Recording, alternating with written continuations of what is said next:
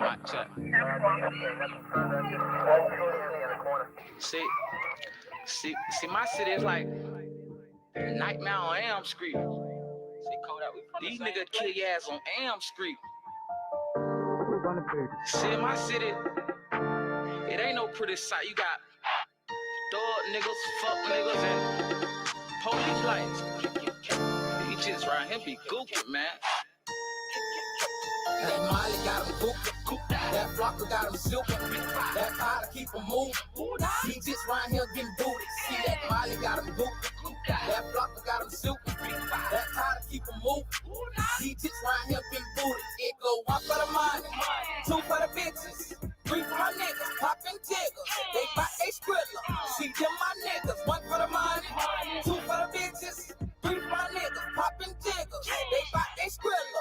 See them my niggas. In the city where I live, DJs getting killed, dealing methamphetamines, snort coke, pop pills. Man, shit get real. Nigga drop body like tills. It's calling Peter Boss. My fault got lost in the sauce. See, now my mind is on a million. He's about to go down like them buildings. Y'all fuck niggas rapping. Them real niggas feel me. See, calling back snapping. These pussy wanna kill me. In the kitchen, Kodak popping. Fuck with me, then that's a privilege. And I might go see the dentist. With 5 racks in my skinnies. I'm with Kodak in the cutlass. Told him fucking nigga business. For my niggas who be hustling. No comfort niggas spending. What y'all niggas rapping? We done already did it. This KKK. That Molly got him gookin'. He's just out here getting gooted.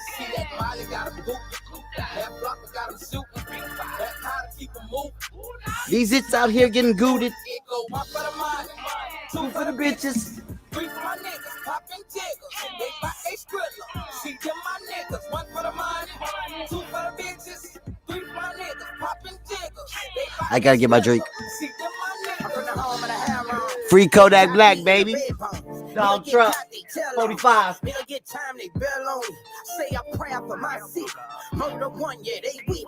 I'm known for smoking these snitches, so they still think I'm not guilty. They mix the coke, the weed, the swishers on that trick that it died. So 1 for the bitches, 2 for extensions, and 3 for the chops. They on synthetic and they jumping in trees. Rolling in leaves, my partner snort so much he can't sneeze. This ain't make believe.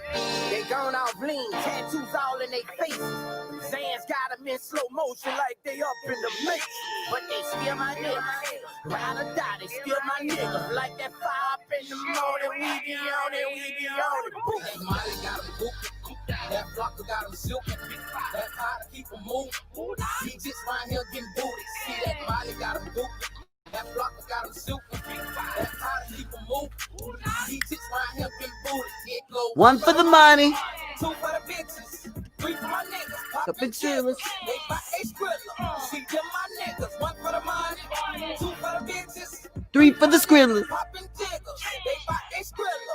See them my niggas. Been in corners with that toolie. I might Free Kodak Black, baby. Steady playing with my cutlass. Said it was gonna be ready to it. Coolin', but I'm never booted. Booted, but I'm still ain't booted. Every day I'm slinging cash. Polo let me hold the Uzi. Molly got me in here spinning. Got a young nigga all in my feeling. Trigger finger itching. Clean that nigga up like penicillin. I just call Colin. He'll be pulling up in any minute. Yesterday I saw him in the limb. Now he in the building.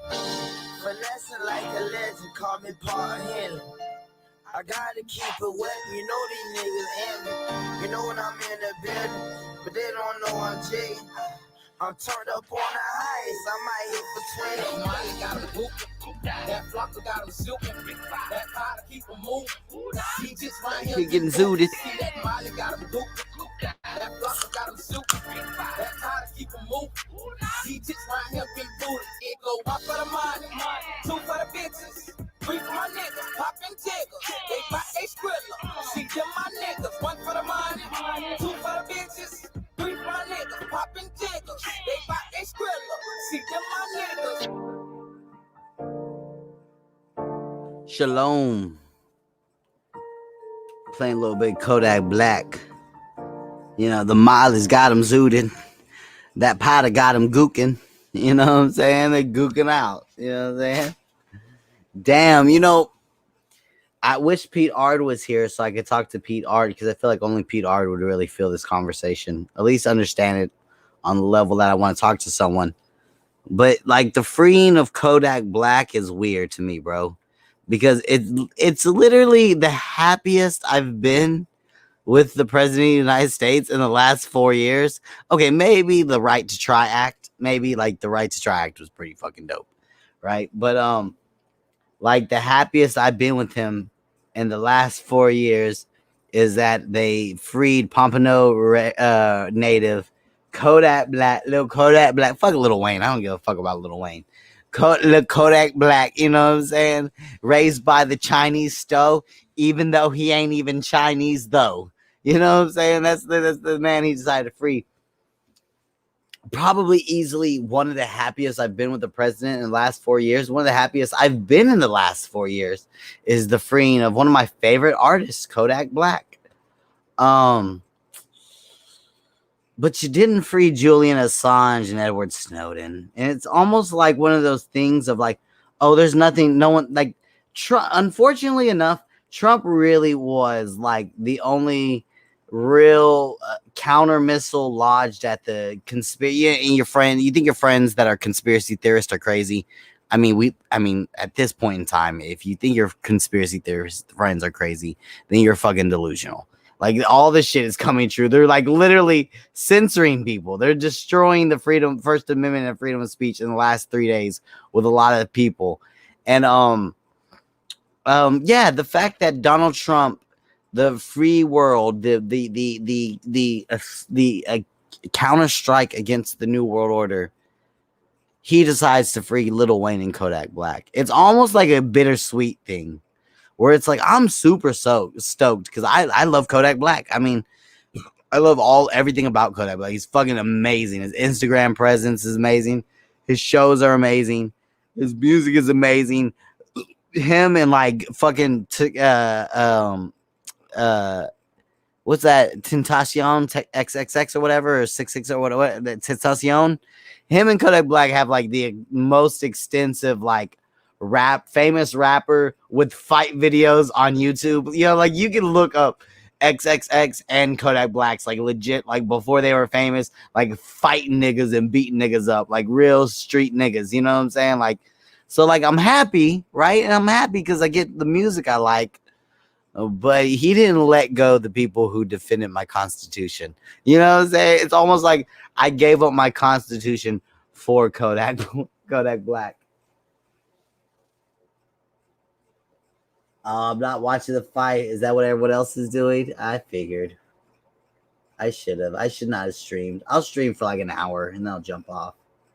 No one's coming over. Everyone was on Joker. No one wants to come over here. It's fine. I'll bullshit for like an hour. I should have watched the fight. I told you.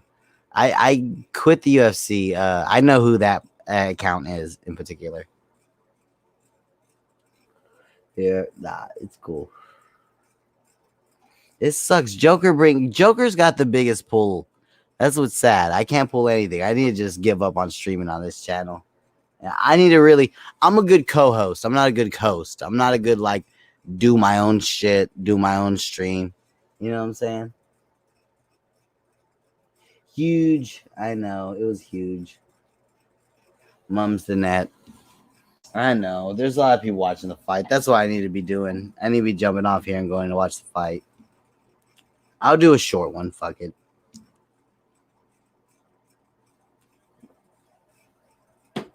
I just got drunk. I got drunk and I had to go get another beer. Normally, I would stagger my beer out enough where I wouldn't go live like this. You know what I'm saying?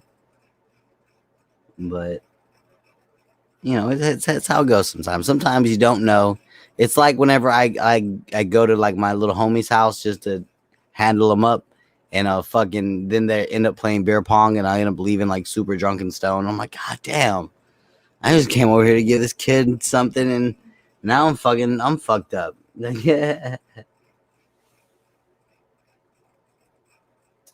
I know. It's a backup channel. It's all right. I'll jump off. Look, if no one shows up in like 30 minutes, I'll jump off. I don't give a fuck. I'll jump off this bitch and delete it and drink by myself and be depressed. Fuck that shit. Ing, Andy, and all them. They gonna handle. Listen. I know my place. You know, and I'm not a host type motherfucker. You know what I'm saying? Yeah, I don't care, man. I quit watching the fight. I know who that is behind that account, and if you're just listening and watching the fight, I haven't watched. I wish you could just talk to me and watch the fight at the same time. I'd love for you to come on and just talk to me and watch the fight at the same time.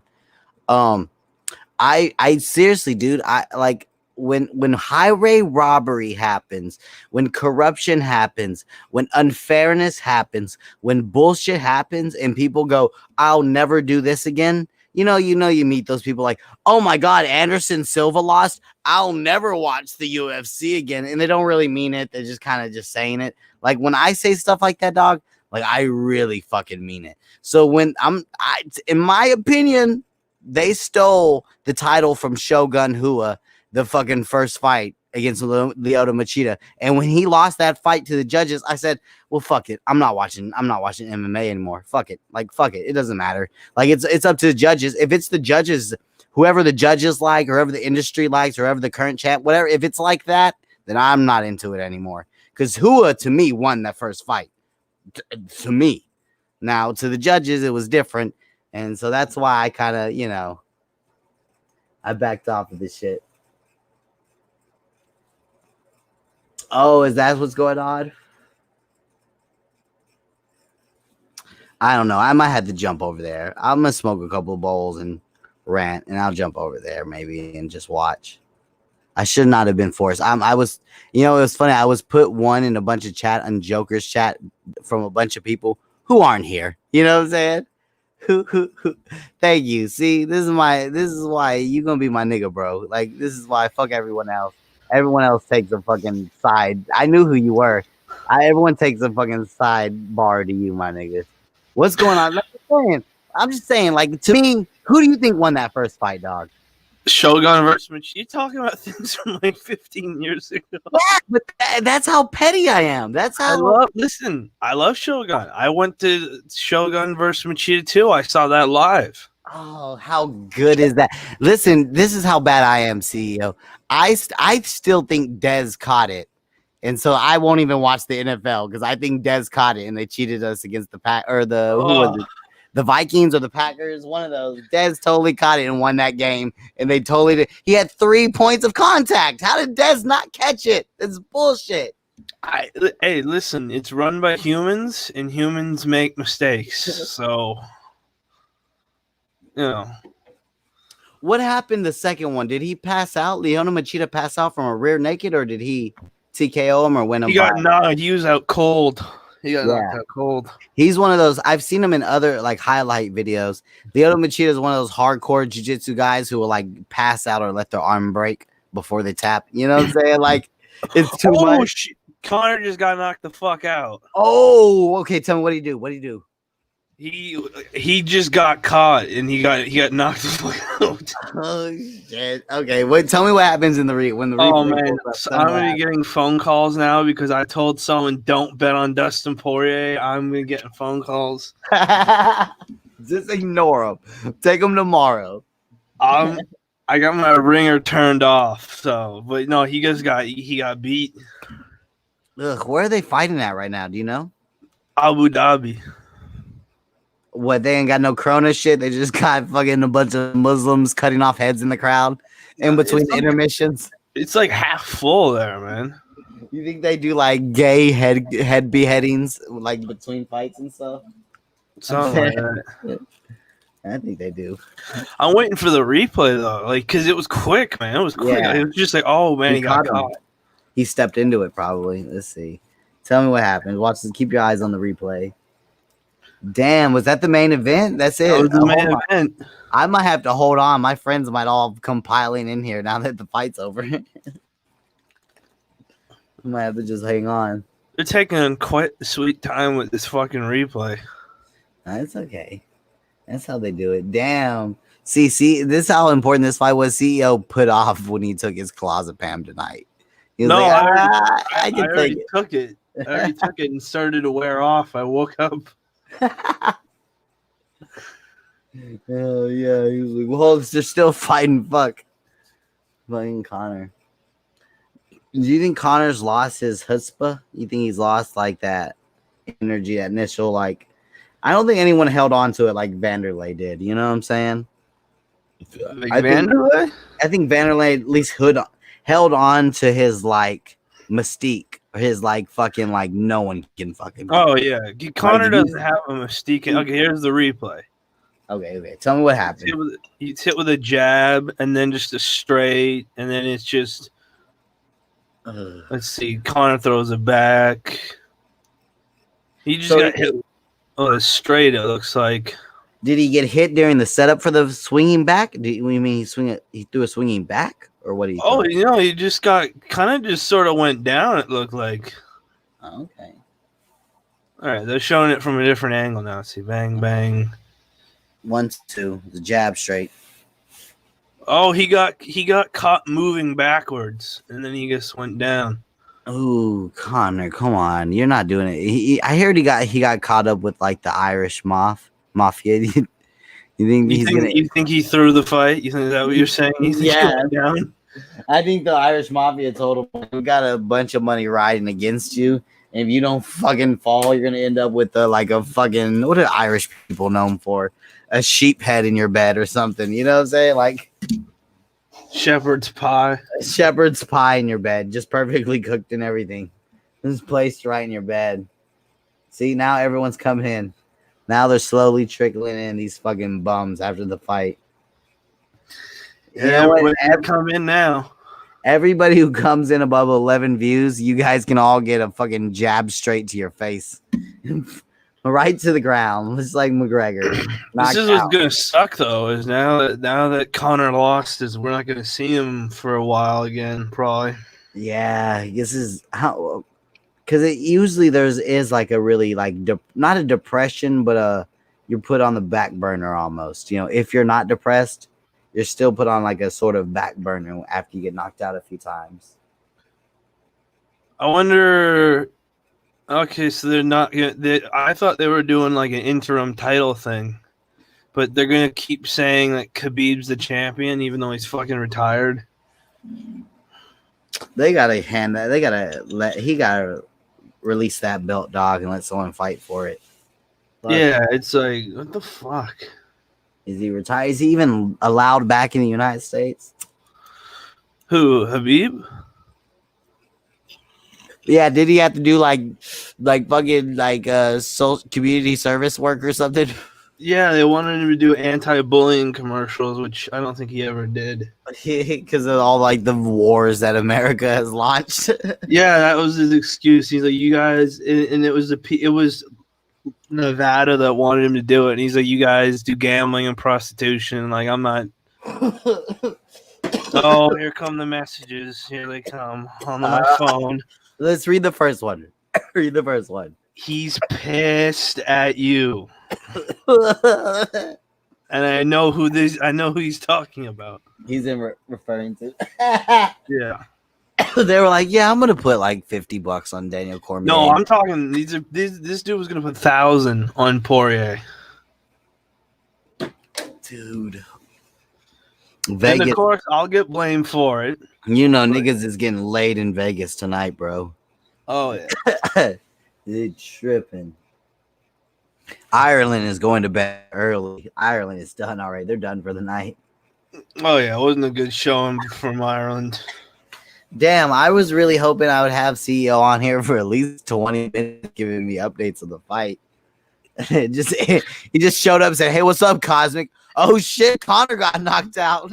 Yeah, it's done now. What can I say? What happened, CEO? Just a 1-2, really.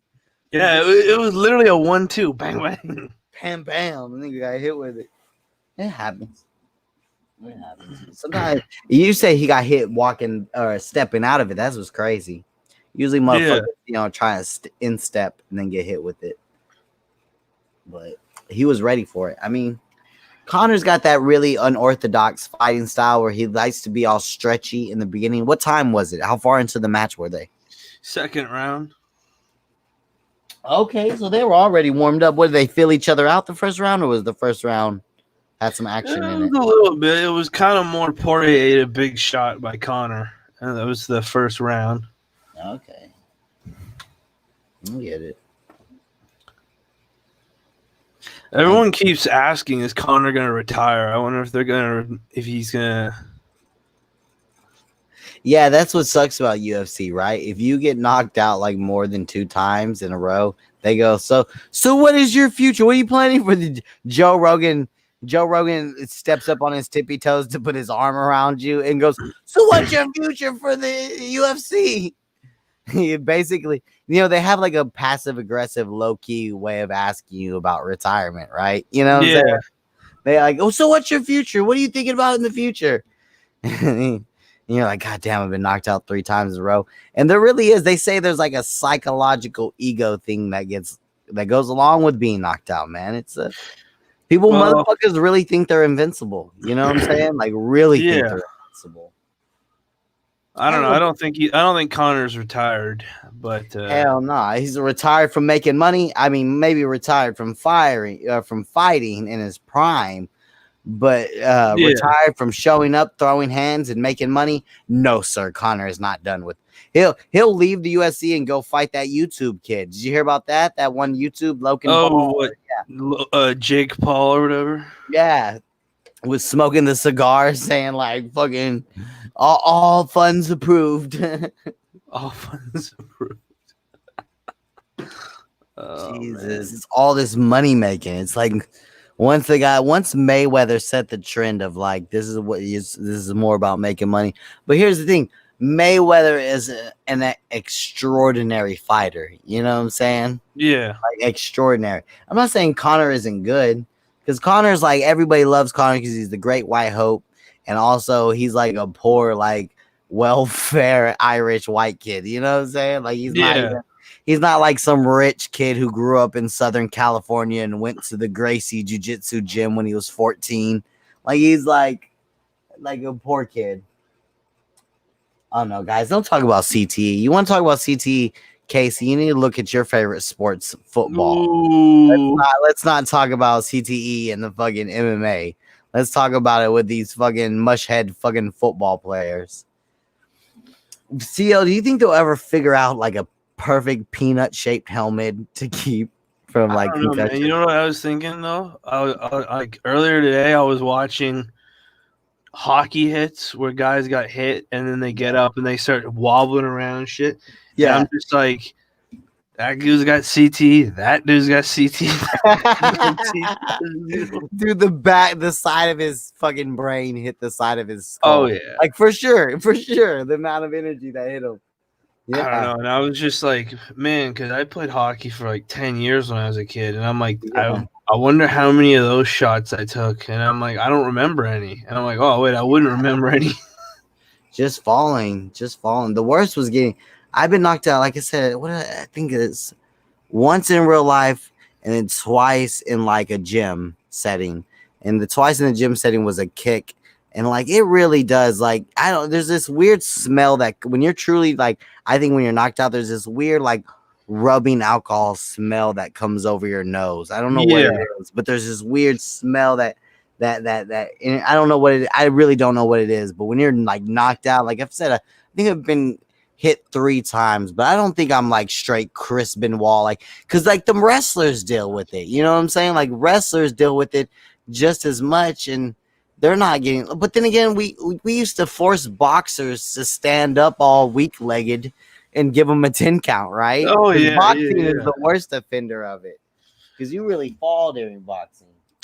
Have you ever seen? Do you remember Gary Goodridge?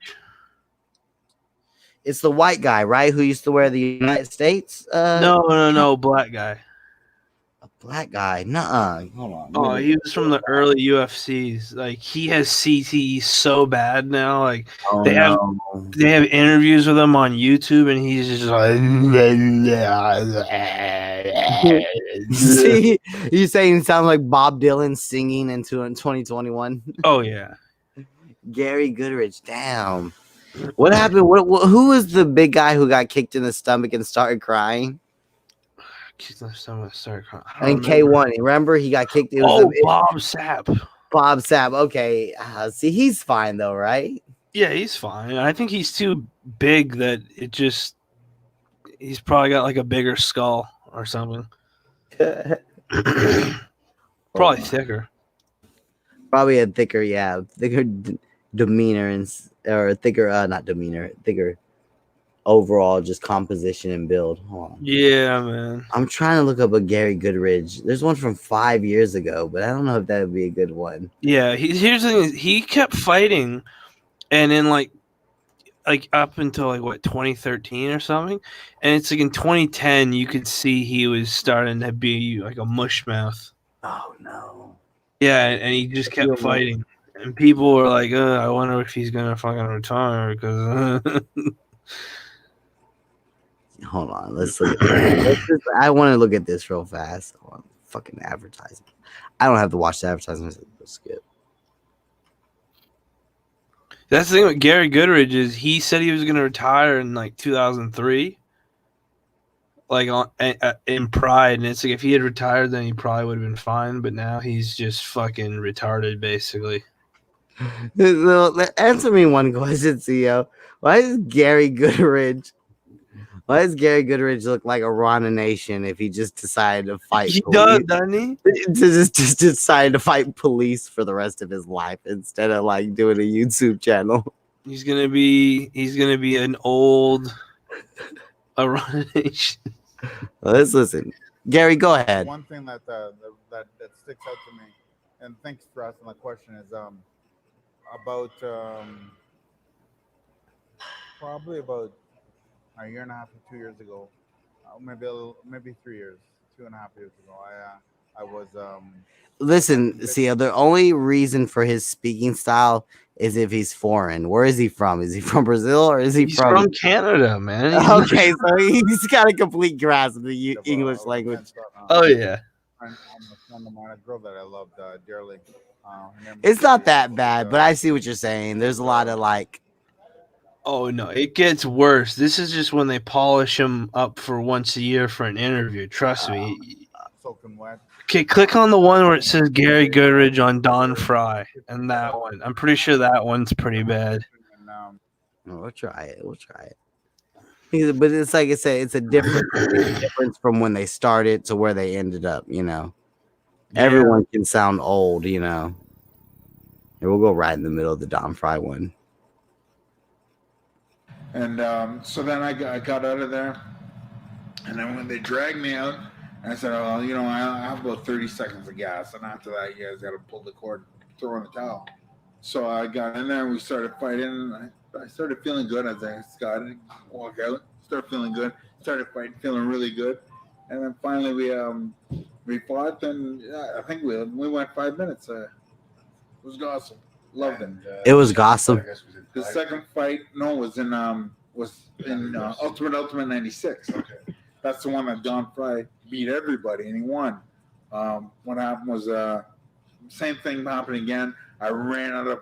It's very light, but it's almost like a speech impediment. Exactly. It's like a speech impediment that wasn't there before. Yeah, you can tell. You can tell it wasn't. He's got a rough time. He's having a rough time. He's had a rough life. And it all sounds struggled. He's been beaten up and beaten down. Yeah, it's like I can tell what he's saying still, but it's not good. He's trying to come and it almost sounds like this is what Anderson Silva's gonna sound like in 4 years speaking English. You know what I'm saying? He sounds like super foreign. He sounds like English is his second language. Yeah, but what was your English is second language? Probably the knockout with Don Fry at the end of it. I really enjoyed that. Dude, I mean, it's real, and it does happen with the NFL players for sure. But I feel like I don't know, these sports athletes, they either need to start toning down or they need to start toning up. That's my issue with all sports. So like in the NBA, for instance, like they need to get bigger again. Like I want bigger players. I don't want that little skinny kid from the like Golden State Warriors to be doing well. You know what I'm saying? Like little kid built like a Muppet. And then at the second off is with the roids and the learning of how to actually exercise. The NHL players are getting too big. Like either move to Olympic size rinks, or fucking you guys need to stop getting so goddamn big and fast. Because Yeah, that's the thing though. you're almost too big for the rinks. They are too big for the rink. But what are they gonna do? Redesign every building? Go to the Olympic style rinks. Yeah, Olympic size rinks. I think so. I mean, I don't know if they'd have to rebuild every building. think about the Zambonis guys. They would be so happy. Those are so many extra hours of work. Oh yeah, they'd be happy, but like fuck, man. It'd be like Bellin with the psilocybin stocks. They'd just be screaming. That's what they're waiting for. That's what they're waiting for. Come on, guys. These fucking guys doing TRT and shit. Like, this is unrealistic. Like, they're mad educated. That's what's crazy is how short amount of time we've known about like how to build muscle, right? Yeah. Like before that, we used to just pick up like 100-pound weights and think like this is good enough, like a kettlebell exercise. But like we really, and like that, I think it was like what Patrice was talking about. Like, I think one of the real reasons why Arnold Schwarzenegger did so well is because back in those days, it was like, oh, you can act and you have an 8-pack. But nowadays, it's opposite. It's like, oh, like you can act and you better have an 8-pack. You know what I'm saying? Like you better look good. You better be swole. You know what I'm saying? Whereas like when Arnold Schwarzenegger was taking off, that was like a little bit after the time when we really discovered like bodybuilding and how to like work out certain parts of the body for like aesthetic purposes. Yeah. You know what I'm saying? And now it's like now everyone's got to have a Channing Tatum bottom, you know, or body. You know what I'm saying? Like, who can keep up? But the thing is, you know, you can't put muscle on your brain though.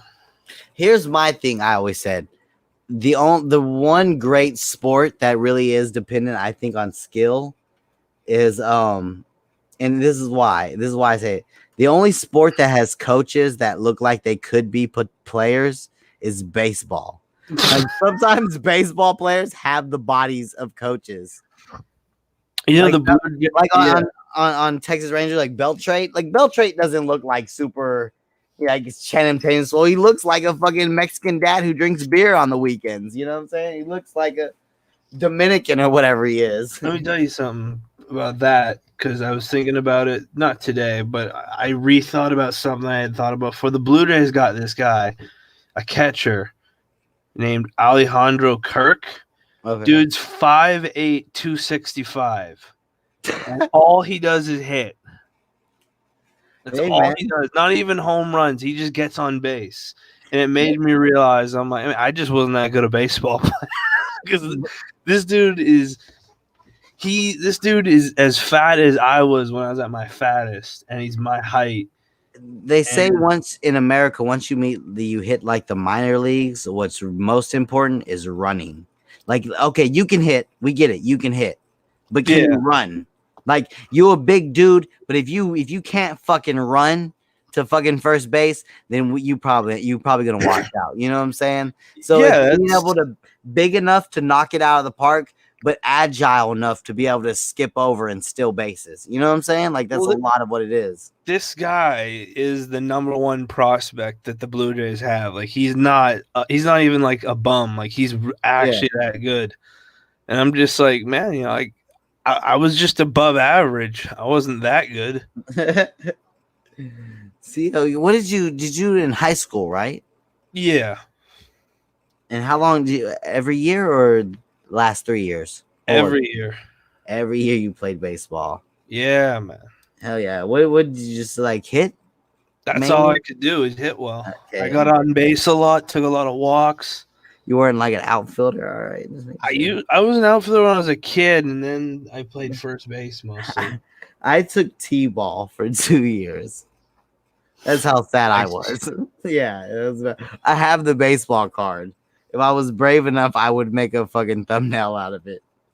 Oh, you have one of those cards that they used to make? Yeah, listen, I have a card and a participation trophy, my friend. Nice. You know what I'm saying? It's never good when you get most like advanced or the person who came the furthest in this season.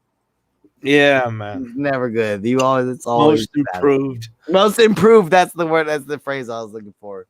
Most improved. I feel like Helen got most improved a lot in his life. And Ian. Did you hear Ian come up on Joe? He was on Joker's stream trying to act like a smart guy, answer all the trivia questions. Did you hear that? No, I was passed out. No, it was despicable. You don't want to hear it. Ian really thought he was like on Celebrity Jeopardy or something. I was embarrassed for him. You want to know something good though? Ian's finally like gonna just lean into this podcasting thing. He's like, yeah, I'm done with comedy basically. I mean, I know COVID's kind of like ended it for him, but it's kind of weird that in America, because there's places where COVID, like, you wouldn't even know it exists, right? But it's like Ian told the universe, he said to the universe, I have only one more year to do comedy. And the universe just destroyed that year before. Yeah, the universe gave him a sign. Yeah, the universe. Like,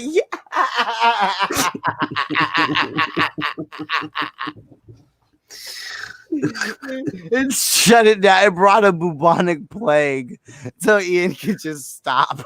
Yeah, I know. Oh no, Bellin just showed up. Bellin, jump up here. I need people. I'm gonna jump off in a little bit.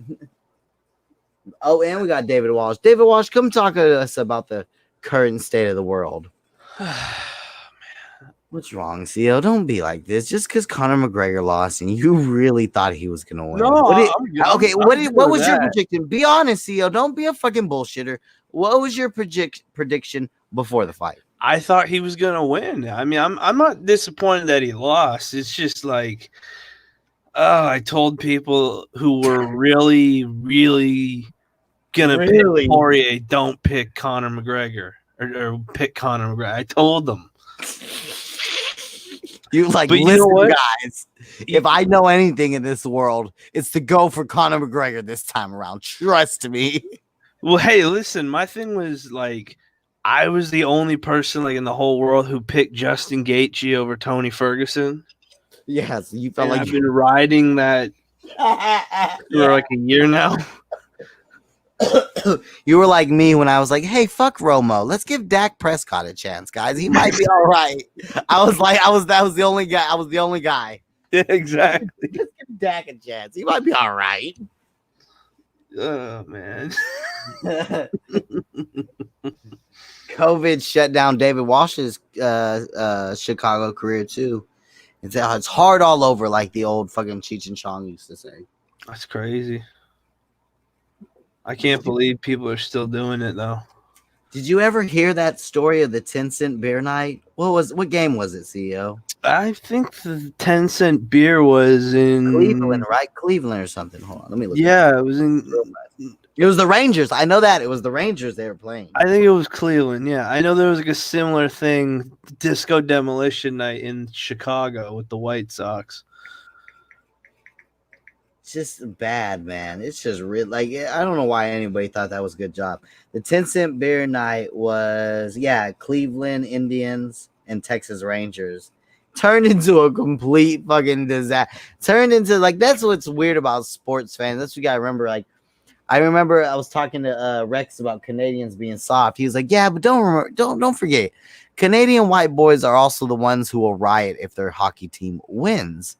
Just like Dallas, like the last two times the Cowboys won the Super Bowls back to back, bro, Dallas rioted. You can look it up. Like, why would you riot if your team wins? That doesn't make any fucking sense. Like, it's a part of it, man. It's just I don't know. Excitement, I guess. Yeah, it's just like you look at the police. The police know some shit's gonna go down, even if you win.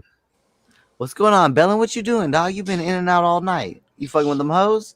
No, I fucking fell asleep for a little bit, and then I just got off of Frank's stream. Did a little bit of gamma debate, and then they were arguing with Lycan. I've been on the stroll tonight. So while you and Lycan were having a lover's quarrel, me and CEO been over here talking about man stuff. Talking about MMA like men. Yeah. Like a couple of boys, right?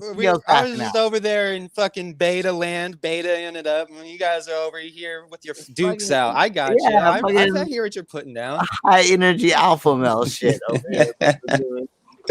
As soon as the stream started, Rollo like, told me I should have been hanging out over here. Rollo told you exactly. As soon as I pulled up, CEO popped. I was like, "What's up, CEO?" "Oh, I'm just chilling, watching the fight." "Oh shit, Connor just got knocked out with the 1-2." That's how alpha male this fucking show pops off over here. Motherfuckers be getting knocked off, knocked out instantly. I was surprised to see CEO up, and then I remembered that there was a fight. Yeah, there's a fight. I passed out and then I woke up again. Yeah, just like you, Bellin. So I was like, all right, it happens. Everyone's sleeping tonight. The pandemic nap, as I call it. I think I've taken one every day for 300 days. David Walsh was taking the German lady approach and making fun of all the bags under my eyes. I promise, David Walsh. I know you won't, or not David Walsh. Pete Ard. Pete Ard was making fun of my eyes. I went to bed like 3:30 the last 2 nights. I promise. I'm extraordinarily tired the last 2 days. But I was tired as Conor McGregor after that knockout. God damn. Was it to the chin or like a temple knockout? It was to the chin. It was right on the button. But the jab, what was the jab? Right on the button too? Yeah, man. It was just a 1-2. The fucking Who knocked him out? Floyd? Floyd. Shut up, Belly. I don't know who fought. I just found out there was a fight today. I'm not an alpha, okay? Look, I'm not alpha. That's why you need to be over here. Rollo needs to bring you over here, link you over here a little bit more with CEO. Ian refuses to let me borrow his audiobook of The Rational Male, so I'm just lost without it. CEO, how do you feel about like the post-fight interview? Like the fact don't that understand it. A motherfucker has to go up there like all fucked up and talk. You know what I'm saying? If they're able to. Oh, they got rid of that stuff for the most part now. Because of COVID? No, nowadays it's just the winner that usually goes up and speaks. Oh, I used to remember seeing fucked up motherfuckers going up there. Yeah, Rogan complained enough where Rogan didn't even. I'm surprised because usually Rogan commentates on the pay-per-views, but I guess Rogan doesn't even want to leave America anymore. Who was commentating? John Anik. Daniel Cormier is a good company man. Yeah, that's good. Yeah, whatever. Yeah, whatever. Yeah, exactly. Company man, whatever. John Anik though, with his mustache. Remember when they used to throw to like as the unofficial vote the Eddie Bravo? Yeah. I wish they'd bring that back, man. I remember my friend who got me into MMA and got me to go in the gyms in town. He was one of like, oh yeah, Eddie Bravo. He's got this like crazy MMA thing style or jiu-jitsu style.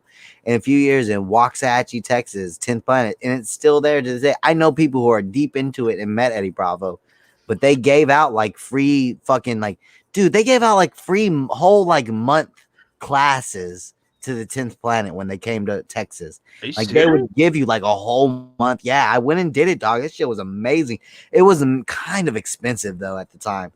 It was over $100 a month, and I was like a poor like fucking 16, 17, 18-year-old, you know what I'm saying? Like I did not have money to be given to Eddie Bravo. But yeah, they gave us a whole month. Fuck man, that's crazy. Now I gyms nowadays you're lucky to get a free class. It was weird, man. It just depends. The staggering difference. The number one gym where I grew up was I don't want to say the name of it, but I went there for about a year, and I learned a lot. And the only reason I learned a lot because there was this one dude who like studied with Sakeson in Arlington, and he's like a Muay Thai guy. And then me and my friend Cody, we used to help him out with stuff around his house because he was like a painter. And we used to help him out with stuff around his house and with his business. And he used to like teach us like Muay Thai. So that's the only reason I had any benefit going to that gym is because I liked studying with that guy because he was like a legit Muay Thai guy. And then, and that was like a full-fledged MMA gym that had everything, the work, CEO. But honestly, bro, it just seemed like everybody, no matter what you paid for, if you weren't doing a title fight or if you weren't in the local circuit, like you were like an afterthought of like the main guys. So even on days that today's a sparring day, like none of us are sparring, just the guys who like have a fight coming up are sparring. Yeah. And then like that everywhere though. But then I went to a gym in Cedar Hill called Champions. And here's the thing. I learned more about in the 6 months I went there, I learned far more how to beat a motherfucker up especially from the short teacher. I learned far more about fighting. They didn't even have like the padded floor, bro. They would set out this big ass tarp. I ended up getting staph infection from the fucking place. Yeah, I was gonna say. But I'm telling you, but bro, I like my day one in there. I was sparring with the dude who had like a legitimate like Texas Louisiana fight for a title in like 2 weeks, and I'm like legitimately sparring with this dude. So I got my ass beat, and it was embarrassing being that motherfucker. But it was so cheap, bro. They didn't have no fucking heavy bags. It was just dudes and a couple of pads that you held up. You know what I'm saying? Yeah. But it was so much more intimate and like smaller. You know what I'm saying? And compared to this one place I went before in Cedar Hill, where I felt like it was like, oh, this is like an exercise routine. They're just gonna have us punching the wall for 30 minutes while the guys that are really gonna spar. You know what I'm saying? Like, I don't know. My favorite thing, CO, whenever a dude had a fight coming up, we would really focus on fucking that motherfucker up. My favorite thing to do in any MMA gym was what they do, bro, is they put that guy in the middle, and everybody who shows up that night gets in a big circle and fights that motherfucker for a minute. So if there's 8 or 10 people there, basically every minute we're trading out. So a fresh body is walking in on you every minute. That was my favorite, because I would wait to the end when he was tired, and I would come in with this level of fury, taking him down, doing like fucking just crazy, try to throw a flying heel hook at this motherfucker. Like, I would really come in with some confusion on this nigga who just fought for the last like 10 minutes, like fresh bodies. You know what I'm saying? That was my favorite part. Like, I remember we'd stand in a circle, and it was either 30 seconds or a minute. But we would sit there and like switch who would jump in there with one person. And it was one guy who was about to have a fight soon. So it was just really a conditioning his like, you know, stamina and shit. That was my favorite. I would just go in there because it would be like the top alpha male that I would be terrified of. But I would go in like, that was your chance. Yeah, after 8 minutes of him being exhausted, I was like, I'm gonna knock this motherfucker. I'm going 100% on this nigga. Like, you know what I'm saying? Like, yeah. And all he would do is like back kick, like a judo back kick, and knock me out of the circle. That happened a couple of times, but I would go in 100% on this motherfucker, trying to like swing for the fences and knock him out. Like, it's my whole life behind it. But you know what I'm saying? He's representing the gym. He's, you know, going to fight for money. He's got a title. He's fighting for the state. Like, he's got to, you know what I'm saying? Like, I got to put that heat behind him. Oh, shit, Bellin fell out. My bad, Bellin. Damn, I missed that shit. I want to get back just into jiu-jitsu. Fuck Muay Thai. Fuck kickboxing. I just want to I want to go to like a jiu-jitsu gym maybe like once a week, CEO. I never went to like a fighting class of any type, but what I did used to do is when I was 19, me and my 6 roommates we'd move all the couches and all the furniture out of the living room, and we would have boxing tournaments. Yeah. And it was fun. It was fun doing it and stuff like that. You beat some people, you lose against some people. And then I'm like one of the oldest. Like, I'm like 19. It's my apartment. Okay. And there was a younger kid that was taller, and no one wanted to box him. And he was like, "Big bro, box me," talking to me. Like, I'm like, "Big bro, you're like 4 inches taller than me." But I was older than him. I was like, okay, I guess I'll box this big ass kid. Immediately, he starts throwing the punches, and he starts doing the breathing thing when he's throwing his punches. Oh, no, yeah. And I only needed to hear it one time to be like, I made a terrible mistake. He fucked me up. That young man beat my ass. Yeah, man. Coming in with that young man energy. I was like, why didn't anyone tell me he was the boxer? No one explained that to me until after the fact. They were like, yeah, bro, he goes to like a boxing gym. I was like, what? Yeah, you guys set me up. Just speaking of big motherfuckers, my homeboy Twank in the backyard in Cedar Hill, we used to handle a lot of like school fights that we like. It was like, look, don't fight, whatever. Come to Twank's house, put on the gloves, and let's fight. You know what I'm saying? Like, let's not do some pussy ass 30-second shit and the police pull up or the security breaks it. Like, let's come fight. If you really want to fight, let's fight. And I remember Big B was fighting one time, and Big B was like you were saying, he was a big black dude. And I remember him putting on the gloves, and like he put on the first gloves and got my homeboy AG. He was like, put the glove on me, AG. And AG took the glove. It was boxing gloves and put him on it, like, and strapped him up and like, fucking made it so it was good. And I remember he was out there swinging and we were all watching. I was closer to him. He was like, look, Cam. And he leaned down. It was like an elephant. I remember just thinking, I'm going to be sorry, Big B. He was a big motherfucker. Big, overweight motherfucker. Big B goes, look, Cam. And leaned all the way down. He leaned all the way down to me. He goes, take my earring now, bro. And he had like just like 2 diamond studs in both ears because I was like popular at the time. And I remember just walking up to Big B, this dude that I was terrified of. I would never cross this guy's path in school. And I remember walking up to little Big B and like unpopping his earring on one side of him, leaning to the other side, unpopping it, and put it in my pocket like, oh shit, I would be terrified to have to fight you right now, Big B. I feel bad for this nigga posting up with you right now, dog. Like, fuck that. After the fight, he's okay. Go ahead. What? I was just gonna say he walks up to you all amped after the fight, like, "Yo, Cosmic, where's my earrings at?" Now you're responsible for the earrings. I had him in my little hoodie pocket. I was like, "Nah, I'm not losing Big B shit. Hell nah." Oh, I'll be right back, real back. Hello, douche. Hey, bud. Hello, Bell. What you doing, Kenny? Hello, CEO. Is this like With Apologies Part 1? No, it's just a show. It's the Cosmic Cam show. That's right. With 3 members of With Apologies. Actually 4. Cosmic also. That's right. That's right, Kenny. Our Mrs. Ian. Yeah, we could have a few other people here. It's a rotating cast of characters. Yeah, that's right. Ross was supposed to go live tonight. Yeah, I was wondering what happened with that. Everyone went live tonight. There was like 6 lives. I don't know what happened, man. Did you go on the Joker show, Kenny? A little bit. Did you get drunk? No. Oh, that was the whole point. Okay. I can sense your sarcasm, Kenny. It's all right. Yeah, that's right. It's a Cosmic show in the house. Hey, Kenny, you ever get in a fight at a concert? When you were at a concert, you ever get in a fight? Maybe. Ooh. Why? Good question. Were your friends there or maybe by yourself? That was a little cunty. I had a little bit of attitude with it, Kenny. Come on, tell me the truth. I was gonna say while you were gone, Cosmic, Kenny's getting a little sassy already. What'd he say? He's just got a bit of a tube.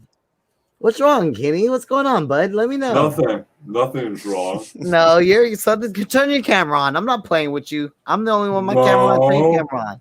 No, you. Did you see any of the highlights from the fights, Kenny? Did you see any of the highlights from the fight?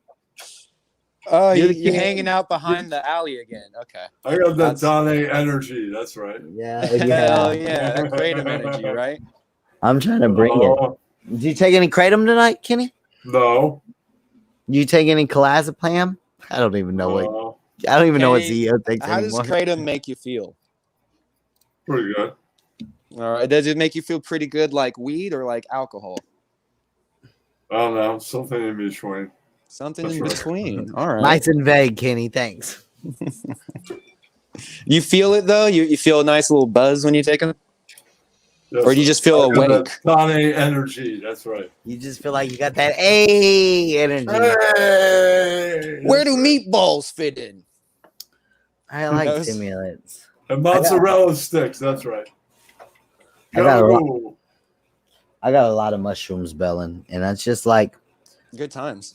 The microdosing thing. It's just like it's one of those things when you have an abundance of something, you don't want it anymore. You ever feel that feeling? Yeah, you know I understand. There's sometimes when I kind of want to take mushrooms, like microdose, and then I'll just stare at them and I'll just be like, I don't even want to eat this right now. Not even like I don't want to do it. It's just like I don't know. It's just like sometimes like my body feels like it doesn't like it if I do it too many days in a row. But then there's other times where they just hit day after day after day with no problem. So it's like a mood thing. I think it depends on if you're exercising or not. I haven't been exercising as much as I should be lately, so that might be a part of it. Here's why, here's why to me, like weed is the best drug of all.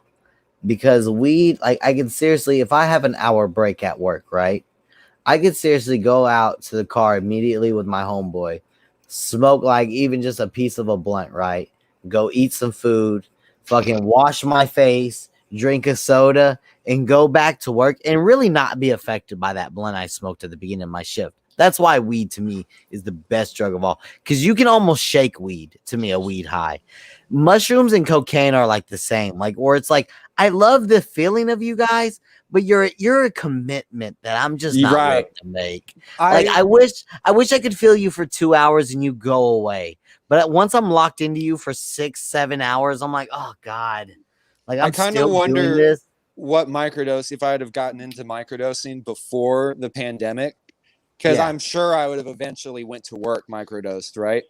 And I could just imagine how absurd and awkward but funny it would be to just be at work on mushrooms. Because even like going to the supermarket on mushrooms, kind of hilarious. And it's great to have. They have the masks now, so I can just giggle all day and no one knows I'm giggling. You can have the worst fucking smile in the world. You have the worst smile in the world and put some headphones in, and you're good for all your nonsensical behavior. Gave me a world and said I had to wear a mask everywhere. So I said, here's a world where I'm on mushrooms all the time. That's my exchange with you. I remember my first few mushroom highs. That was like the only side effect I really had afterwards. Was smiling too much. My jaw and my cheeks felt like sore from I was just smiling for way too long. And that's one of those. That's like the closest I come to having like a bad trip is where I'm like, oh God, I'm like laughing too much or smiling too much right now, and I just realized it. Yeah, geeking. It needs to stop. Yeah, I need to cool it a little bit. Yeah, that's right. That's how Kenny feels, at least. I'm the RDA president. Yeah, that's right. Yeah, what's right. What's up, Ninny? Sorry, shouting out to Ninny. Maybe tomorrow somebody else will control my volume. That's right. Well, Kenny, keep your voice high. Speak up a little bit, Kenny. I'll tell you who controls the volume of your voice. You. You. I'm about to wake up the people in my house. They're going to go, no, you. How could you wake us up now? This is your fault. That's right. I know. I like how Kenny acts out the whole interaction, like from start to finish. So, Bellin, how much? No, you. Psilocybin digested through chocolate have you had? Because during like Valentine's Day time, I hear that's pretty. I hear just from what I've only had a couple Tootsie Rolls. Just take the high road. Go. Only you had that. That's right. The Tootsie Rolls sound bomb. Now that's the Tootsie Rolls smack like crazy. Is that weed gummy? No, it's a mushroom gummy, Kenny. I'm on the next level ahead of what you're into right now. Wow, mushroom gummies. Nice. No, you. No, you, Theo. Yeah, the extract. It's solid. I definitely have been higher when I take like 5+ grams of mushrooms, but it is a solid. Like I said, I was watching Kevin Hart stand-up special while I was watching it, and Kevin Hart's face was just made of a bunch of Kevin Hart's faces, and I was tripping out on that for like an hour. That's like almost an acid thing to me, to be honest. It was pretty gnarly, bro. Like as far as visual stuff goes, like that one was pretty good. Yeah, where do you get mushroom gummies? Here, listen, Hostbusters Kenny, DM me and I can hook you up with some chocolate Hershey's Kisses shrooms if you want. No, you know what it is, Kenny? Do that. That's right. I want to do that. I can talk about this because this was a couple of years ago. No one knows this homeboy. I never said his name on stream. My homeboy got extract, those extracts that Bellin talks about, and I remember him getting it, thinking it was bullshit. He took I think it was 0.4 because it's such a small amount. They extract the psilocybin, Bellin, to such a small amount. He took a small amount thinking this is absolutely bullshit. These kids on the dark web sold me fucking sand. You know what I'm saying? A bag of sand, a gram of sand. You know what I'm saying? And he took it, and his girl told me from that point on, he was like, yeah, dude, 90 minutes later, I look over at his name, and I'm just like, hey, his name. You think those things are real? And he just looked back at me with the most fear in his eye. He was, oh yeah, these are definitely real. And then he gave them to me just to try it out. And like, yeah, dude, those extracts, dog. Like, I don't know what it is, bro. Like, you can, like, he had them in little capsules. I know I said capsule weird. I said it capsules. It's I want okay. to be special. I said Ben I want to be Shapiro special. earlier, and I just rolled with it. The little capsules, dude, it had like 4 or 5 grains of sand in it. And that fucked me That up. little? You know what I'm saying? It was just the extract was in there? It was just extract. Because I've had powder pills before. No, like he almost had a gram of mushroom powder. He had a brown, very small amount. He had brown, and it was just like brown. The best way I could describe it, Bellin, have you ever seen like raw brown sugar? I don't know if you ever seen raw brown sugar. Yeah. But next time if you're ever curious about it, go buy a Starbucks next time you drive by one. Just go inside and grab a pack of raw brown sugar or raw sugar. And it's just, that's the same consistency. And it was these little, he had to buy the gel capsules. He had to buy a special scale to even weigh the shit up, Bellin. And he had to weigh up these like it was literally, you would get a capsule full of like 0.5, 0.1. That sounds 2, wonderful, wonderful. And every point was a gram. So 0.1 was 1 gram. 0.2 was 2 grams. So if he gave you a 0.5, that was 5 grams. Damn. I Yeah. I wonder because they said there's an 1/8 of extract in those Tootsie Rolls. And I'm wondering how they're measuring that. Does that mean that they have 0.35 in there? Took over. Yeah, that was probably what they have is 0.35 in there. Yep. Okay. I guess Razzapan took over and he went to sleep. Oh no, we lost CEO. Damn it. Well, we had him. We were lucky to have him. You know what I'm saying? We'll have him tomorrow evening. That's right. That's right, Kenny. Oh yeah, tomorrow evening. Yeah, we will. I wasn't supposed. Everybody who told me to stream, like we were at Joker's stream doing like a trivia thing, and drinking and trivia. Yeah, and that questions. looked fun. I just didn't realize that was going on tonight. Ian jumped up and made fun of us for a little while. It was fun. It was fun. But yeah, everybody in the chat who was like 111 Cosmic doing after stream, none of them are here. Everybody who was on stream at that stream who was like Cosmic, keep streaming, none of them are here. I'm like, oh, fuck. I got all you guys. All the on-air people just went to bed. I was like, keep it going. Just keep it going, man. We'll watch you. No, none of them are here. As long as I got my man Kenny for at least another couple of minutes, I'm good.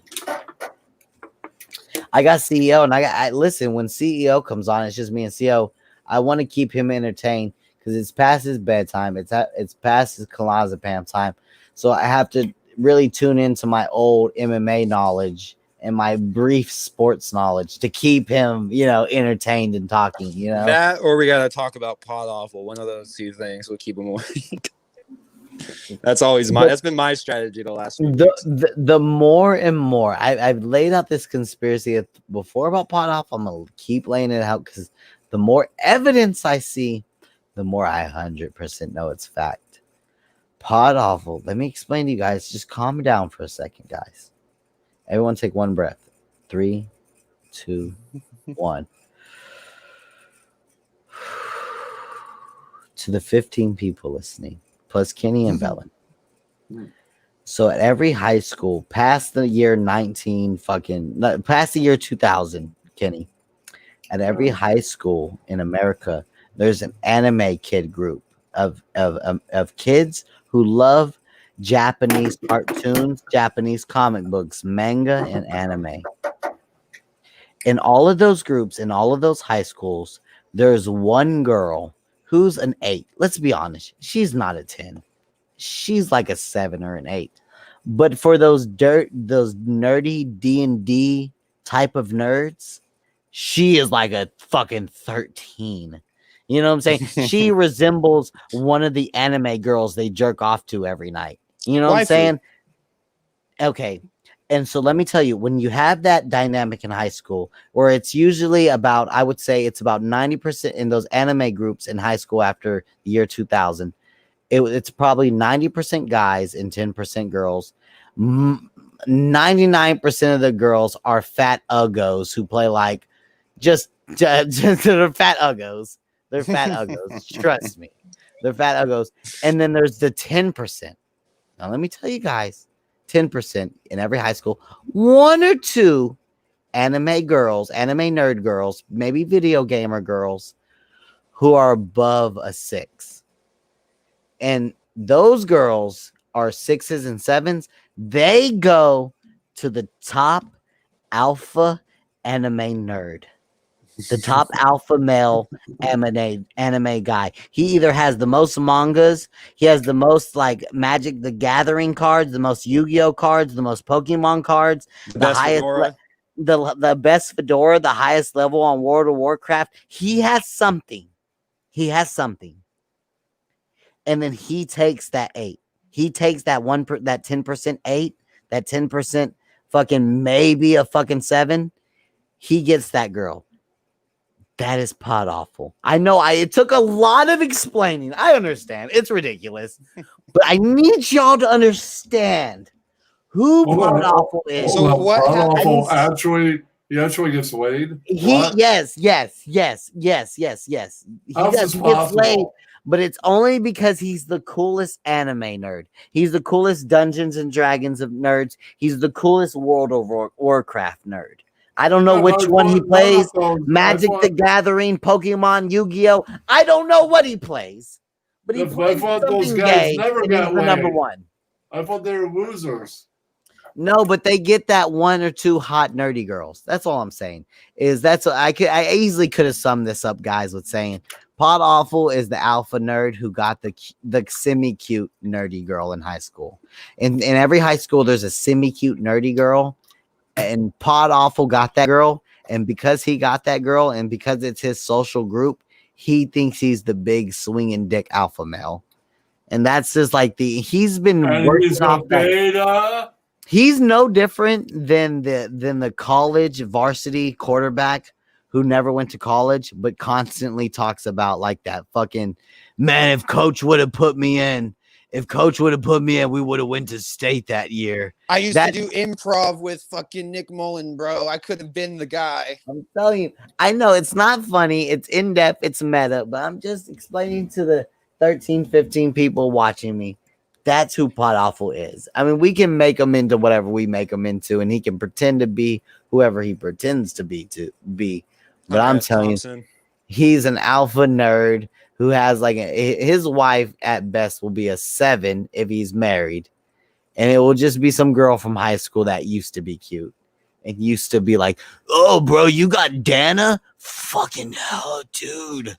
You know, I'm telling you guys. Do you think the cute anime nerd girl maybe got a little older and kind of outgrew the anime stuff and maybe got like a regular job and is trying to have a family? And you think that she's a little annoyed that maybe Pod Awful is still stuck in internet land and 4chan land? This high school coolness of like, yeah, I'm smarter than you, bro. I'm better than you, bro. You're stupid, bro. Like I said, and you know what? It correlates with a lot. You might not understand this, Bellin, because you're from Cali. It correlates a lot with the kid in your neighborhood who got sponsored by the 2 skate shops and gets like free sweaters and free like boards, free shop boards. Like that skater kid thinks he's the alpha skater kid in your neighborhood because I'm sponsored by Superior Skate Shop, bro. They give me free magazines and 1 skateboard a year. You know what I'm saying? And he thinks he's the alpha because he can tray flip better than all of us. You know what I'm saying? It's the same. I wouldn't even say that. I'm not attacking you, but I'm just saying it's the same energy, bro. He's the YouTuber. He's the guy that sits at the skate park. Energy? If Pod Awful was a skateboarder, he would go to the skate park and be like, can you kick flip an Xbox 360? Like that would be him. He would He wouldn't even be sponsored. He would be a fucking parody. Have you ever kick flipped an ice board, a skateboard completely made out of ice, bro? Just his big face on the with a bunch of fucking colors behind it. Yeah, I could picture that. What it is, Bellin.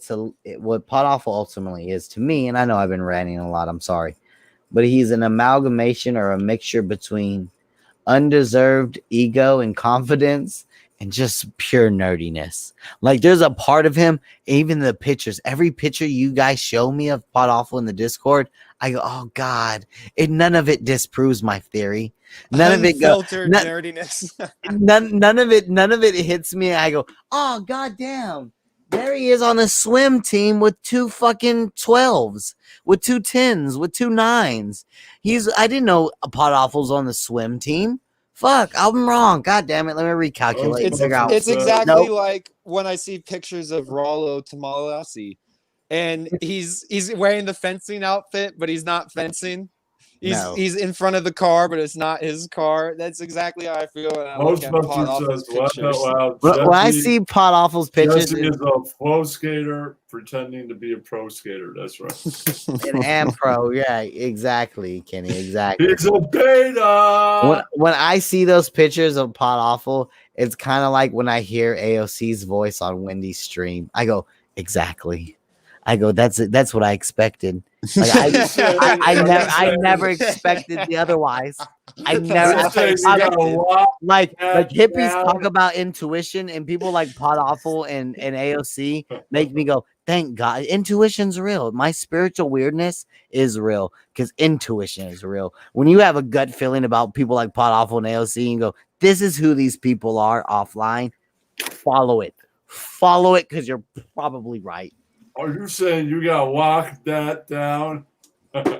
Dude, I love that bit, Kenny. I think only me and you love that bit. I think everyone else. I like the Kenny version more than I like Pod Awful's version. I think that needs to become a Kennyism. I think he should steal, since Pod Awful steals so much of his stuff. I think we can still lock that down. If you got a girl that watches Dragon Ball Z and is a solid 6, lock that down. Dude, fucking speaking of Saiyans girlfriends, fucking Kyle might be single. Dude, speculate. He said, I broke up with Miss Saiyans. Like, nigga, you guys have kids and have been living together for the last 15 years. Yeah, is he in a hotel? Is he still there? Because if he's still there, it's like, I don't think you're broken up. I think you get to just decide that. You're just sleeping in the closet. That's like more of a camp out than a fucking breakup. You know, Kyle definitely fucking got drunk that night or later the next day and tried to sneak into bed. Come on, just suck it. I know. Yeah. Kyle, Kyle has resolve. You know what I'm saying? Yeah, he's principles all of a sudden. Nope. I'm just gonna jerk off in the closet instead of getting my dick sucked by a walrus. Nope, I'm gonna jerk off. Yeah, no, I don't believe that at all, Bellin. No. Hey, but Kenny, guess what, Kenny? If you got a girl that looks like a walrus, but will even suck you up no matter what, I know. Lock that down. Kenny, hold on. We're getting ahead of it. What? Let's take a break. 1, 2, 3. Hey, Kenny, if you got a girl that looks like a walrus, but she'll still suck you up, lock that down. Guys, Bellin, you don't know. I just played a game of like beer pong. Bellin, do you guys got these in Cali, bro? Do you know what this is? A buzz ball? I've seen those. In the hood gas station. Never. Yeah. My cousin put me on them because what we like to do is he'll. I'm not gonna get into it, but my cousin, I see him pretty regularly. Right? No, I fucked that word up. Regularly, I see my cousin. And we'll just spin the block and burn a blunt. You know what I'm saying? And he'll pick me up now and he'll have like 2 of these and we'll just down them. You know, they're called buzz balls. This one is the lime margarita chiller. You should try that, Bellin. Go grab a lime margarita buzz ball. They're like $2. Put it in the freezer and then just down it. Just fucking drink it all like a fucking thing of juice. So I had that and I had another the Cosmic Cam special.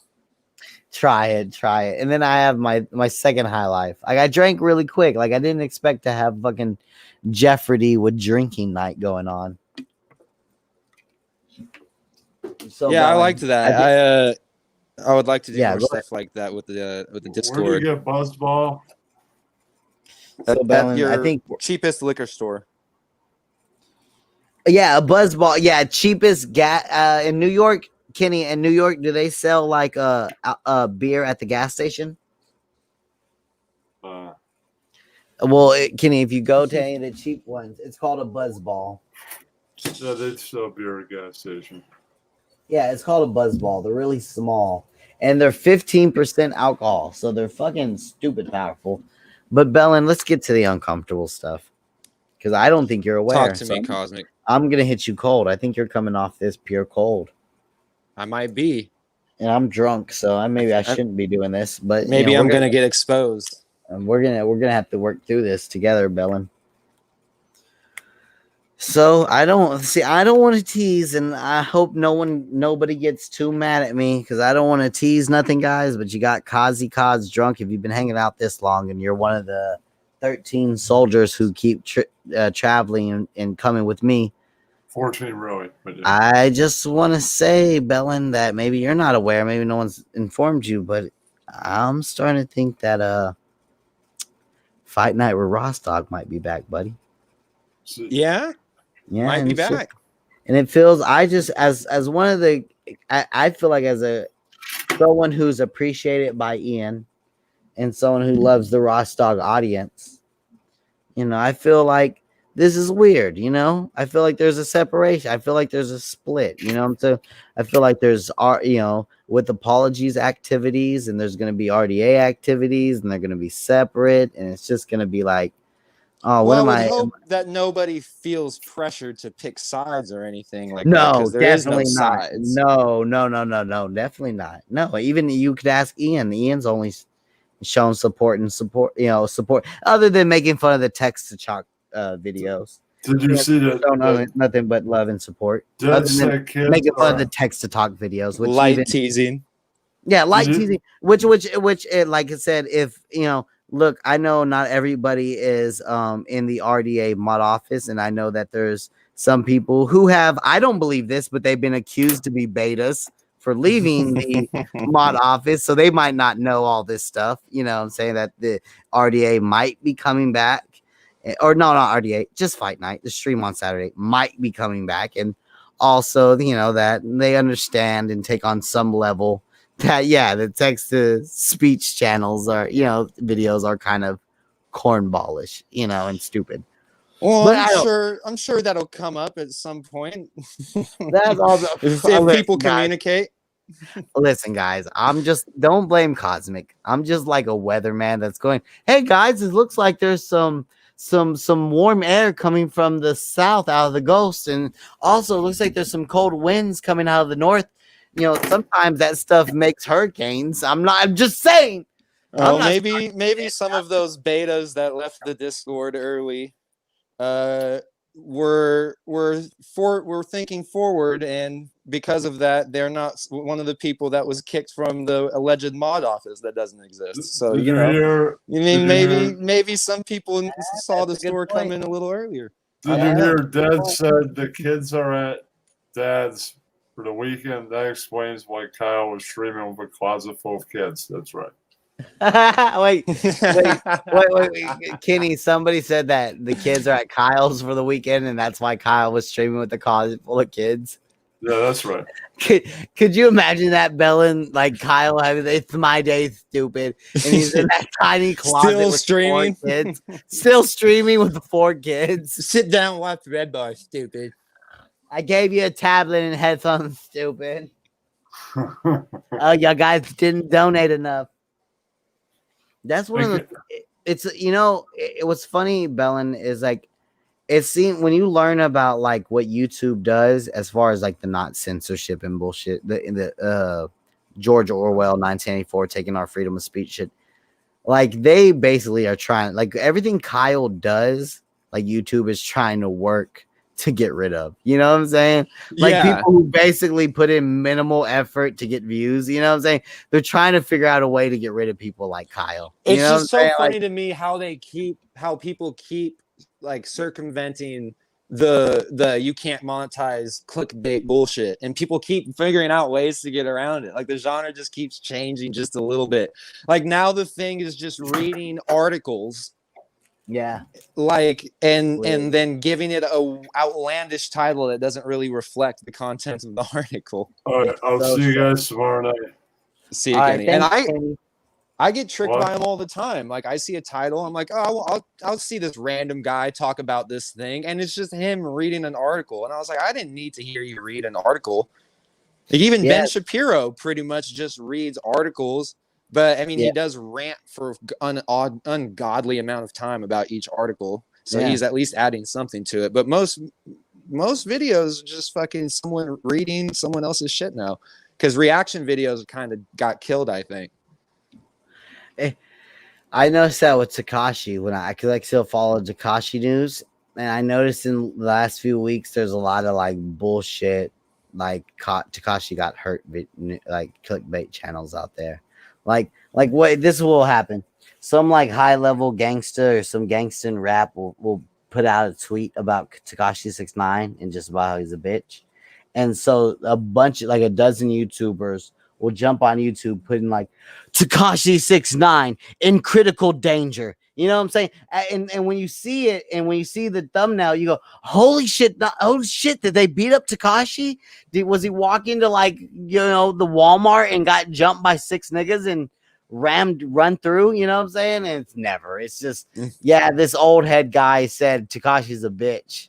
And so, you know, he's got some power. He could be in danger.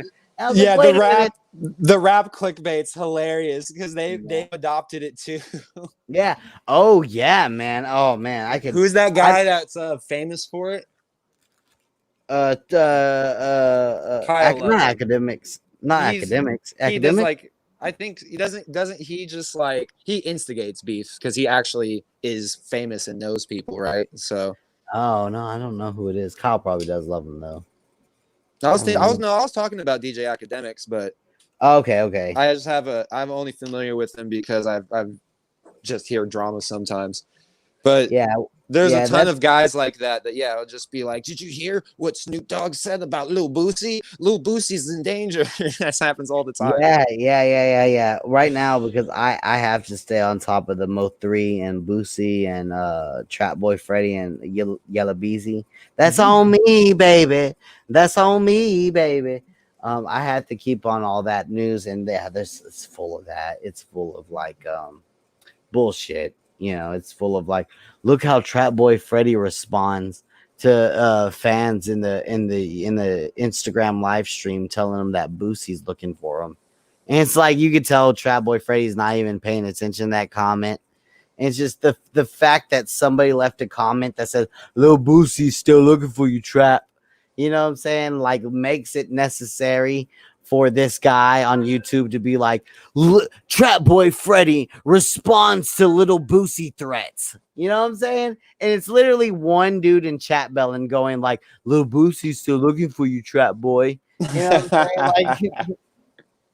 Like, I know, and I love it. There's people that just do like people do to Kyle. They just watch Little Boosie's live and they're just like, hey, did you hear what Fresh Princess said about you? She was talking shit. Just instigating beefs, and the rappers respond to it. Man, fuck that bitch ass. It is. It's amazing. It is very. So today, Little Boosty put out a song called "Stick in the Car," and it clearly is aimed at Trap Boy Fred. I'm telling you guys right now, if you want to hear gangster rap right now in 2021. Listen to Little Boosie, Trap Boy Freddy, and Yellow Beezy's all latest releases in like the last 2 months. Real true, like clearly someone's going to prison for a long time behind this, or someone's about to die behind this. There's no other, like they're basically talking to each other and dry snitching, fed posting, whatever you want to call it. Like, I don't know, like one of the if you want to listen to some positive, uplifting, spiritual rap, go ahead and check out Coochie Man. Oh yeah, Coochie Man definitely is what we need in 2021. It's weird. I just love the name. It's still funny to me, damn it. And there's like real people adopting this fake clickbaity title shit, Bellin. It's like there's real like South Dallas Crips who are like making like ad revenue off of bullshit, like off of the pressure of this Mo3 and Lil Boosie and Trap Boy Freddy and the Yellow Beezy stuff. There's like real OG Crips from Oak Cliff who are like being paid ad revenue to talk Dallas gossip on their YouTube channel. And it's only because they've adopted this, what we've been talking about for the last 20 minutes. This whole like, Little Boosie puts out a song directed at Trap Boy Freddy. Look at Little Freddy's response. He's scared. And it's like the video has nothing to do with this title.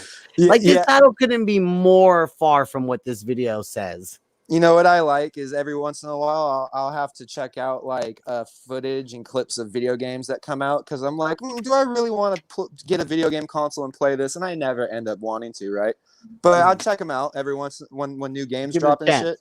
And I love when I stumble across like some young kid in the hood with dreads and like a thick accent, and he's just like, so today Bungie announced that they're delaying Halo 6. And it's just like, dude, how did you get into this? you should be like, you should be like on the corner selling dime bags. You're doing clickbait Xbox videos. It's kind of amazing. I appreciate the ingenuity of it. I'll try to find it and send it to you. But there's a hood brother that discovered ASMR, and he really is like probably, let's say like top 50 American ASMR guys. He's in the top 50, and he really is just like a hood nigga who discovered like, oh shit, white people love this shit, bro. Like I'm making like 1,000 off each of my videos, bro. I get like 1 million views, bro. I get like 1,000. I get like a stack off of each of them hoes, bro. I be just making noise in the mic for 20 minutes. Bellin, I don't know if you got to see the video that I played at the beginning of my stream, but I want you to watch it. I did not see it, and I would like to watch it. Well, I think you should. It's about a minute, and I don't want any talking during it. Oh, all right. I fucked it. Gotta listen. It's not really listening. It's watching, definitely. Hold on. Oh, my shit's loading. Oh, shit. Pressing back. Because I feel like nobody appreciated it. And I appreciated it. And I, for like the last like 2 weeks, I've been thinking, when can I play this video? Like, I appreciate it. And there's really no commentary to be made about it. I just love it so much. Like, there's something innocent about it. There's something honest about it. There's something that I definitely identify with it. I want to see how serious he is, or if he's really just taking the piss and making noise into the mic. Who, me? The ASMR guy. No, he's serious. It's great. I'll send it to you. I'll find it later. I can't remember what it is right now. I'll have to jump. Oh, that's not the video that you're about that you're pulling up? No. Okay. No, I wish. You said no talking during it, and so I was like, okay, we're gonna hear a little bit of ASMR. Oh no, this isn't ASMR. No, this was a video. This was a 1 minute video that I played before my stream, and it was complete silence. And it was just a minute and a half of this. And I feel like nobody appreciated it. I have a abstract fondness. We'll see if I. Oh, let me make it big. All right. Sorry. It's gonna take a minute. My shit's slow. But I just don't appreciate. I don't know. This video makes me happy. I watch it like at least once a month. And it's just a video of Kodak Black eating a sausage and watching his Instagram chat.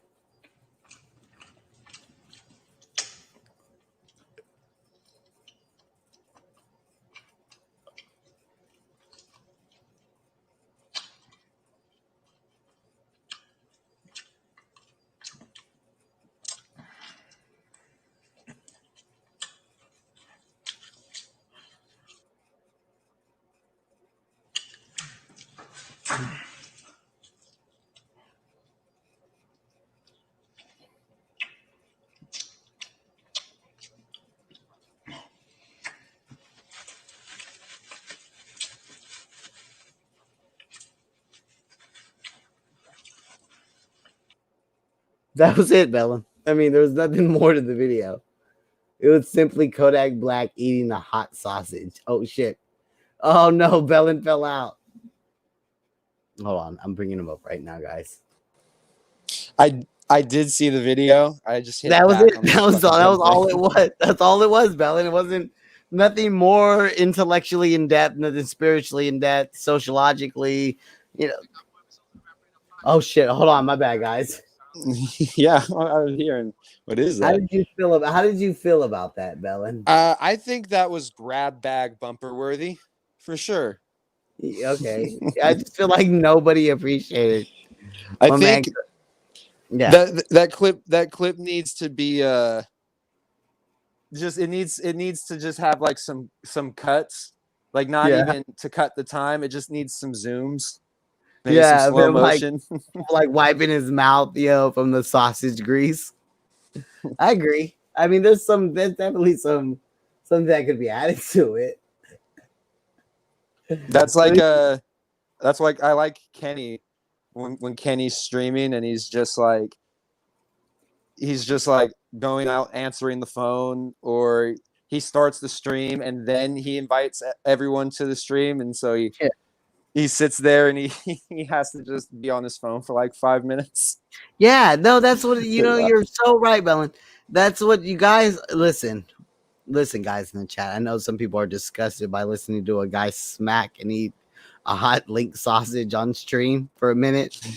But there's something very Kenny-ish. It's very Kenny-ish. There's something very honest and candid about that moment that you go, one of us people, we would have hid that. I would never eat a sausage on stream. Trust me, guys. If there isn't times in my life where I am eating a sausage, like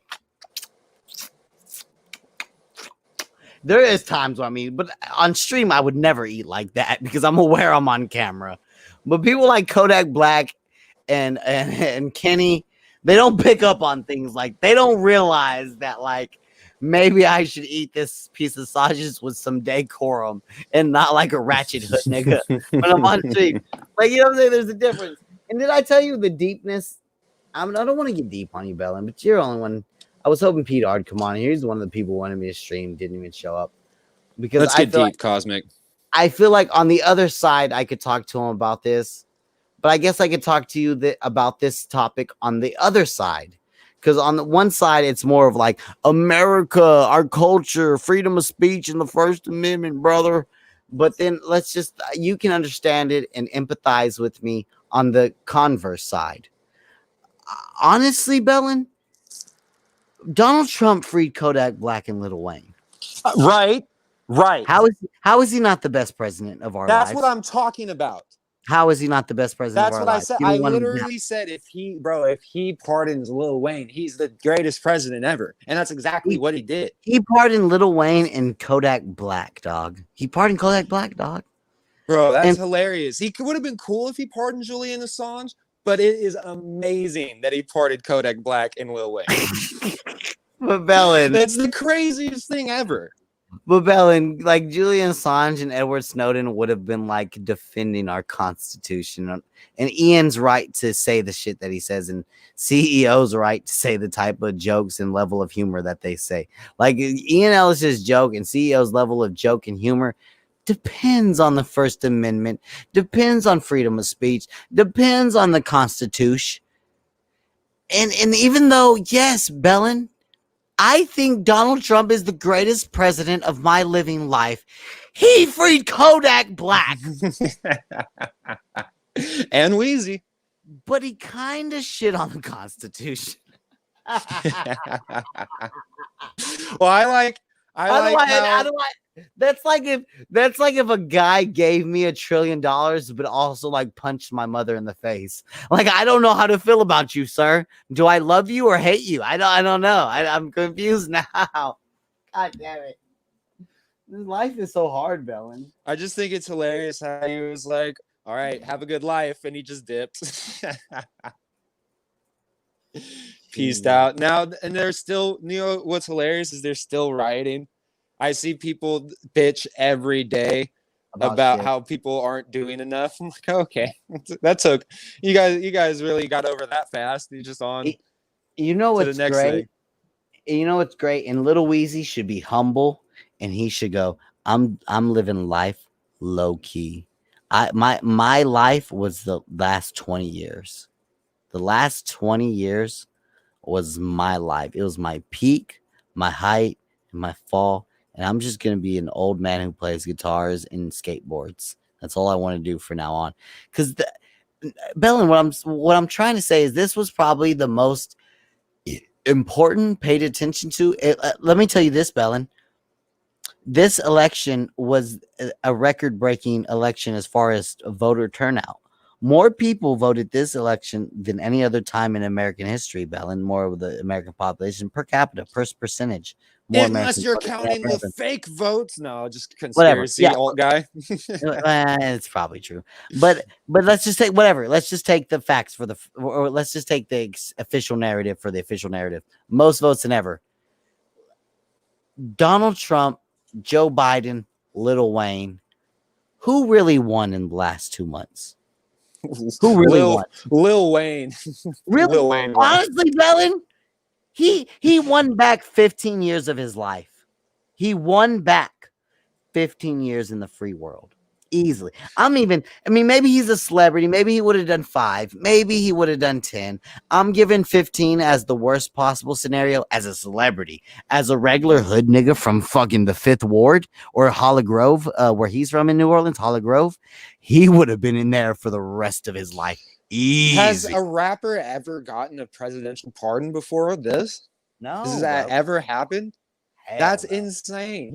Him and Kodak Black are the only guys that can say that. And you know who's tripping right now? I'll tell you who's mad right now. I'll tell you 2 people who are mad. I'll tell you a person who's mad, and I'll tell you a group of people who should be mad. The first is the group of people who should be mad, which is me and everyone else in the world. That's free. We should all be mad at ourselves. The second person who's mad is Bobby Schmurder for not having his people DM Donald Trump. And we should be mad because we didn't say it. Because we were screaming free Kodak. We were tweeting free Kodak to Donald Trump more than we were free. And really, we really should have, even though, hold on, to be fair, Bobby Schmurder has less than a year left. I was about to say, I keep hearing he's supposed to get out soon. Yeah, I've been hearing that forever. Schmurder's supposed to get out really soon. So I get it. Dude, Kodak Black was facing years, Bellin. And even a little bit less than Lil Wayne. I don't think you understand. Lil Wayne Kodak Black was already in jail, right? In jail, bro. Been in jail for mad years.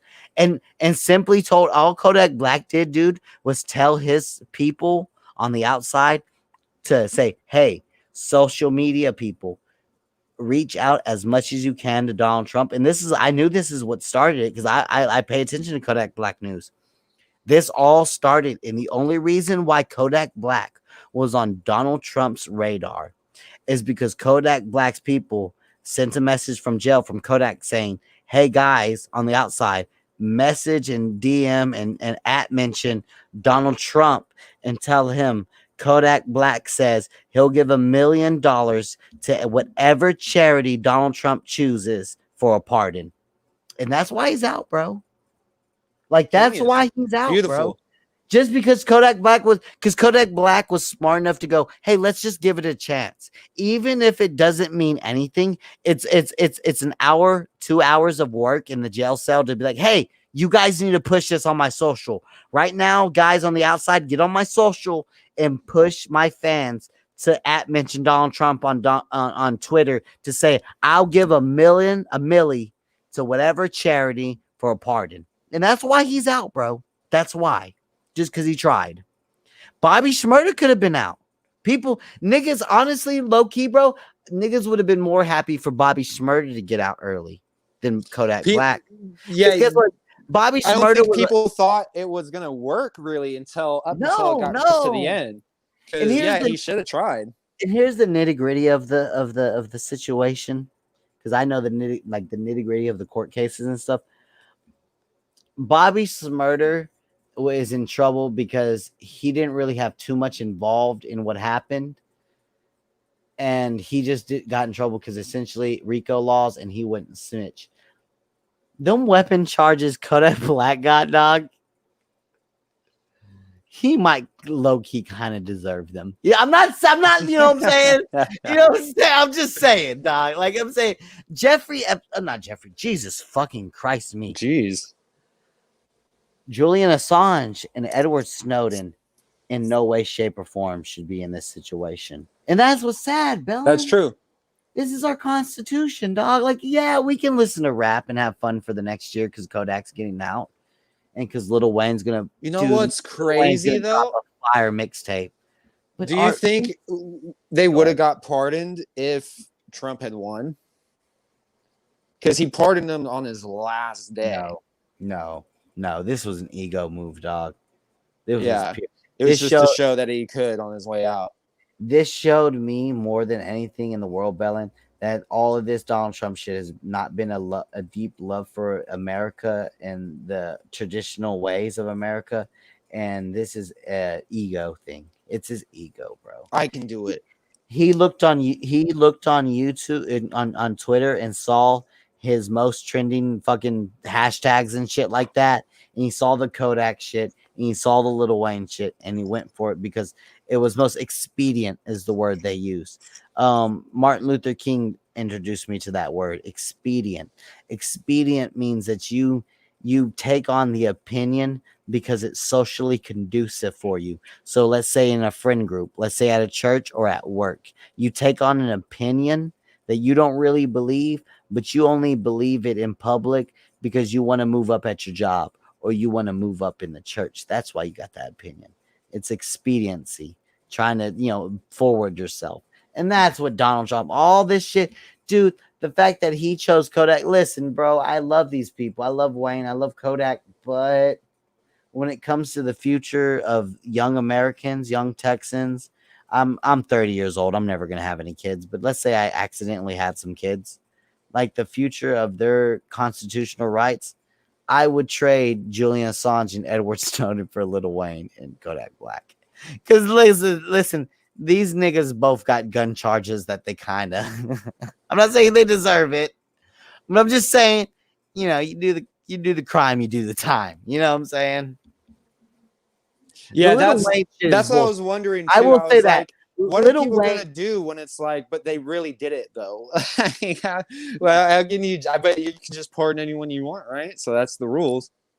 But hey, yo, that's what I was thinking just by myself recently, Bellin, is since Donald Trump woolied out and he put strong sanctions on China, and he declassified his tactics against China. And we can make fun of China all we want, but China really is like the Nazi Germany of 2021. They got like slave camps where they're killing people.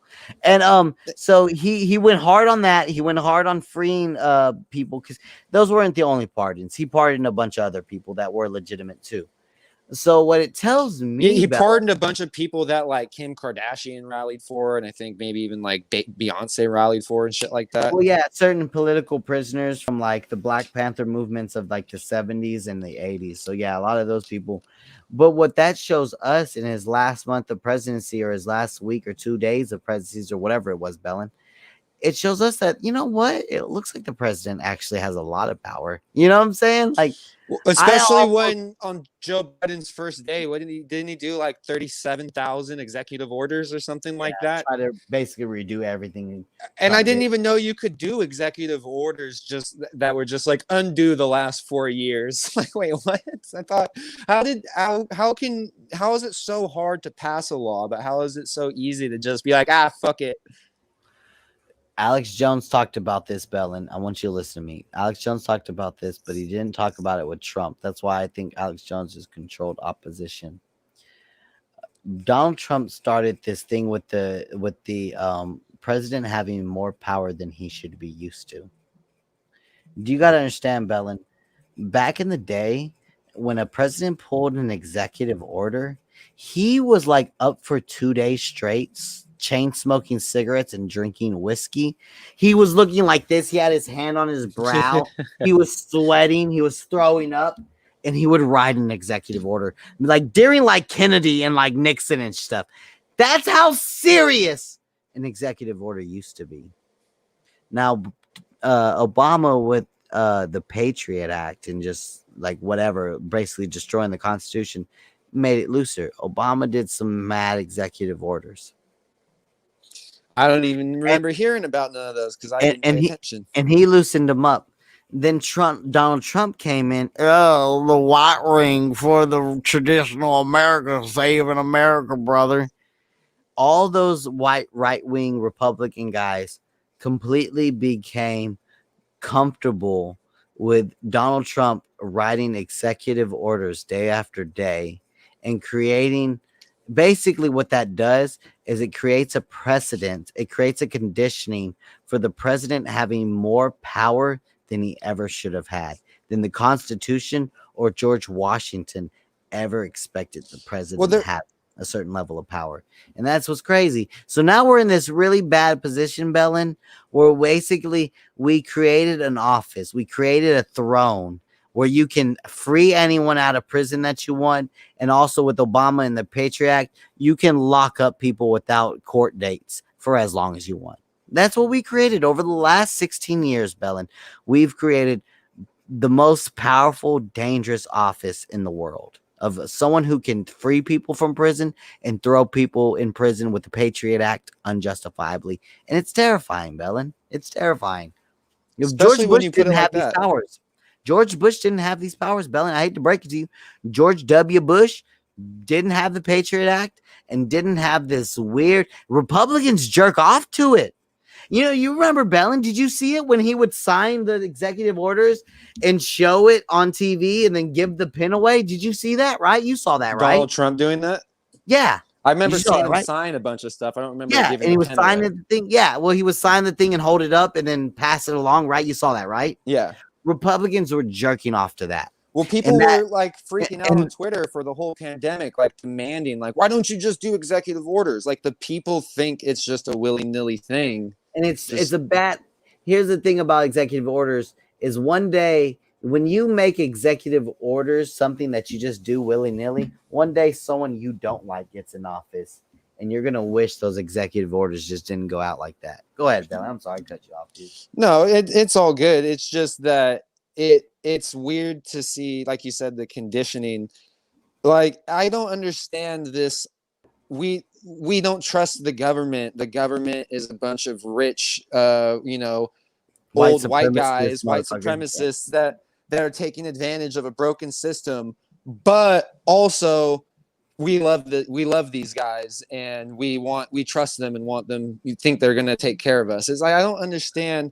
You know, the Antifa people, even though they're little babies about the way that they go about things, their attitude of no, fuck you too, Joe Biden, is kind of the right attitude to have if you were still upset about things, because cops aren't going to stop being racist just because Joe Biden's president. You know what I mean? Yeah. Oh my God, what a true gift. Rex, you should be in bed. What's up? What's up, guys? I'm glad you guys invited me. Okay, what's going on, Rex? I just wanted to come give a shout out, say I love the Richard Spencer podcast. I'm a big fan of you guys, always have been. What about the Daily Stormer? The Daily Stormer, the white, what is it? The Knights one? What is the Night Storm? Is that the one? Daily Stormer? Yeah, Daily Stormer. I feel like I heard you call into Steven Crowder pranking him before. I don't know if this is Rex. I love Steven Crowder. He's one of my. He's right below you guys. What about you guys are just a little bit more more radical for my taste. A little too much on the radical liberal side, but I still love you guys. Shout out to my boy Pete Hart. Oh, what an amazing. Okay, so Lil Wayne and Kodak Black are free. Helen, how do you feel about that? Yeah, it won't last for long. You know how those people are. You know, they get a second opportunity. This is Lil Wayne's third opportunity now. You think those rich chill, bro? Those rich guys are gonna go right back to gunplay? You think? I mean, it wouldn't surprise. I mean, the guy had a gold-plated pistol on a private jet. It's like these these, for lack of a better term, Irish engineers just never seem to understand that they can't just go around doing whatever they want, you know? T.I., Kodak Black, Bill Cosby, You don't think Lil Wayne. You don't think they'll feel a little lucky that they got off scot-free? Maybe take it easy a little bit. I mean, here's the thing: if you follow the L drops, I'm like an L-anon person. Yeah, It's kind of like QAnon, but it's for liberals. If you follow the L drops, it's all part of the plan. They wanted Lil Wayne to buy Trump's pardon, so now they can indict Lil Wayne for buying the pardon and for Trump and Rudy Giuliani selling the pardon. You just gotta wait; the storm's coming. All right, the Kraken. Oh jeez. The Kraken was my favorite part. These fucking liberal devils in there. Hell yeah! All right, I get The you right. secret meetings. P.R. was right. He was always right.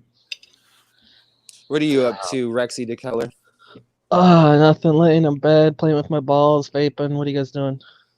Are you using the same hand for those two activities? You know what's funny? It's as you said that, I'm like, my finger is on the tip of my vape, and it was just on my balls. I just had a feeling. Sorry, I showered like 2 days ago. It's cool. Oh be no, that stinky. a scandal just broke out with Kenny TV. It did, but we gotta wait and keep that under the covers, Mr. Not Wendy the retard. I want to save these. Okay. Blow I can't, otherwise you're gonna ruin it. Blow yeah, the covers right off, Wendy. The people need to know. Don't just because it's I'm a uploading them to cover-up. YouTube now. Don't start sharing the link around yet. Wait until, because otherwise they'll never. Yeah, It won't catch on. it won't be able to compile evidence. You know, one day. What did Kenny say? Well, let's just say that he wants me to fuck him so he can get something done. He wants me to fuck him so that he can fuck a girl's asshole, and this girl said that I have to fuck him first. And Was then it Jennifer? Why? I mean, he said mysterious girl, so I don't know. It could be, it could be Cynthia. Beyonce, Mariah Carey. I don't know. Yeah, it could be. Yeah, you're right. Fair enough. Did you really delete it? Delete it. Not Wendy. Delete that shit. Don't let him hear that or see that shit. Let him see. Otherwise, he'll start knowing I'm recording. Uh-oh. Feel like you may be doing a little disservice to yourself right now, Helen. Helen, see? Should have just been quiet about it. I wouldn't even see the. I don't know what you guys are talking about. Kitty is a great president. He's really draining the swamp in the RDA. That's what I'm talking about. Yeah. Kenny, I think if you could pardon CEO, I think that would mean a lot to the people. Yeah, pardon CEO, please. CEO gotta drop that $2 million, bro. Who would you pardon if you were president? I would definitely go Bobby Shmurda and Jerry Sandusky. Who would y'all? Jerry Sandusky. Yeah, I mean, I feel like he's suffered enough. People made fun of him enough. I don't know who I'd pardon. That's a good question. I'm not familiar enough with people who are in jail and why they're in jail for. I just knew Lil Wayne I knew Lil Wayne was innocent, and I'm glad that the president. Lil Wayne wasn't innocent. He was as guilty as fuck. The only way he's not guilty. Helen, come on, let's talk about it. Really, he was as guilty as possibly guilty. How? Now, was he a dangerous criminal? No, I'll agree with you there. He's not dangerous, but he's guilty under the law. Let me ask you this: He's guilty under the law. He's a free man. Is he dangerous? And no, it wasn't he's not his dangerous. fault. It was his fault. It was his pistol. He wasn't allowed to have a pistol. Real. No, he didn't have the pistol. Do you know the story about Helen? Yeah, he had a gold-plated pistol on his private jet, and it was like in his possession. But that's just baller. So I don't understand why he'd be in jail. I know we can even agree there. It's baller. it's. I don't think he's dangerous, but it is breaking the law, Bellin, and it is a felony federal offense. It was his bodyguard's pistol. It was his bodyguard's pistol, and his bodyguard didn't have the correct credentials. Then why did they charge him then?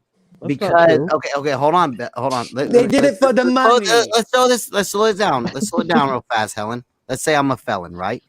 Right. I'm a felon. A millionaire felon. A double felon, right? And I hire Bellin as my bodyguard. Now, Bellin tells me that he has his gun license and his license to be a bodyguard all in shape. So I say, Perfect, Bellin. You got your bodyguard license and all that shit and your gun license in shape. Perfect. Bellin, I'm hiring you. I'm going to pay you $100,000 a year. You're going to come with me on tour. You're going to go with me everywhere I go, Bellin.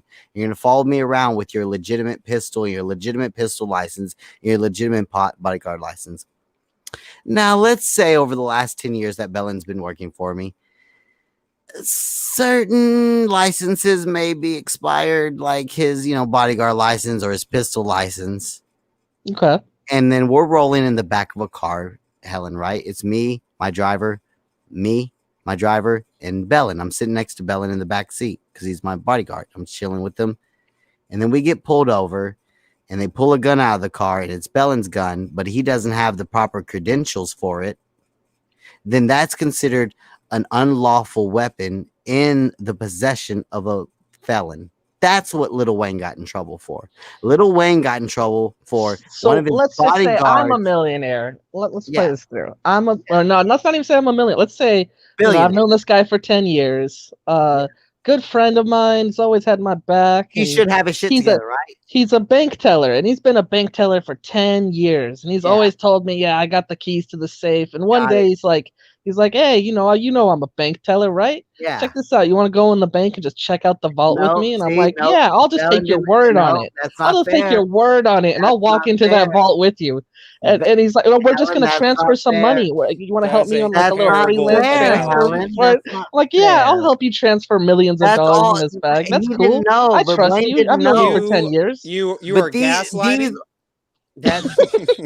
That's having premeditated knowledge of the crime about to be committed. What you're saying is Lil Wayne had premeditated knowledge. I'll give you this much. I don't know the exact and you don't know that he didn't know or not, dude. You really don't. You could argue both ways.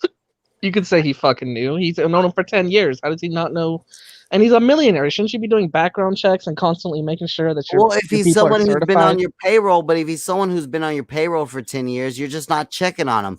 You're expecting this guy who's been on your payroll. You've been sending his kids to college. You've been feeding his baby mama. You've been paying for his apartment. You've been paying for his car. You've been paying for him to go ball out. And so I'm going to pay for the $20 background check to be like, hey, do you still also got that license? No, he's expecting guys, but he's expecting his employee to have his shit together. What I'm saying, Helen, let's take this, let's reduce it even down further.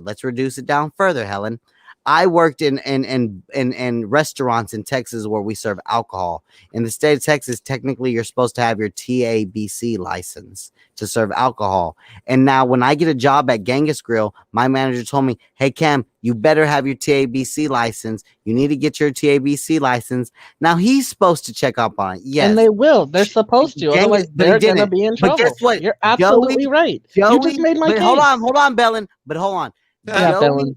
But Helen. But hold on. But Joey, Mr. Dusty, and Mr. Sean at 3 restaurants I worked at, they never looked in to see if we actually had our TABC. And they should be shut down for that and filed against criminal and civil charges. I'm with you, dude. We're on the same page. Guys, but like hold on. You just made the best example. Hold on, Helen. Hold the fuck on.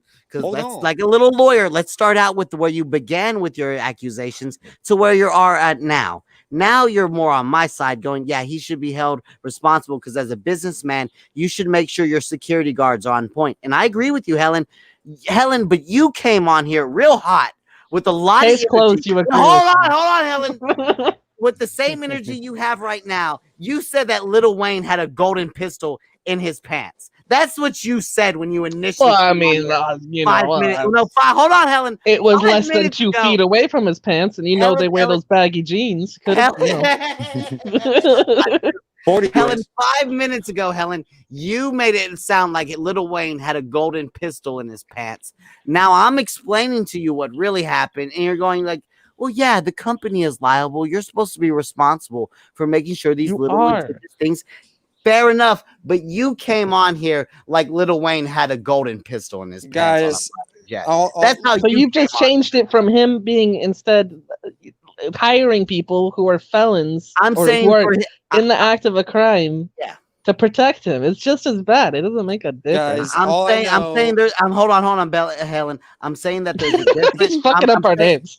I'm saying that there's a difference, Helen, between being a felon that walks around with a pistol on him when you're a high-profile celebrity and being a neglectful businessman. I get it. You're an Irish engineer lover. I can accept that. There's a lot of I know. I do. I love the Irish. You're right, but fair enough. I'm a fucking simp. You're right. They're all I know, guys, is if my bodyguard didn't have his licenses together, but had the money on hand to afford a golden pistol, I'd be a little upset with him. Yeah, I think there's some people getting fired for sure. I think we can agree on that. Somebody's got to get fired for this. Lil Wayne should be mad, and Lil Wayne should be punished. But the federal judge looking at Lil Wayne, who was literally the rock star of our generation, should look at the rock star of our generation and the amount of money he's made and go, look, I understand that you have to have necessary security around you, and that, like, you know, sometimes people fuck up. Tell that to T.I. But hold on. What did T.I. do?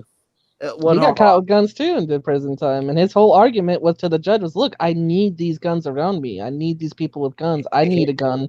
I have people. I'm famous. I'm a big celebrity. People want to like get at me. And let me tell you the difference. Fuck that. You ready for the difference? You ready for the difference? Because Lil Wayne knows that he's legally not allowed to carry around firearms, he hired people who are supposed to be, because they offer a business and they offer a service, they're supposed to be legally allowed to carry around firearms in high security situations. T.I. was rolling around with a pistol under his driver's seat, Helen. Let's not fucking conflate the two. Like I said, I mean, it's a small difference. One is business malpractice and one is a hood nigga being irresponsible. That's all. Kind of like Juice WRLD when he didn't think it through. Yeah, Juice WRLD. Like, yeah, if you want, I'm gonna pop all these pills. And it's like, just have someone take the charge for you, stupid. Go to court, dog. You got $1 million. Go to court. Go to court. Handle this. Pay. Well, you have people around you to take the charge, but that wasn't. You know what I mean? I don't know. But you know what it was? He was just an irresponsible businessman. No, he was barred out. That's not fair, Helen. He was barred out. No, Lil Wayne was leaving. Lil Wayne was leaving a skate park. Juice WRLD was barred out and on leans and handlebars. I might even make the connection. Juice WRLD's dead today because of Lil Wayne. Whoa! Oh, no, that's just a silly. That's gonna really attack Belin's ego. That's gonna make Belin really upset. You know what? I can't have this on my stream. We gotta get that off. Can you remove this guy, Cosmic? I gotta be responsible for my platform. I'm sick of these fucking people coming up here and talking shit. You might as well say, Helen, hold on, Helen. You might as well say, how did gas chambers work with wooden doors? Just don't come up here with those.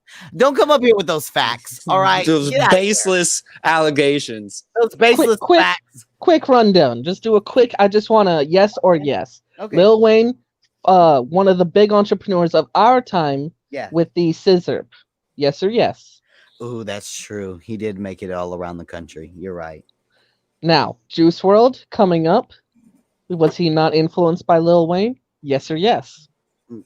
Yeah, he was. Ah, okay. So, Your Honor, I rest my case. No further questions needed. Jury, pay close attention. No, he died taking Xanny bars. If anything, who's the Xanny Future. Yeah, Future should be responsible. Future should be more responsible. Didn't Future and Lil Wayne have a couple songs together? Oh, no, yes. No. They did. You don't get to pass the buck to Lil Wayne because Future's a Xanny addict. That's not his fault. So was fucking Lil Wayne. Let's be straight. Yeah, but I mean, he wasn't known for it, but he was also. You tried to say he was the syrup. He was the syrup god. Syrup evolved into syrup with Xannies. He's either the syrup god or the Xanny. That's heroin and benzamines, Helen. You're just. This is me and Helen's main argument, though. He believes that Alex Jones is responsible for Sandy Hook backlash, and I believe that Tupac isn't responsible for dead Texas state troopers. I think he is because I believe when you're on a creative. I think it's a little bit of a false equivalency, though, because that's a stretch where Tupac wasn't telling people specifically in videos that are meant to be informational on a political platform. Nor the telling people kill. Nor did Alex Jones. And until you show me the Yeah, video, he did. Alex He Jones, did though. He literally said it's a synthetic. Hello, full, that's owl different. actors, Hold man-made. on. That's different than targeting people, though. That's far different than targeting people. He said that they're evil and they're demons and they're That doesn't scum, and mean these you're people targeting. need to be removed from the Yeah, earth. I know yeah. I'm paraphrasing, but that is Tupac basically what he said. and And when it can Tupac reach called- out to and hold dummies on. like Jay, then you know it's working. You know, and Tupac called cops white devils. Hello, douche. Right. So, But I mean, you're saying that's more of an opinion rather, and it's in music. Well, no, yeah, He wasn't getting on platform saying this is a grand conspiracy that these are literally demons. And Alex Jones is not a journalist. And if you had to categorize Alex Jones, he wouldn't be a journalist. He'd be an editorializer, which is someone. He's a news platform. Yeah, he is what people consider a news platform. He's not an opinionist. No, he's an editorializer, though. If you had to compare him to a journalist or an editorializer, he's more of an editorializer. He gives you his opinions on the situation. And you're a douche. I mean, but let's be honest. That's very semantics. You got to be. That's like Fox News being like, "Well, Sean Hannity's not even really an anchor. He's an opinion." It's like, okay, yeah, people watch him for the news. Dude. But just because they get their news, I understand that. Even though Cosmic is right, he's an editorializer. You're a douche. Editorializers, their behavior shouldn't influence people. The editorializers' behavior shouldn't influence people. But you know what I think also, Helen? I also think that gangster rappers' opinions shouldn't influence people, but they did. Yeah, that's right. So I mean, we can try to play this game because one's white and one's but it's black, not the same. It's still not the same. It's music. People can get. No, because then you could go. You're trying. No, I don't think most people see it your way. Articulate how it's different, please. I kind of just did. His is a news platform where people get the news, and he's literally telling people something that's completely false. Where Tupac is expressing an opinion, he's stating it as if it's a fact, that this is, in fact, a man-made synthetic operation to come take your guns, and he's riling people up. Where Tupac's just saying, from his point of view and his opinion, that where he comes from, white police officers are bad. No, he doesn't really care for him. Okay. I feel what you said. You just try to articulate it. I understand what you just said. How do you differentiate someone talking between them saying, I'm bringing to you this as fact, and I'm bringing you this as opinion? How do you differentiate? You take it to court. I don't know. I'm not the exact best at doing that, but I can tell you Tupac, if he was ever taken to court, I'm not a Tupac fucking Wikipedia. Yeah, he would have probably won. Alex Jones is being taken to court for these things, and he's losing. Yeah, but also, literally losing. But also they fucked over Jesse Ventura. The courts aren't even legitimate because they fucked over Jesse Ventura, and he was completely right about Chris Kyle. The courts didn't fuck over Jesse Ventura. The courts didn't. The media did.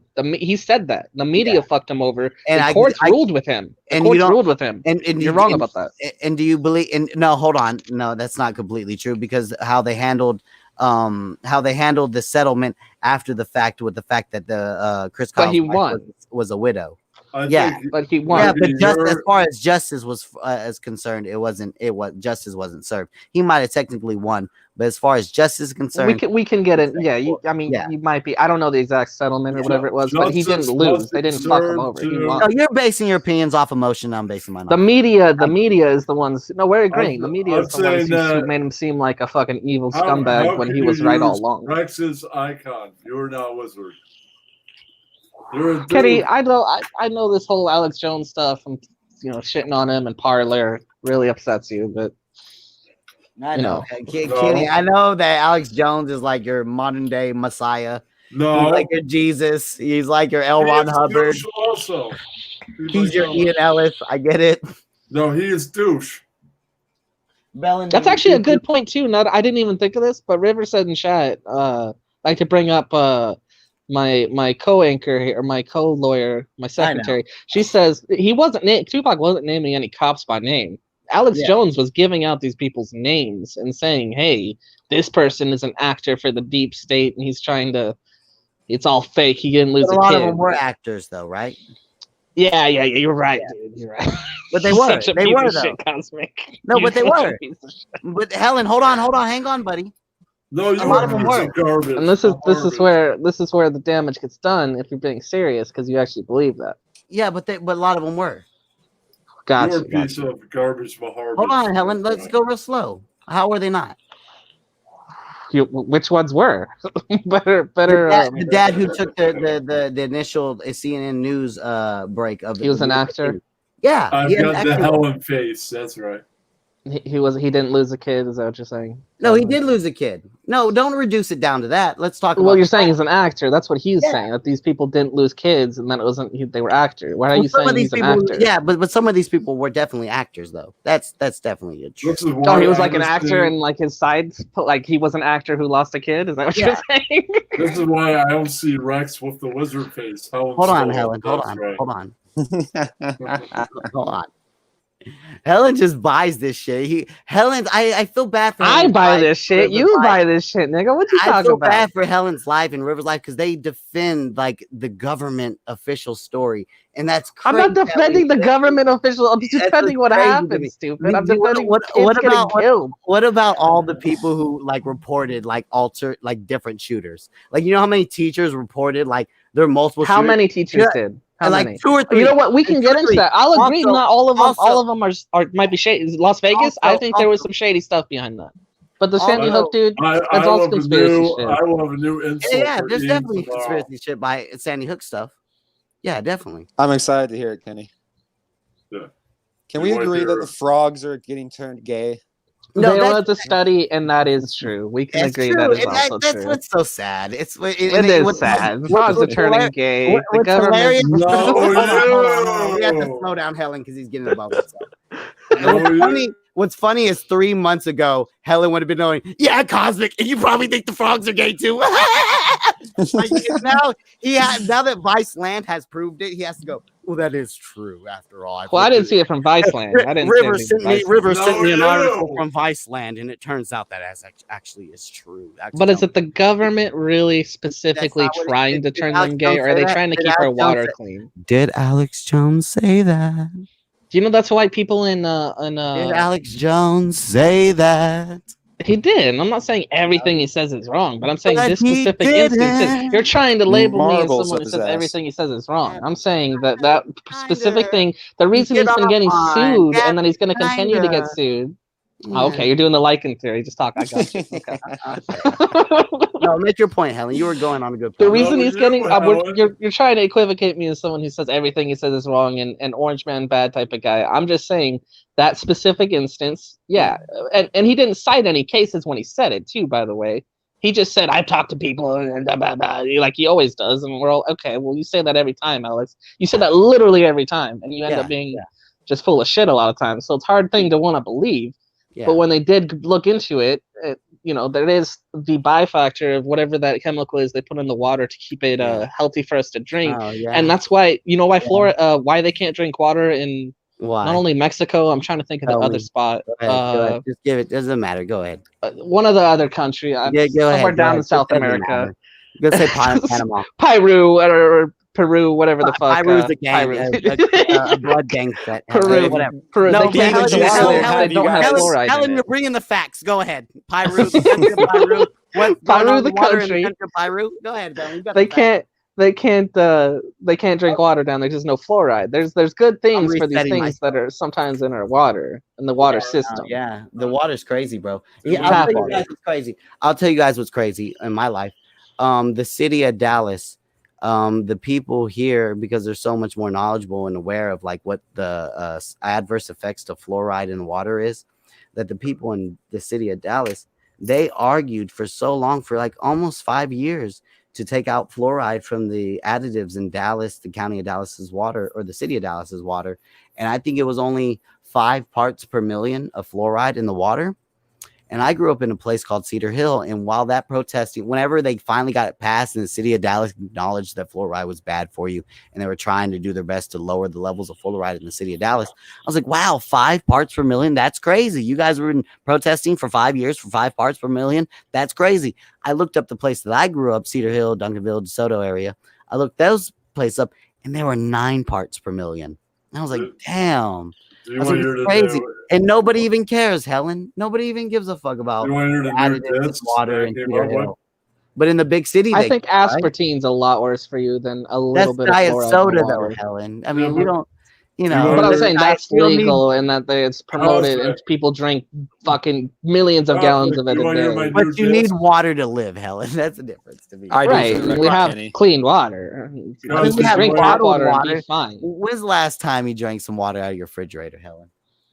I don't have a you tap want- water thing here, but I used to drink it at my folks. I used to Cosby, make like shakes and stuff. You want to hear my new disc? It's something that you mostly could use Go ahead. against somebody like Kyle. You could be like, Kyle, nigga, you a phony. Bold macaroni. That's right. Kyle, you a phony. Bold No, you have to macaroni. say the N word like Bowl Kenny of did. macaroni. No, No, he then you have didn't. to say, He wrote it for bold me. macaroni. You phony, bold macaroni. That's right. Kyle, nigga, you a phony. Bowl of macaroni. I got it. That's good. Shitty. I like it. Ian can also use it when he gets That's angry. stand-up comedy. Yeah. You can call, when someone's heckling him, you can say that. No, Kenny, I if we don't booked think- you to do a stand-up comedy open mic over a Zoom conference call, would you show up for it and do some jokes? Oh, Kenny, you got to do that. We could Oh, give no. you some Ian Ellis jokes, and you could just read them off. Okay. You could wear his blue hoodie, fedora. Like you get your step, I'm your Ian foot Ellis. into the. Yes, Hit me Kenny. with the jokes. I'm Yes. You get your foot into the art game, Kenny. You could be Zoom star at Zany's. I'm also the RDA president, but that's something else. That's right. Well, you can choose if you want that to be one of your credits or not, but it might kind of destroy the illusion that you're Ian Ellis. I know. People might, they might be disillusioned, disenchanted with They you, might Kenny. get privy to the idea, like, oh, this is the president. I thought I recognized him. Oh, this guy sounded a little Donald Trumpish. I saw Kyle broke up with Dez. But We were now talking about that, he's yeah. tonight. No, I don't want to talk about it. I know it's sad, dude. It breaks my heart too. I remember back in the good old days. If those two kids can't make it, who has Love doesn't anymore? exist. Yeah, right. Fucking But I shit. saw he's still streaming tonight in her closet, so I'm not sure if they already made passionate love make Hold up on, sex. hold on. Somebody said in the chat earlier, Helen, maybe was it you? Somebody said in the chat earlier, wouldn't it be funny if Kyle had the kids for the weekend and it was just 4 kids crammed in that closet with him. He's still streaming, but there's 4 kids in the closet with him. He was streaming the UFC fight, and I was thinking Dana White with that threat that he wants to get all the streamers off of streaming it. He was talking about That- Kyle. He was talking about Kyle, but not only that, if somebody were to, somehow get in contact with Dana White's people and show them, hey, this is the guy who streams it, and This is my backup channel. it's just my backup channel, stupid Dana. This is why Big Pixel already makes 50% of this channel. Stupid. So, If Dana was smart, my he would give backup- out $1,000 for every This is just my confirmed person to backup give up a channel, tip stupid. that gets somebody removed from or like in trouble. If he was smart, he'd give out $1,000 to help people turn in streamers And watching then we his shit. get a list of all these snitches, and we go beat their ass like Jay and Silent Bob in that movie. Not Helen. Not me. Yeah, not me. He's I'd split the money with you guys. He's turning them right into the government. Hell yeah. Can't do that. It's illegal. If Helen says, thank God they didn't pardon Julian Assange and fucking Edward Snowden. Those guys should rot in hell for their freedom of speech. I mean, hey, they put my life in danger. They put people's lives in danger. No, I'm actually. I wish they got pardoned. I wish. And they did. do you have cognitive dissonance, as I told you? I wish they did. At least Edward Snowden. Helen, I At least heard you Edward on this Snowden. list. Julian Assange is a little bit of a snake, but Edward Wait, Snowden hold for on. sure. Wait, what, Julian? Why are you hating on Julian Julian? Assange is obviously working for Putin, but Edward Snowden. Helen, I heard you on this list that Kyle made of faggot streamers. That's what I heard. Is that true? That sounds Helen like- is on that? Did he actually make a list? I actually believe him. Yeah. Is it a top 10 or top 5? Because one's more offensive than the other, really. Top 5, of course. Helen, you gotta tighten it up, dog. My bad. Sorry, Kyle. You just want to be like an honorable mention on the top 5. Yeah. It's like, he didn't make the I'll be list. number but 6. Honorable mention, Ellen Kelly.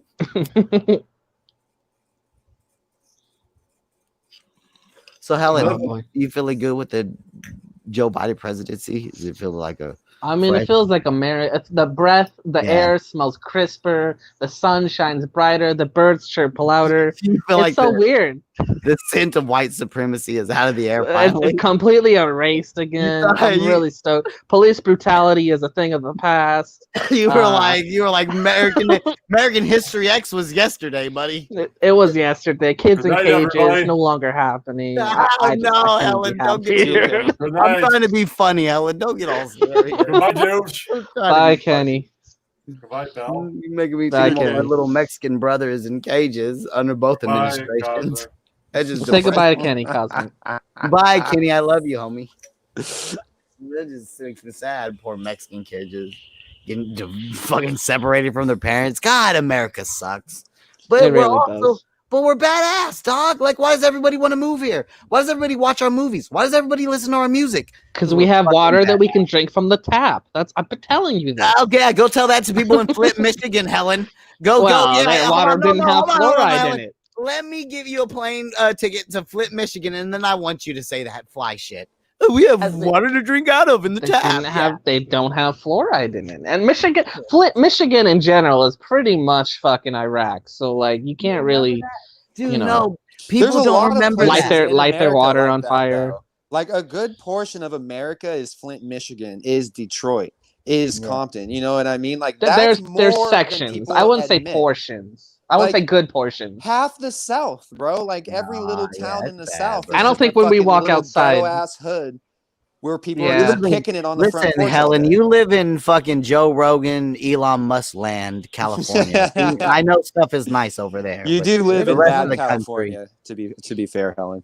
You live in top of the Bellin line. throwing shade on other Californians like you don't live fucking 2, 3, 4 hours away. I'm a two expressing. California proponent. I want to be able to be a North and South California. They're really should be. Listen, Let's let be me fair, tell you guys. about New California. You guys never knew ASMR, did you? But he would talk about that Dude, like I Kenny love talks it, about man. punk rock. Oh yeah, it's real though. It's you guys listen. It's I've not been on- happening. It's never you're- happening. You're two different people, Helen. I know you and Bellin. You want to think you and Bellin are the same people. You're not, dog. You're different people. Like you're genetically, way more, yeah, but you're way more Mexican influenced than Bellin. When Bellin gets Yeah. mad, he sounds black. When you get mad, you sound like, "What's up, fool? You trying to pull up or something?" Like, bro, it's different start parts of the. Come that on, doesn't make bro. us like, oh, let's make it two different. Black side is the north side, Yeah, Mexican side. I is the can south can side. see your 0.6% Helen. Jew. I got it. My Yeah. 9% Indian. Yeah. It's 9% Jew, Indian. Yeah, I hear you. It's different states, bro. They are not the same. I traveled yeah. through it. It was different, bro. Like Hostbusters said, you're gonna be California pretty soon, Cosmic. We got all our people moving out there, and they're gonna vote in. They're gonna turn the state blue. They are Leave. purple. Get They out of are. here. They Don't are. come back. Yeah, That's what I'm then, saying. and that's what's fucking gay. That's what I hate. That's what I hate. That's what I hate. Well, fuck you guys. I want to be like you two right now. Yeah, I see that in the comment sections on YouTube, like all the native Californian boys going like, "Good, you guys Get made the fuck state out of here." gay. Get out of here!" Like, nigga, y'all suck. No one wants to be there. No one's going like, "Oh, we're leaving." It's More like, if surf for me, bro. yeah, enjoy Locals it, only, guys. bro. Enjoy the weed and the surf, guys. Cool. Enjoy the homeless people and the taxes. Cool. That's why Bellin's fucking invested in the stock market. Fuck working in California. That's a fucking sucker's game. That's true. It's a entrepreneur's paradise. Yeah, fucking. I invest. am. I do have my Robin Hood set up now. Oh my god. So, And, so Helen, is Robinhood really the way to go? Is it like if the beginner's dumb retard? from what I've done little research of, and from the people, my brother and his friends, who I'm are about to pretty be big right into behind it. you, Helen. Everything you learn, you about to. It is pretty easy to use. Yeah, I downloaded a couple of them. I downloaded Ameritrade and Robinhood and one other one I can't think the name of right now, but they were a little bit more confusing than Robinhood. I got a temporary part-time job. With the first $100 I make off that bitch, I'm gonna open a Robinhood. I would say, guys, with the new recent announcement, which by the way, fucking Nostradamus Belland. With Remember- the recent announcement that marijuana helps fight the COVID outbreak in your bloodstream, That's what I was gonna say. I would invest in weed stocks immediately. I am. That's what Because they're you can gonna ask make around. it I said I'm legal. going to invest in Canopy Growth because when it becomes legal under Biden, I'm going to make a lot of money. And Canopy Growth is a weed company, And but it's going to just- become like big pharma. It's going to like realistically investing into it is just complete evil. Yeah. It's just going to end up being the But Walmart. you might as well make like $1 million in the next 10 years and jump I might out. as well make a penny. It is one of those stocks. I'm just gonna like throw 500,000 or 500 or $1,000 into it and just not look at it for like 8 years. I just But, want to say I knew I was immune, and I was right. No, you were right. Fucking Nostradamus. I hope Bitcoin gets rich because then my brother will be rich. But So I y'all don't remember? think it Y'all remember will. that? Y'all remember that bit on Opie and Anthony where Jimmy was pretending to be the stock market guy? Yeah. Boardroom Jimmy. I Yeah, remember boardroom Jimmy. That's what it was. That was a really Buy low, sell high. NASDAQ is for pussies. I like Jimmy's one-off characters the most, like that. Yeah, boardroom Jimmy was the best. And then he was infuriating. Sports talk Jimmy was infuriating. You remember that? I remember that. We need a couple of more left-handed batters. That's all we need. More left-handed batters. Oh, we need to straighten the bullpen. We need to straighten the bull. I guess we'll see what happens. Yeah, I know. We'll always see what happens. That's how sports works. We see what happens. Hey, Joe Booney is taking offense to this commentary. I'm sorry, Joe Booney. You remember Gallagher's good ideas and how he said the left-hand hitter on baseball and at the he has to run an extra step, and so he believes that it should have been reversed. He should have to run left. That's every time. That's and then like you the think type about it, of like he's genius- technically right. The other day when CEO or ENN CEO both came up with it, they were like, when you shouldn't have to pay for a comedy show till afterwards. That I was like, there's actually genius in that, where we maybe should do that. That'd probably make comedy a lot better. It'd make baseball a little more entertaining. You have people on the same team having to avoid running head first into each other. Yeah. Trying Shout to out to fake Andrew it Yang. and run backwards. And shout out to Andrew Yang for being running for all New York City mayor. Gonna win. Gonna make it legalized in the city. Dude, I didn't know he was Andrew doing Yang that. should have been president, right? He should have, dude. Him or Bernie. I'm telling you. But You guys' pockets would be fatter right now if it you was. guys, that's why everyone really does need it. Like, especially my right wing friends like Pete and Rex. Y'all need to start listening to Jimmy Dore. Like Jimmy Dore, like it's a corporate. It's a corporate. Nobody government would be complaining if it was those two guys, or even that Tulsi Gabbard chick. She was in the fucking Tulsi, military. She would have been a Bernie, hard ass. Andrew Yang, bro. They could have. No one would that, bro. Like. People like Republicans liked Tulsi Gabbard because she was a veteran in a fucking anti-war. Like, and that's what it is, dog. Like, that's what it is, dog. Anyone who's anti-war, you're not getting no clout, bro. And it's what Eisenhower talked about. The potential disastrous rise of powers exist and persist in our government if unchecked and unsought. And it was all about like fucking how, like, look, if we have a standing military and we have a whole industry behind military, the natural moves of capitalism is to grow every year. When you have a capitalist society, you're supposed to grow every single year. If Genghis Grill does $1.2 million 1 year and then does Genghis Khan. If Genghis Khan does 1.2, it does 1.1 million the next year, that's a failure. Even though you did $1 million in sale, you made 2 1 year and then you made 1 the next year. You're a failure. That's how capitalism works. So if you build an industry behind going to war and military, you're basically asking for perpetual wars. That's what Eisenhower, on his last thing he said to the country, on his final address to the nation, was like, look, guys, they're going to go to war forever because it's economically conducive to these industries. Please don't let it happen. And we allow. That's why fucking Tulsi Gabbard and Andrew Yang don't get any attention. And Ron Paul, we talk about all these people who are cheated, like Andrew Yang, Tulsi Gabbard, and Bernie Sanders on the Democrats who are cheated. Their mics were cut. The news media. Andrew Helen, Yang gave him like what time. was it out of the whole like 2 hours? He got like fucking 4 minutes to talk. And he was the top trending on Twitter, type Yeah. shit. He was the top They did the hashtag. same thing with Tulsi. They said she was a Russian Yeah, asset Bernie. or whatever. Let's talk They about don't want Bernie. those people. Yeah. Bernie even before all this bullshit. Let's talk about Bernie Sanders was fucking completely ripped off. And let's talk about 2 years before one election before that. No one talks about this. I will continue to talk about this. They did what they could. They cut Andrew Yang's mic on stage when they were answering questions, and they did the same thing to Republican candidate Ron Paul. That's why I don't give a fuck about the Republicans and the right thing, and they're better than the Democrats cheating each other, because the Republicans will cheat each other when they were cutting Ron Paul's mic in like 2008. And like, it's like, bro, it's anti-war. If you campaign on saying we're not going to go to any more war, if I'm president, we're no more wars, bro, they fucking sack you, dog. There ain't none of that bullshit. Democrat, Republican, no. Guess what, Helen? We got to make bombs, baby. I got to sell bombs in this motherfucker. That's you know right. what I'm saying? I don't even think that that it's necessarily the media.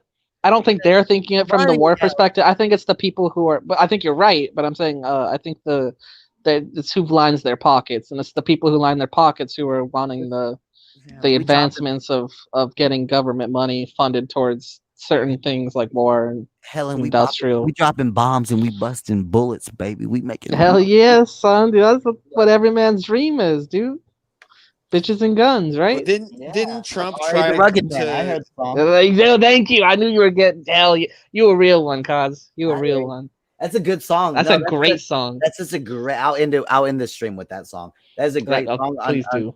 On two completely bipolar perspectives on Vietnam. One person who's like is completely PTSD damaged by Vietnam, and one kind of jockey military guy who's like, fucking hell yeah, I get to kill people and get my dick sucked by prostitutes. Like yeah, man, that's a good fucking song.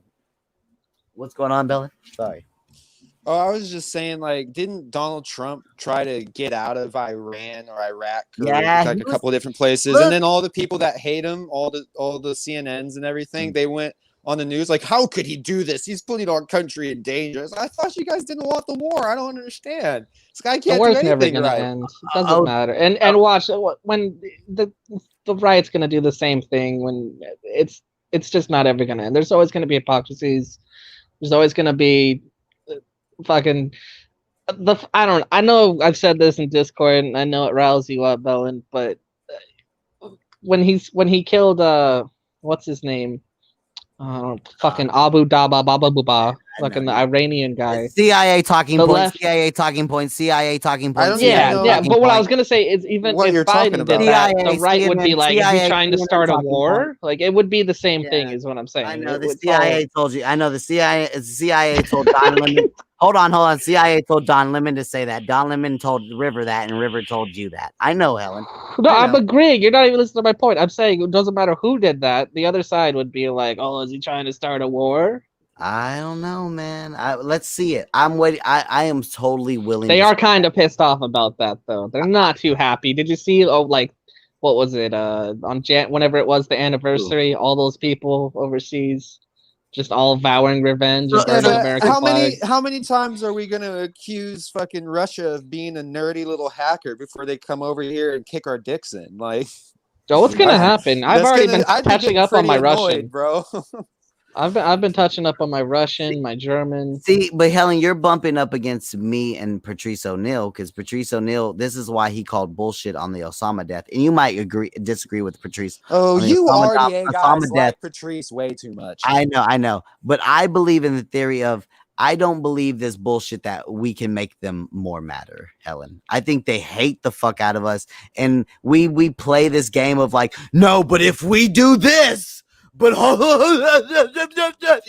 if we do this one thing, though, they're going to turn it up to level 8. And it's like, no, dude, they're on level 10 and they're not going any higher. Like, they hate us, Helen. They fucking hate us. And there's nothing we could piss on the Quran. President Trump could come out and piss on the Quran, and there really wouldn't be any difference in terrorism. Like, come on, dog. Like, Oh no, this I whole can like agree with they're you gonna there. hate us more because we killed this guy is bullshit. They're gonna hate us more because we didn't throw Osama bin Laden. And that's why I always agree with Preciso Neil on that. We didn't kill Osama. We threw him in the ocean. Come on. Yeah, flushing Bin Laden down the toilet. Yeah, And number one wanted man. We just flushed him down the toilet. Not one guy took the like, hey, look I knew at a what the guy fuck that I was just on the did boat, picture. stupid, when they killed Osama. That really happened, stupid. I laughed so hard when they got to like, well, what about the picture that was circulating that we found out was bullshit? It's like he's like, no, that was the picture. He just didn't. They didn't think we were smart enough to figure it out. Yeah, right. Half of SEAL Team 6, half of SEAL Team 6 died like Hillary Clinton friends. You know what I'm saying? They all overdosed and drove off the road within like a year of the Osama killing. These masterfully trained soldiers just died inexplicably. Half of the SEAL team. Look it up. How many people in SEAL Team 6 are dead right now? I mean, we tested bombs, nuclear bombs with those people. Did you guys ever see that? I don't know if it was on Vice or where it was. The nuclear bombs, and the guy said he can see his skeleton, and like literally like 70% of them died from cancer, and it was like hundreds of men. It was one of the first nuclear bomb testings, and they were out in the water, and everyone just could see their X-ray. They'd have their hands over their eyes looking down, and it didn't matter if they had their eyelids shut. They all saw their bones. The government does fucked up shit, is what I'm saying. They saw their own bones or the bones of that's what they said. The very few who are left, they said that they had cancer and they've still been surviving, but they said that they saw their own skeletons when the bomb went off, and it lasted for about 2 seconds, and they could see their skeletons, even though their hands were covered and everything like that. They saw their skeletons.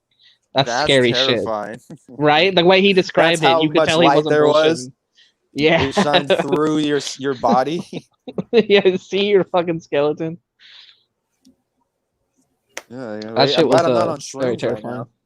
Right? You can start looking at your hands like, oh yeah. I was thinking about it today, Bellin. I haven't. It's one of those things where it's like when you have an abundance of them, you don't want them. So I haven't taken shrooms in like so long. Like when I was with like my ex like a long time ago, she was worried I was gonna become like some shroom junkie, some impossible, some psychedelic, and it's impossible. But it's just one of those things. Like I feel like I don't appreciate them, and I think about all the times before I had access to psychedelics when I begged for them, and I was like, I guess I'll crush up some nutmeg and some morning glory seeds. You know what I'm saying? Like, nutmeg. I've had nutmeg. I've tried all those herbs, dude. I've shown them a couple times. Morning glory works the best. Morning glory,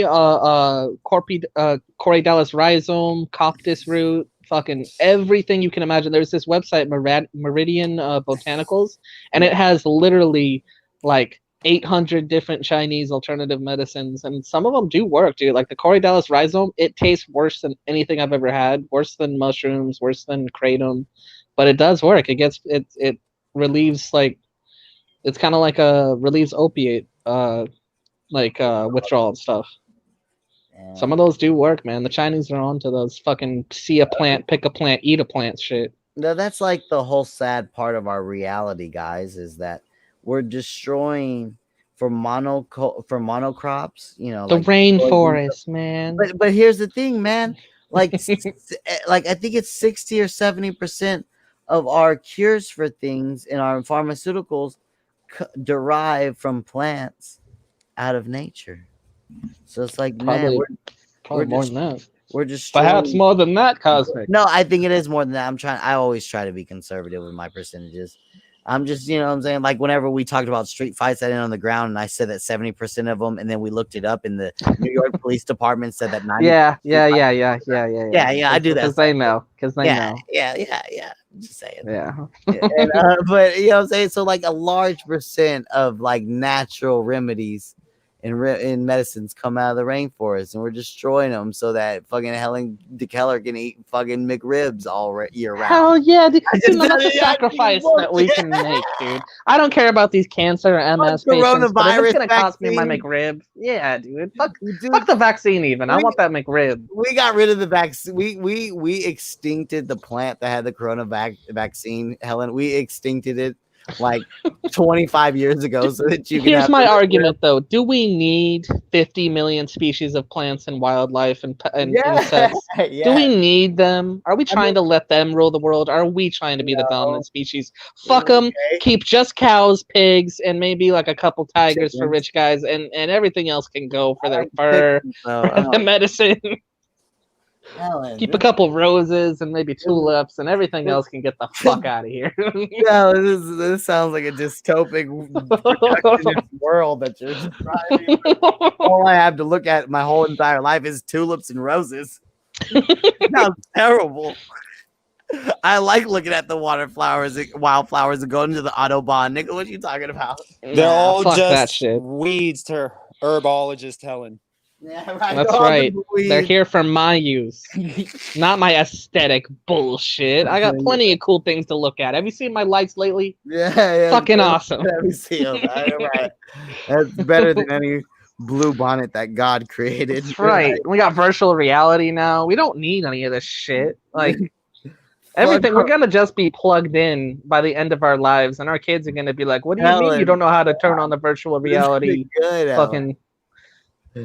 It's so real though, Ellen. It's so scary and real. Oh, I'm ready. I keep saying I'm going to be the first guy that gets the Elon Musk brain chip. I'll test it. no. Dude, same. I'm gonna be saying. googling As shit in my soon- head. Look, guys, you can hold me to this shit. As soon as they say cash money is done, I'll be like, all right, guys, I'm about to go live back in the woods. Like honestly, I'm not even going that far into like chips and all that. As soon as they say, okay, we're gonna get rid of money and we're not gonna have a cashless society, I'm like, well, that's the new world order. All right, guys, I'll see you later. You want to come It was visit fun. me? I'll be on a plot of land in Wyoming somewhere. Peace out. I'm not doing this shit. I'm definitely gonna be, at least I'm being radical and making it seem like I'm gonna be one of those frontier men. I'll at least be one of those hippies living in a tiny home out in the country. Yeah, but you're gonna have I want fight to have a thousands of other series people. of tiny Yeah. homes. Like I want to have 30 tiny homes that I own all of Yeah. them. You Just wanna make be a my own tiny- little- You want to be There a are- tiny home slumlord? Yeah. There are those tiny homes you can buy for like something like 200,000, and they're like tiny. They're literally like, I don't know, the size of the room you're in right now, and it has Yeah. everything in it. And Oh, those, you can but you can take them and put them on land where it's You no buy one's one- there. But it's Imagine all- the debauchery that could take place if you ran your own tiny community. but Helen, the thing is, like, you can buy one for 200,000, right? But you could seriously like, build a decent Build ass what? 50. That's what I say. saying? That's what I say. River sends me sometimes that are tiny homes for like 200,000. I'm like, dude, give me a couple give me 100,000. I'll It's go buy the Mexican. materials. I'll hire some Mexicans at the front of the Home Depot, and I will have this shit done. Like, yep. Just- Give me a week, yeah. and that shit'll be all done. Done in a fucking month. Yeah. Done. Dude, for real, Helen's got it. They're not that big. They really aren't. I'm surprised They're they can not. fit a kitchen, a fucking quote unquote I living get room, and a bedroom all in one of these tiny fucking homes. It's ridiculous. But people like that shit. There's certain people, you know, who enjoy fucking the idea. It's more the scenery, I think. It's the idea of like, oh, I can put this tiny home and take it to like the middle of a nice field and just like live out my days there, which is kind of cool. You know, it's kind of it's very what's the word? Where you ever see the episode of Viva La Bam where Bam bought like 60 mobile homes and put them all on his he bought his property own and acre of land and he made built it his a own, little like, town? Yeah. I dream of doing that every day. I want Kenny working at the town hall. Yeah, Oh, like, Kenny, Kenny can be the mayor. I don't give a fuck. the mayor making all the permits for people's building ideas. Yeah, exactly. Helen, what's weird is how different we've gotten from our grandparents who were like trying to have a bitch pregnant and married by like 20 and how there's a bunch of there's half of our generation, right, is either like living off teeny homes or doing something like that, right? And then there's the other half of our generation like us who's like, okay, my grandma's gonna die, I'm gonna get this much money, my parents gonna die, they own this much on their mortgage, I'll pay off their mortgage and I'll live off their house and pay the 500 property taxes. That's how I You know think. what I'm saying? You know what I'm saying? That's a lot of us. You know what I'm saying? We're going like, that's the route I'm gonna go down. Pay off my That's the mama's only debt. route we have for a lot of us. There's Yeah, no I'm other killing fucking that way. Yeah, man, it's like my mama's mortgage is way cheaper than any bullshit ass apartment I want to move into. You know what I'm saying? Like, might as well Right. help her out and stay here whenever she goes back to Mexico. Like, fuck it. You know what I'm saying? Like, Or when she suddenly has an quote unquote accident, and then you get the place and you're good to go. you know, that day after she gets that new life insurance Life policy. insurance policy, yeah. Once she gets that, and then it gets bumped up the week before of that accident, it's all good. Bellin, the HIVs. Remember when we talked about relationship HIVs? I have a YouTube HIV from the true crime community. I'm addicted to primarily 2 true crime channels that I watch religiously, and I'm totally into it. But just that, you know what I'm saying? And it's rubbed off on me. And I can tell you what, if you're a woman, there's 2 things one thing to guarantee the death of a woman. First off, selling your pussy on Craigslist and getting a life insurance policy. If River tells you tomorrow, like, hey, Helen, I'm going to pay some rent, I'm going to sell some pussy on Craigslist, and I'm going to get some life insurance, like, that bitch is going to be dead tomorrow. Like, definitely. Like, there's no way it's not going to happen. Every woman that has ever been killed in the world, Helen, has either had a life insurance policy or was selling pussy. And you know what I realized about bitches selling pussy? They are like the weakest drug dealers, right? You know what I'm saying? They're like the most vulnerable, physically weak drug dealers. Like, you know what I'm saying? Metaphorically. Like, they can't go to the cops. They can't really run to the front desk. You know what I'm saying? They're like someone who's kind of stuck in a weird, fucked up position where, like, oh, I got fucked over, but I really can't say anything. You know what I'm saying? Like, it's a fucked up world out there. The misogyny, right, Helen? The patriarchy. No, patriarchy. Down with the patriarchy, man. Fucking You guys fucking. aren't red pilled enough. You need to grab them by the. Helen told me Go by the yesterday he wants rational man. pedophiles reading books to kids in libraries. That's what he said. I did say that. We're not taking a hard enough stance. People are criticizing your ability to take charge of building a tiny home, Helen. in the Yeah, chat. I see that. You ask your Mexican. dad to come over and hang a TV and put curtains up and build a bed frame and build a dresser, and suddenly you're not able to do anything for yourself. Oh, Helen. That's just a little critical, I think. I think so too. I mean, I put together Motherfucking literally nothing in here. I put the lights up. I put the lights up. Yeah, I put even he built the stand fan for me. He built my laptop. Fucking stand fan. You just plug in like 3. I need a little help getting this cover on and stuff. And he mounted the TV. He put my mirror up. He put my bed together, my bed frame and the headboard, the dresser, the corner shelf, and the kangaroo desk pouch, and the curtains. You know what I put together? I put together the shower curtains. That was all me. That was an endeavor. Yeah, it took a little while. My arms got tired, but I got it done. Felt like a man afterward. But here's what's important: is your room clean? It is. I would say it is. I doubt Jordan Peterson, be proud of you. it. There's only one way to find out. Hold on. Yeah, I'll give you. I got. I'll even turn on the lights so you can see it better. Besides clothes on the floor, I mean that's reasonable for a young man. Got a pretty clean dresser. Got my TV. I got a pretty good walkway. I mean, it's just clothes, Pampers. You gotta put together. The bed's always put together. His room was designed by Mersh. I'm a grifter. River, if you can, go try to find old Jimmernam episodes and please watch. She's seen them. They're not good. Empty Coke cans. Yeah, it was funny when you were there and you were a part of the chaos, but going back on it, it's hard to rewatch old Jimmer stuff because just like, I know him now. I forgot to put soap in my toilet. I was gonna clean it. Now, Helen, like, why is my toilet blue? Why do you always walk around naked? I'm not naked. Yeah, You're he's practically naked. He's in his box. I'm comfortable, Nick. What are you talking about? He's really. Anyway, Helen, this is why I'm gonna let you pass. No, I'm not gonna let you pass. I'm gonna make you feel bad. I'm gonna make you feel bad. See, I know it's easy to say these little jobs. Come on, guys, it's not a big deal. Just little jobs. But Helen, this is why they're important because they're pivotal points in your life. You moved out. You did some man shit. The least you could do is look. Hell, I know it's gonna take you like 3 hours to mount your TV, but the least you could do is watch 18 I helped. YouTube videos and I held it up, kinda. Okay, great job. I'm just saying, Helen, you could have fucking Cosmic. Do you think that he was holding it up in air quotes, but that his dad was lifting a primary portion of the TV?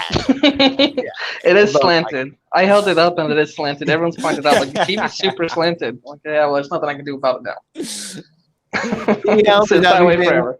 He held it up. He meant when they were coming up the stairs with the TV. I don't like how we're so comfortable with Helen pissing on stream that we just didn't even talk about it. I am. I just cleaned the toilet. I can't see it all.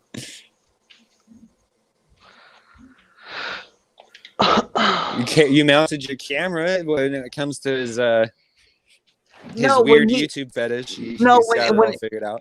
No, yeah. Let me tell you, when it comes to junkie resourcefulness, yeah, Helen's fucking master at that. When it comes to doing things the Hank Hill right way, Helen's my dad.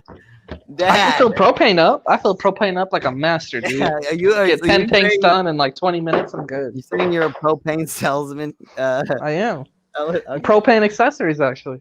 Even the accessories as well. Damn. I finally, out of every gas station and a grocery store, there's always those propane things. And I moving around the grocery stores all the time, cleaning windows. And I think it was the other day for the first time, maybe I acknowledged it, but the first time I really there's I think it's called America something. There's the fucking propane guy. Like there's him trading out people who come and put their empty ones in for the full ones. Like there's the guy actually switching them out. Like I never seen that. I seen the water guy come before. I see the Brinks. Did y'all see that video of the dude in the Bronx? All he did was he pushed over the armored security money guy. He pushed him over and snatched his bag of money. I've said forever, those are the easiest things to fucking rob. I see those guys all the time. I never see every Wednesday at 12 to 12:30. I used to take pictures of it every time I pull up to my work. And I talked to the guy. He's so cool with me. He would never see it coming. We talk about vape and shit. I mean, allegedly, yeah. I never posted pictures with the exact timestamp for over like a year. But you would never do that.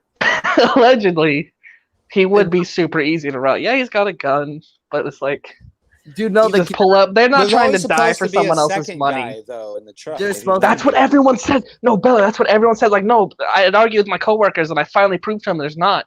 At least at the one, there are sometimes, but a lot of times there's not, I think, because they'd be like, no, he's just the driver getting out and giving the money. There's another guy in there. And I'd be like, no, look there's not. And like, we'd wait and we'd watch. And 3 different times there was no one else there. There isn't. There's no one else in the back. One guy. What I was always taught is that there's a driver guy with the fucking, he is like one of those, like, at least around here, they got like those things they whip off their chest. Like it's on their chest. They don't even got to pull it out, no holster. They fucking, boom, will fucking take you out like the Secret Service type shit. You know what I'm saying? And what I was told, there was the driver who was armed, and then there was the guy in the back. Then there's a guy with a rifle, and there's holes, at least on the ones I see. That's like an old school thing, though. I think there's holes to stick the rifle out and shoot your bitch. That's an old school thing, dog. I think that's more of a myth too, fool. I think it's a movie thing, because you know how many people, if that ever did happen, like actually happened in real life, how many innocent people be getting shot and killed? Fucking, I'm terrified of those guys, Helen. I don't play around those. I always imagine being in their shoes, and I bet the first like 6 months is nerve wracking. You got your hand on your gun, seeing everyone, because he's parking in front of the gas station, and there's customers, there's homeless people around, like they're walking into the store, like right behind him or in front of him. But he gets so lax now. He's so fucking lax. Like he's talking to people, vaping for the 3 minutes he's there, buying like a quick vape or whatever. He's lax. It becomes normal. The money bag around like a football. The homeless just throwing it around like that. When I used to work at the mall, and when I would close, I was the assistant manager, and you'd have to take all the money, put it in like a sealed like bank bag. I'm the assistant manager. Isn't this great? I wanted to say that to you, but I didn't want to interrupt the assistant manager. So go ahead, Dylan. So You gotta what the policy for a lot of the stores in the mall is you would take the bank deposit and you would just go across the street to the bank and like just go deposit it. And you know, it's like if you're parking in the parking garage, it's like not even worth going all the way up to your car because it's such a farther walk. You might as well just walk across the street. A couple 10, and so 20, 30 G's. During the holidays and shit, bro, I'd have bank deposits. I would have 2 fully stuffed bank deposits with like $34,000 in them, and would just be walking down the street to the bank on my way to go throw the money in. And like so many thoughts, like first of all, if you ever worked at this mall, you should know that at this time when the mall is closing, anyone that's walking to that bank probably has at least a few $1,000s on them. And more during the holidays. And there was a lot of people that you would see every night. Like, oh, there's the Journeys girl. She's walking across. She's got her fucking 20,000 or whatever she's got in her bank deposit. And the other thing is just like, bro, like, what if I just vanished today? Like, how long would it take them to realize the bank deposit didn't appear? You know what I mean? Like, I'd say probably a couple days, but to use that $36,000 to get the fuck out of here. And I just thought it was crazy that's how they expected us to do that. They didn't have no guys come pick up the money. There wasn't a system at the bank to transfer it over. Nothing like that. Yeah, I mean, there's people who pick up on those patterns who work around there, or even just people who are like, you know, are residential. They probably realize that's what you're doing. I mean, someone probably thought about it, like just play it out in their head, like we're playing out right now. Like, oh, I could push this guy over, or tase him, or stick a gun in him real quick and tell him give me the money and run off. And they played it out in their head. Everyone does that. I know everyone at my work. An iota of a fight, I'd have threw the money at them. It's not your money. You don't want to die for someone else's money. Bro, do you understand how many times I've stood in line for more than an hour at a check cashing place? Fuck a bank guy in his truck. Sometimes Casanova. Sometimes it's check cash, but how much is this black woman really gonna fight for all this money? Like, yeah. how much, you know what I'm saying? So Casanova was known for robbing those places, check cashing places, and he'd talk about it on DJ Bud. And he's had an interesting thing that I never really thought about. He'd go in with the partner, and they do the good cop or the good cop bad cop routine. And he'd go in and say, "Get on the ground. This is a fucking robbery. You don't want to be a hero and die for someone else's money." And his partner would be saying, "Let me fucking shoot him. Let me fucking shoot him. Yeah, they're not giving up the money within 3 seconds. They're not giving up the money. Let me fucking shoot him." And he's like, "No, be cool, be cool." And if you had 2 guys with guns running in and one of them is saving you from being shot from your quick, like, not being able to analyze the situation, I'm probably going to give the money even faster, you know? Yeah. I get it. I mean, does anyone ever tells people to get butt naked when they're getting robbed too nowadays? Is that like an old school 80s, 90s thing? No, that's what Kevin Gates was talking about. Kevin Gates was talking about how, like, if he ever gets robbed, he goes, just know if I get robbed, I'm diving for the gun, Wody, because that's how we used to do it. I've been on the other side of that, Wody. So you try to rob me, I know what you already think. I've been on the other side. Put your pants in the bag, nigga. You know what I'm saying? He did it just like that. He said, and I was like, and even the interviewer was like, what? And he was like, yeah, bro. Back in the day, you take a nigga whole pants because now you got his car keys, now you got his phone, now you got his wallet, and you got any shit he got in his pockets. Goes, I used to joke about that on Graveyard. I said, man, if they tell me they're robbing me, get butt naked before they can finish butt naked, I'm fucking butt naked, squatting, fucking, just like flash taking off my clothes, just start taking a shit on the floor. Just in case he has anything in his cavity. Go like a wild animal, just trying to get the guy to get grossed out and leave like a skunk. Start shitting, pissing, crying. See, rolling around in it. Don't touch me. Don't touch rolling around. I have AIDS. I think Wendy said this to make fun of me, but I used to really think that, Wendy. I used to really think there was a guy in the back with a street sweeper peeping through the windows going, I wish a motherfucker would. I used to really think that. I'm not lying. Up until like 2 days ago, I used to think that. There might be in some cases. Oh, I don't know about the whole thing. We should look it up, though.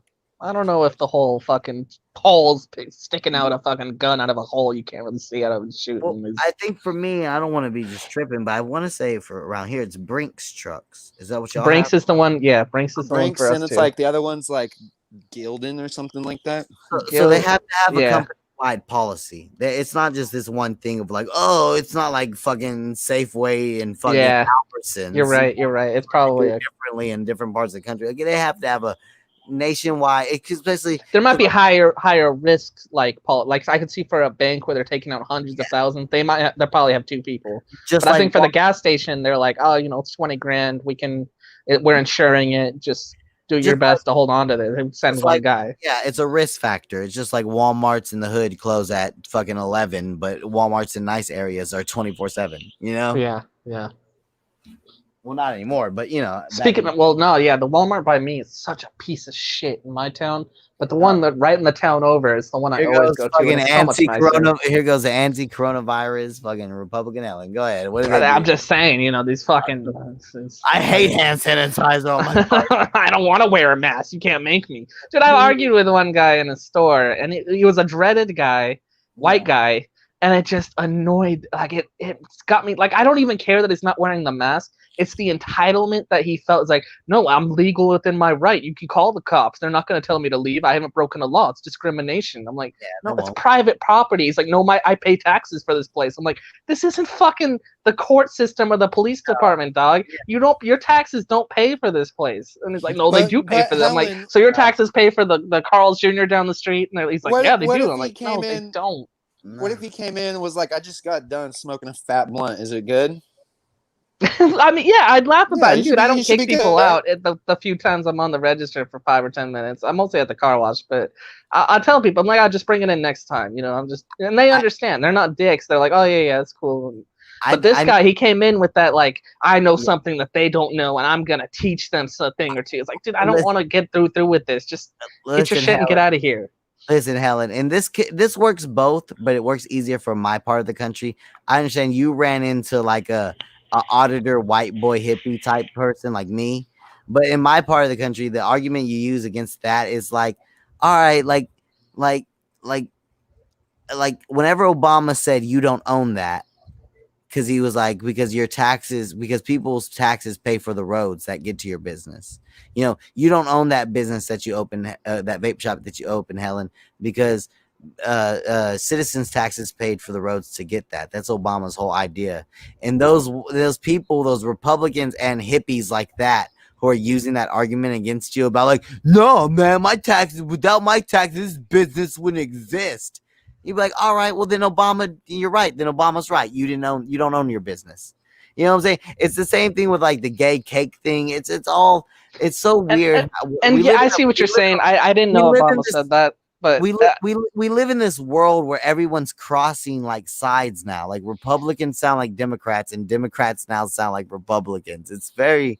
If he even said that, I still would think he's a fucking idiot, and I'd be still pissed at, not pissed, but like pissed at his stupidity, not pissed at anything like a personal grudge. It's like, wow, God, you're dumb. He was going full like city hall auditor. Like, yes, that's what I'm saying. And it was the week I was watching hundreds of auditor videos where they're doing on a federal property, and that's why Biden signed the thing where federal property need to do that. That's going to hit the auditor community who go to the postal office all the time, and they're doing the mask thing, and they're telling him, no, this is poster 7. You can't tell me, and they end up being right every time, but they can't do it now. But his whole thing was like, I asked him, that's where I came from, because I saw the thing and the auditors, and they're like, well, my taxes pay for this place. So I asked him, I said, do your taxes pay for this place? He's like, yeah, they pay for this place. And I just like, I just felt the most dumbest fucking vibes of like, it was infuriating. I'm like, all right, dude. And the thing is, he already paid for propane and would make them pay afterwards. And we already filled up his propane, so I couldn't just kick him out of the store. Like it would have been the one time where I'm like, dude, get the fuck out of here. You're being trespassed, like verbally. Get out of here. But I had to ring him up, and he's just arguing and arguing. I got so fucking mad. I'm like, God, you're dumb. You're making auditors look stupid right now. Like, go do this at a postal office. But hold on, let's just reduce it back. He just doesn't have a mask, though, Helen. Why are you getting so mad that he doesn't have a mask? It's not even that. Like I said, I don't really care if they have a mask. It's the entitlement. Like you could tell he came in purposely doing the false like like ready to do this, information thing. ready to argue with you. Yeah, and I was like, dude, this is not how this works. And he's like, no, police won't kick me out. I'm like, Spurgy attention horse shit. Exactly, dude. It's like, you know what, dude? I get what you're saying. Go fight for that lady in North California who had a restaurant shut down while the Hollywood industry got to open their restaurant right across the street. Yeah, and that's totally do fucked that up. fight. Go do that fight. Don't do this fight. This fight is you being a bitch. Yeah, that fight is the fight where you want to do the Corona fight. Go fight for that lady who had a restaurant shut down while Hollywood got to do their shit. You know, go across the street. Go fight that fight. I'll give you a pat on the back. And you know what I'm saying?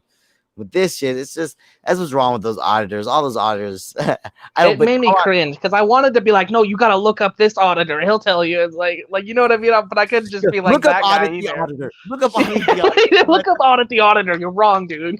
I went to a audit the auditor is the best, right, Helen? He is. I've watched all of his videos. Same with Lackluster. He's also like audit the auditor. He's real with it. They're real with it. You know what I'm saying? They're not going to take the sides of the auditors to be spurgs and anti-government. No, they tell you straight up where they're wrong and where they're right. And where the cops are wrong and where they're right. You know, it's good. I went to a Chipotle with my buddy like a couple weeks ago, and I had like a moment where I almost kind of became partially that guy that Helen's talking about. Because I went into Chipotle. I always wear the mask when I go into restaurants, right? Because I don't even care. So that's when I wear the mask as I go into restaurants. And then I walk into the restaurant and there's an employee sitting at a table right in front of me just on her phone with no mask on. And so like I go to take my mask off and I start kind of talking loudly like, oh, I guess we're not wearing masks in here. And I go to take my mask off. My buddy's like, whoa, chill out. Like, it's all good, bro. Like, let's not do that right now. And I just kept my mask on and just kept kind of talking shit loudly. But then when I left the restaurant, he was like, dude, she was probably on her break and like eating. And I was like, no, fuck that. Because if I can't sit down and eat in there, then no one can sit down and eat it. How is she? So she's immune and I'm not immune? No, fuck that, bro. You go eat in your fucking car or go eat in the back or some shit. I don't want to see that shit. I'll take my mask off. Yeah, Bellin. And I don't even blame you for that. You know, that's slightly more respectable than trying to make a point. Like I said, kind of. I didn't even need to do that because here you walk into the fucking 7-Eleven and they make fun of you for wearing a mask. So it's, you know, I really should. I needed to chill. Well, they'll make fun of you. I would love to see those guys have like a fucking undercover health department walk in like, haha, you're wearing a mask. I keep and they're waiting like for that. like, and you see on the news fucking local 7-Eleven shut down by a health department. You know what, Helen? But you know what? It's every gas station. It's every single one. Helen, you know what I would say, Helen? That if that happened, it would be totally jarring, right? But you know what should be equally jarring, Helen, is the fact that doesn't happen. Right. We've had a health department come 2 times throughout the pandemic, and when the first quarantine happened, we were all expecting, like, they gave us like what to say if the cops pull up and they shut down the car wash, because we're thinking, oh, we're not essential, but we're just going to keep doing it till they tell us we got to close down, though. But they never did. They did do it to the pet grooming. I don't want to dox my fucking to 2 businesses right around me, and this is where we could see them, and fucking they got shut down, but we were apparently okay. Jesus, they got shut down. That's terrible. Yeah, the dog got shut down. We saw cops out there writing them a ticket. They were pissed. Listen, there's too much royal oil money in the 7-Eleven franchise for them to ever have that happen. So I think that they're safe. That's a good point. That's a good right. Point. No, I want to give this to Helen's credit because I remember when I was riding around looking for window cleaning work at the medical places, I was desperate as shit, Helen, because all my salons and barbershops, they were shut down, bro. They were not showing up. There may be the owner would be just sitting in there crying and watching TV and smoking a blunt. That was like the most I would ever see. The owner would be in there crying, smoking a blunt, watching his TV. You know what I'm saying? And that was it. But other hand on his head, stressfully.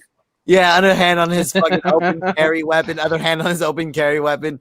And and at the same time, Helen, there's 3 or 4 dog groomers around me, and they all stayed open, bro. Until I don't know when they decided to close, but I remember specifically driving past them and bidding on their jobs. I'm like, hey, let me clean the windows or whatever, right? I remember leaving those spots going, well, wait a minute. Like, how can you allow dog groomers but not a It's an barbershop? essential business. Yeah, I That know. It's doesn't retarded. seem right. There's a Like, haircut place, and they are kind of on the same vibe of fuck masks and yeah. well, both the haircut places I go to, the one small businesses are on fuck mask. I know. You're right. they are, and I don't blame, especially haircut places. They're Oh, pissed at it. You know, small they business. feel like we're getting the short end of the stick, and I can't even blame them, dude. It's their livelihood, you know.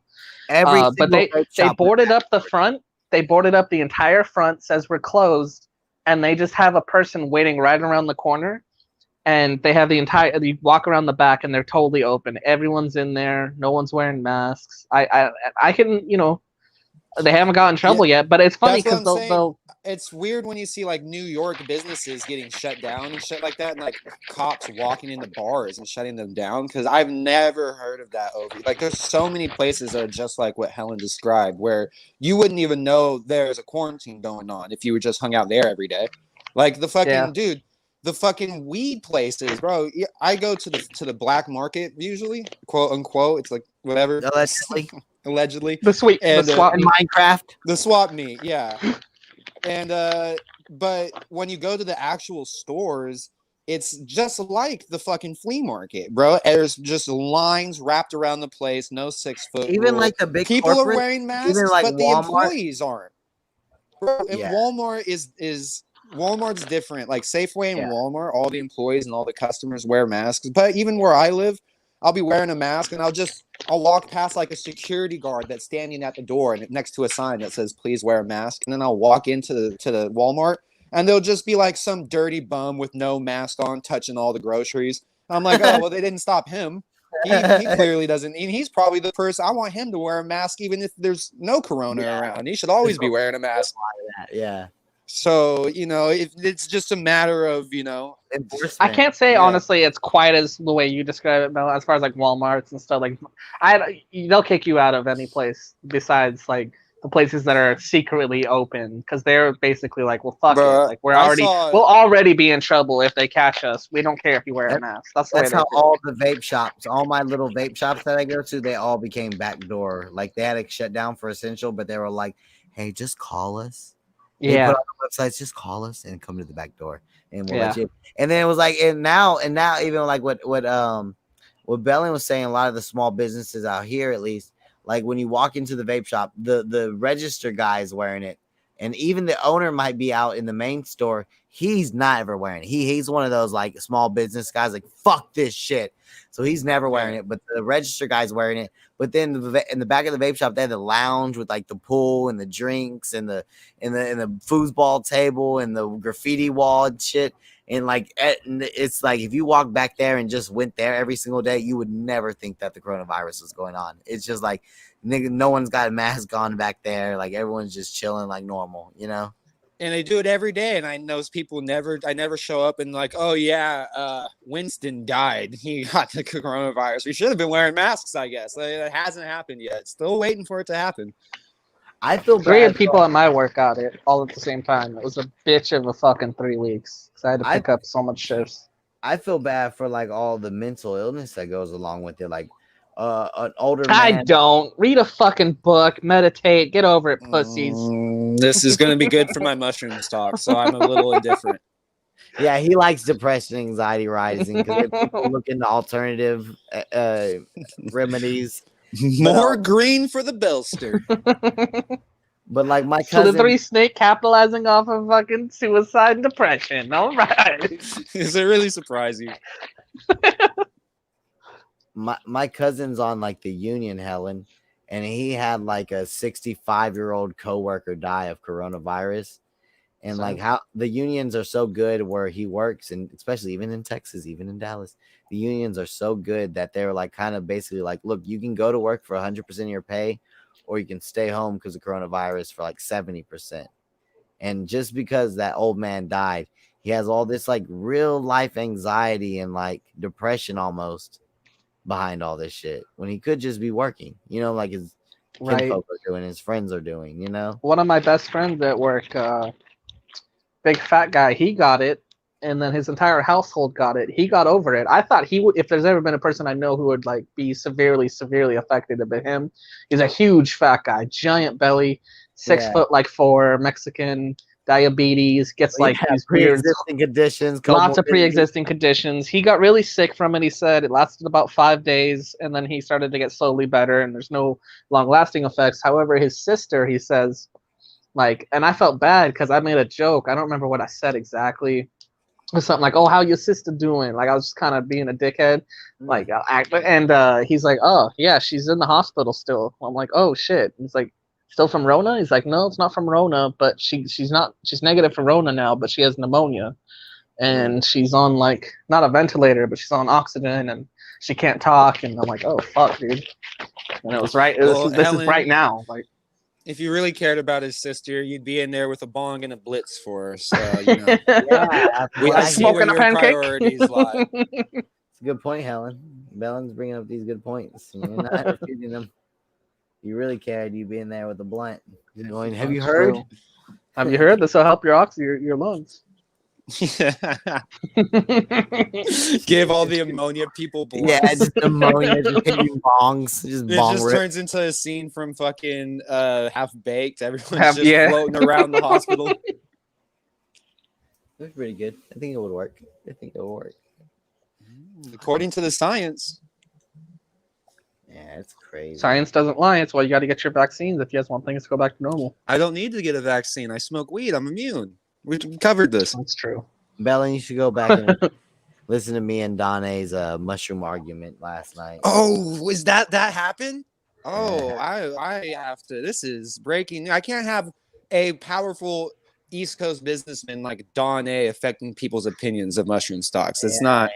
That's not good. Trying for to me. lobby it's not good for my against them. business. Yeah, the LLC might have to do some lobbying of our own. This is propaganda. Start putting out anti-Don A ads. Stalinism. Can you trust anything this man says? It's just black and white. I think I might need to. Gonna have to go look at this argument and see how I feel. It's pretty good. Don A was affected. I was like, Don, get up past it, buddy. Where do meatballs fit into the mushrooms? I was like, Don, they don't. He was like, hey, it's not for me then. It's so weird because like when you look at it from like the point of view of like self-development people, like Don A are so into like negative self-talk, Belen, and like, you know, the responsibility for your own thoughts and how they manifest your reality with your thoughts. Like he's such a big person in that.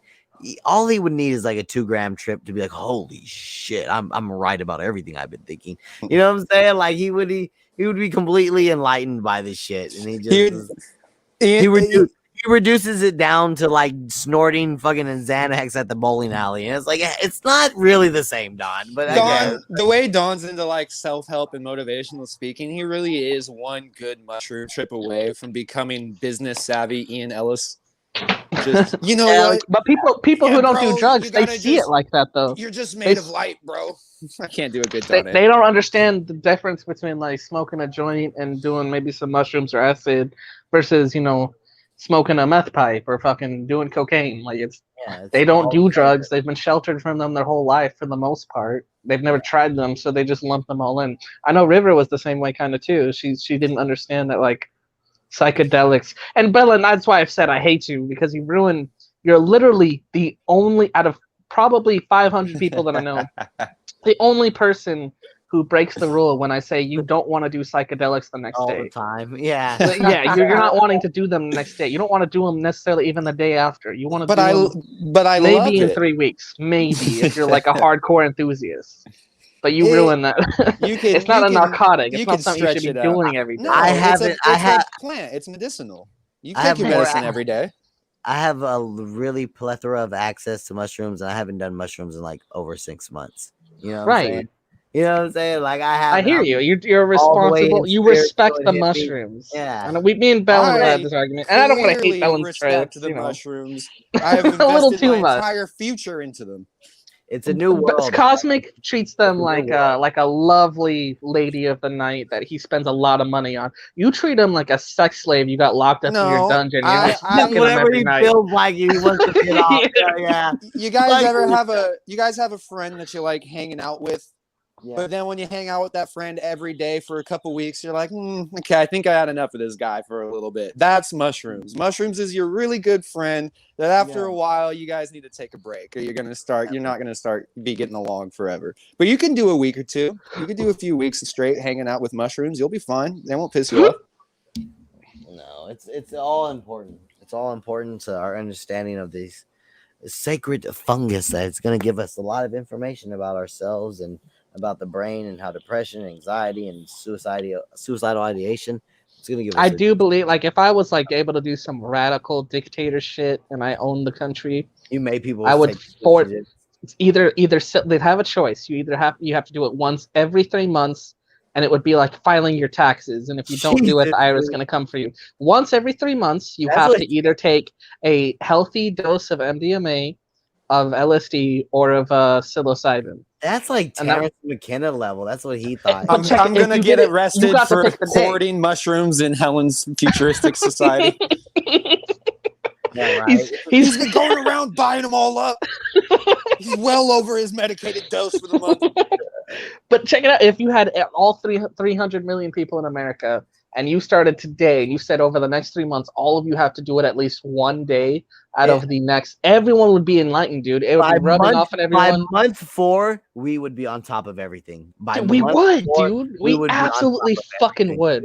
We would, Helen. You're right. Because even if you did it on the month 3, the people who've never done it who did it on month 1, they're gonna be still on this like different way of treating people. They're gonna be way more compassionate and sympathetic towards everyone. Everyone would be a better person to everyone. We would boost our what is that scale of happiness that fucking Finland wins every year? Morality scale or whatever. Morale. Yeah, you got it. Yeah, oh yeah, hell yeah, bro. We would be loving each other. We'd be out there hugging each other again and shit. It'd be weird. Absolutely, dude. Weird, but yeah, it would be weird at first, but it become the new norm, and everyone would be like, oh yeah, just took my mushroom dose last week. Just wanted to call you and let you know I love you. And, it'd be shit like that.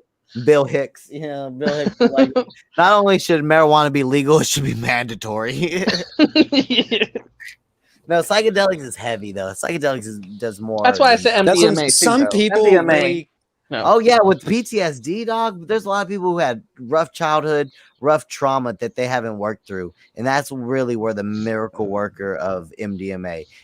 Anxiety, that's mushrooms work. Trauma, physical trauma, especially, that's the work of MDMA. People have been beat, hit, right, and then you could have little guidelines like, look, you have to take one of these, and if you're not sure which one's going to be best for you, let's go over what's going to help for the most statistically. You have PTSD and night terrors or whatever the fuck, anxiety. Addiction. Maybe some MDMA is good for you, And if you got addiction, maybe some acid's good for you. Like, yeah, acid and shrooms have done so much more. I mean, when it comes to addiction, acid and shrooms makes AA look like a pointless charade. It does. Absolutely. Let's be honest. It does. Comparatively, even let's talk about ibogaine and like the East Asia and in Mexico, where it's just the weird hallucinogenic, almost heroin-like substance that you take and it makes you go black. Ibogaine, ayahuasca. Yeah, all these things that honestly, psychedelic therapy for addiction puts AA to shame, because AA. They've said that. I think that is a slight misnomer as far as like. I think it does help some people. Yeah, I've read a lot of stories where like it'll help them for like the couple months when they drove or they flew to fucking Africa or whatever and had it happen, and then they felt like they were clean. There are a lot of people who go back into it, but that's why I'm saying we got to do it every 3 months. Yeah. Every 3 months. I'm just saying. I want to try one of those though. I think it's worth taking seriously. I think it's worth taking seriously, and given the attention it's finally deserving. Absolutely, it's at least worth taking seriously. And it slowly is. Look at Bell and Stonks. Look at Bell and Stonks. I see it. They're up.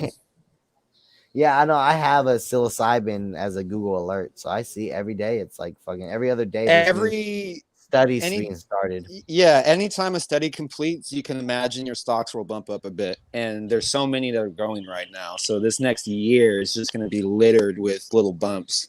And then like they're constantly new companies are getting into it. So like I just missed out. I feel like such a fucking idiot because I didn't have my alerts on, and I checked the fucking psilocybin website, and they're like, yesterday brand new IPO of a fucking mushroom stock, 9 cents. I go and I look, and it's like fucking almost $1 now.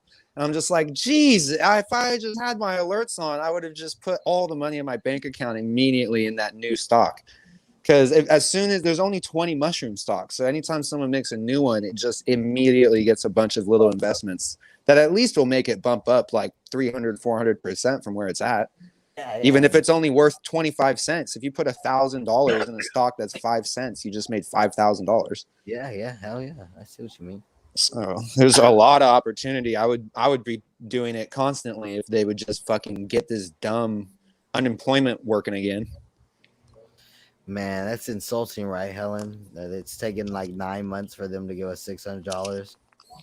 I mean, it's not great. Where is my I did my 2,000? I did my taxes, and it did ask for my. I didn't ask last year, obviously, but it did have a separate part you had to fill out for what your what stimulus checks you got. I'm getting. I'm gonna do my taxes. Oh, I think I am, dude. Because granted, I did work more, but I'm on the lowest tax Pieces income. of I think. shit. So I'm getting less this year than I did last year. This year I'm getting like, what was it, 1,400? Last year I got 1,700. I'm getting 1,300 this year. I'm getting 1,700 last year. And I think they're taxing. I don't know if that's what it is. I don't know if it's because I worked more and made more. I don't know. But it's better though. Yeah, especially if you work more, it's better. That's what people didn't understand. When Trump first took office, people didn't understand that, like, hey, why am I not getting my fat ass tax return back? Well, it's because Trump didn't tax you as much during the year, so you got more of your check during the year.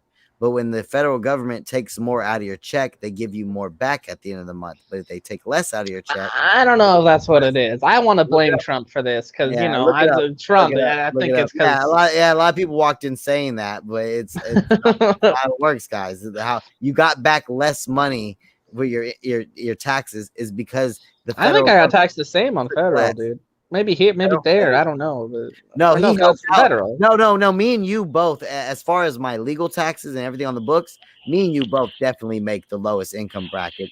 And Donald Trump has been the best compared to Obama's years. When I first started working during the Obama years. Comparatively to the Obama years, Donald Trump was way better for us, dog. That's fucking low. I have to usually file as a business owner. I have to file 2 separate forms because I was doing YouTube and DoorDash. And I made a lot more money after Trump made some changes because you have to pay hefty fees when you have to file that separate fucking 104 or whatever the form is for owning your own business. Yeah. And that shit wasn't as expensive the last couple of years for me at all. And I've definitely made more money. Trump, it's because Trump made it less. I mean, it was a good thing. Having a smaller income tax is actually, people don't understand it, it's actually a better thing because it means the government took less from you during the year. I'd rather you just not touch my money. Yeah, I guess you can bitch slap me around, take my money, do what you want with it, and break me off a percentage of it later. I guess you can do that. But I'd rather you just never take my money and just let me have it. You know what I'm saying? Like, I think I paid $2,200 in federal tax this year, and I can't really judge it from last year. Because I worked I only worked for like 7 or 8 of the months. So I wanted to give it a little bit of time because I'm assuming they're gonna do some weird fucking executive order where it's like reduction on your taxes because Corona was such a bitch and we didn't pay you no money for 8 months like we were supposed to. So that's what I'm waiting to hear about. I don't think it's gonna matter though. It's not retroactive. I mean, it's not gonna. They have it set in stone. It wouldn't work that way. They can't go back. You think? Yeah, because they've already handed out the W-2s and stuff. They can't just suddenly be like, oh, the people who already filled it out. Yeah, they might do it for this year or next year's taxes. But do you think they've been talking vague whispers about rent forgiveness? Now, I'm blessed enough. I live with people that are good with their jobs, and their jobs have done well actually during the coronavirus. So I'm all good, and a lot of my friends have seen that too. Mine are good. But they've been talking about because you know what, Helen? Believe it or not, there's some people out there that are 9 months behind on the rent. Yeah, man. There's definitely a lot of people out there like that. What is it, like 40% or 60% Americans can't afford like a $500 fucking you know what I love, emergency bill? You know what I love, Helen? I watched Donna like last week, and they talked about that, like how you can't evict people, and Donna goes, "Yeah, you can't fucking evict people." You know what I'm saying? So Don defending the renters. Yeah, it's one of those things. It's because he does rent. It's one of those things where renters and landlords aren't going, my God, it's a coronavirus and everybody's No, that's suffering their right money, now, son. and it's a poor tragedy. No, just stay. Don't worry about it, guys. We'll figure this There's out some in a but year. most We'll all figure it are out. saying fuck it. But most of them are at home going, well, I'll be a fucking monster. I'll be a fucking devil if I kick this fucking guy out and give it to someone who can pay the rent. Apparently, I'm a piece of shit because I want to make money. Apparently, I'm a fucking devil because I was like, there's a lot of Donnays out there doing it because they have to do it. California had it for sure. California had it because I remember there's article or like news stories coming up from the local news and in my local like news feed that of people like, no, this apartment complex is still kicking us out, and even though they're not supposed to, but at the same time, crack down. Would they go there and handle up though in California? I don't know, man. I don't know if they got in trouble for it or not, but technically they're not supposed to at certain times. That's where I'm a liberal right now, bro. You can't evict no one. That's where I'm a liberal. That's where I'm a lefty. It's fucked up. Yeah, it's fucked up. It would be nice if I wonder if there's people like me though charging for power and water and shit like that right now. If that's the stance we're gonna take, it's like don't even charge because let's make it cheaper for everybody. Because it's like I think there was some forgiveness on that too. It's like the average American can't afford $500 emergency, right? But so what's the deal with all these landlords that have been collecting thousands of dollars every month for decades? How you don't have no money in the bank? You can't afford this little $1,000 emergency that the fucking person can't pay your bills. So it just goes all the way up. You have to apply that to everything. Yeah, right. That's a fair. It's a fair point. But Bellin, if you have a $500 gold chain and anything does pop up, you can just go to the pawn shop and get that 500. You know, if you got a few thousands in mushroom stocks, yeah, and emergency happens, you can always take those stocks. You can just take.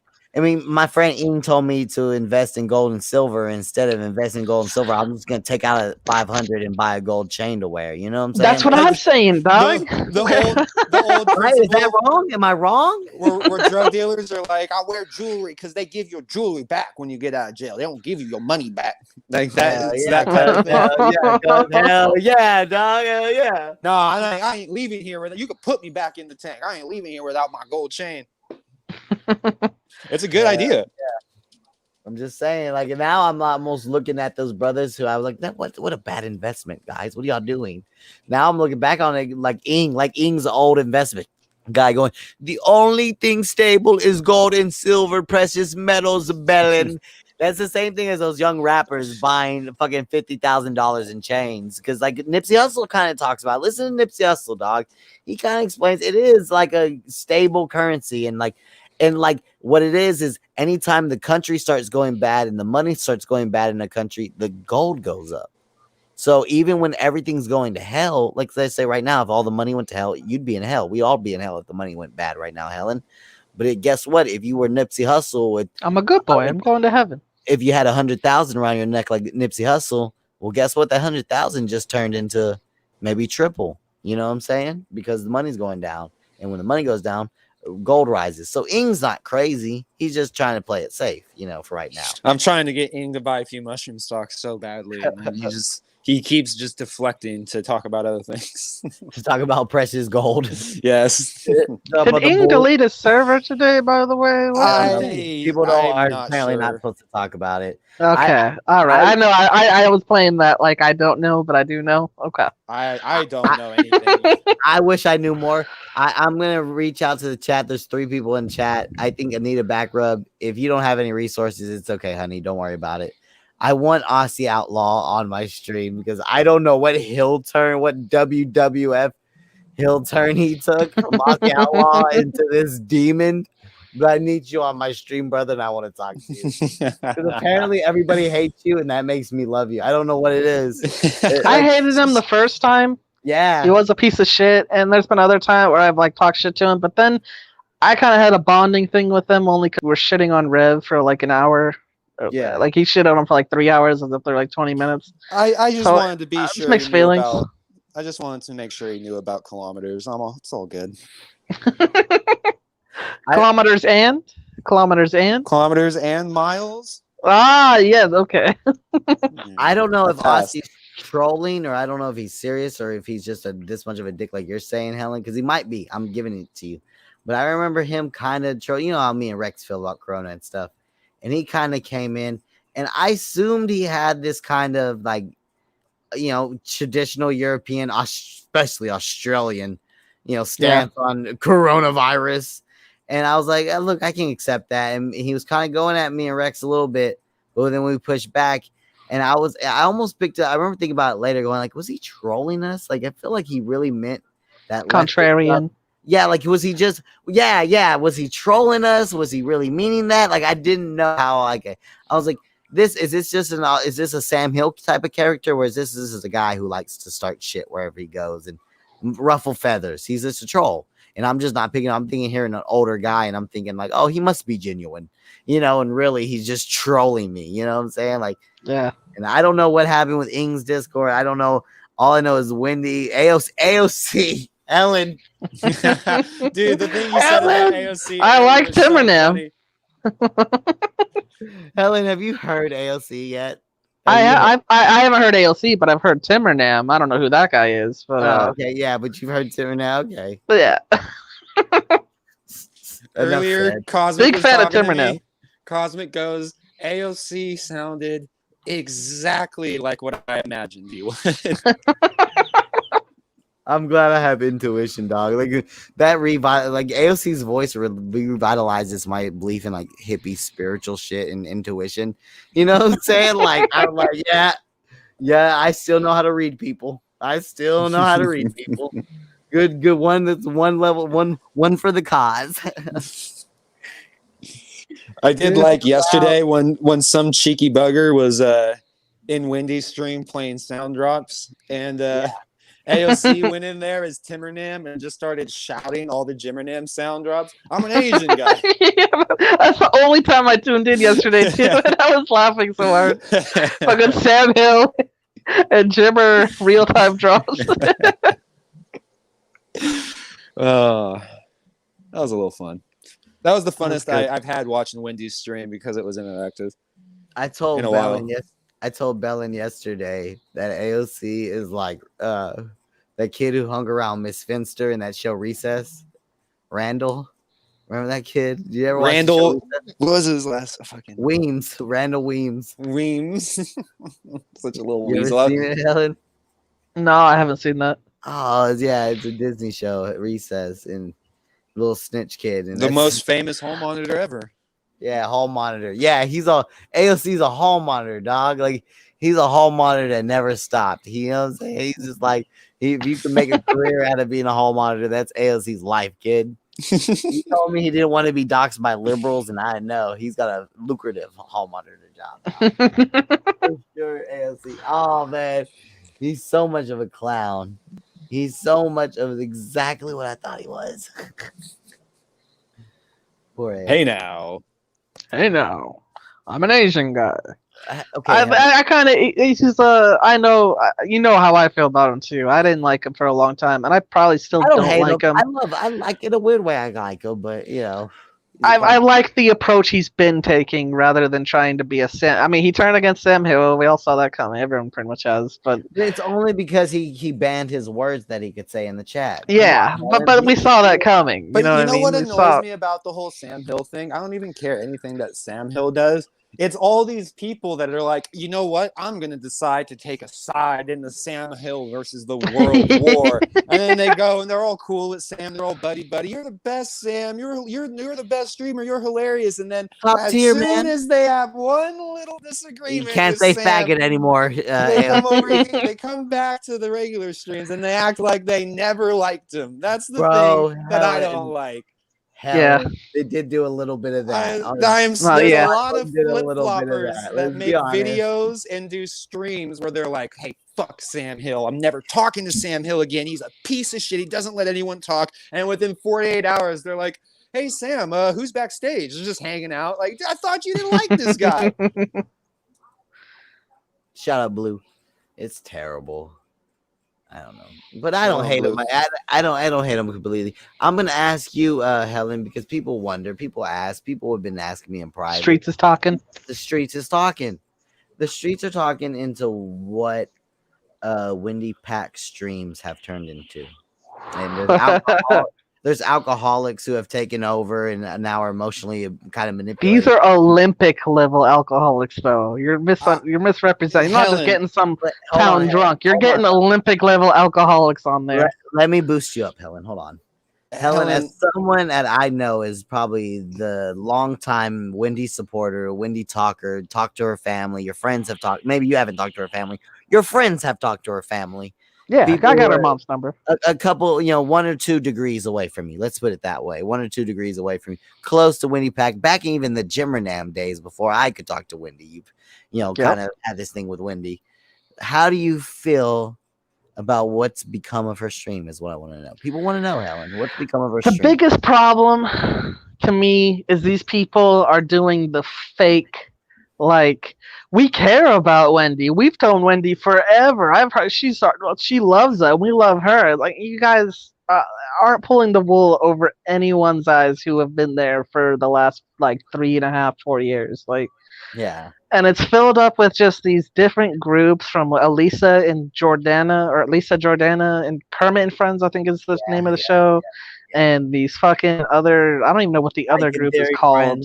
Like in Theory Friends too. And they're all getting on. I will say props to Wendy. She's been props to Wendy for just learning how to use StreamYard and go live. She knows how to use it better than Sam does. Yes.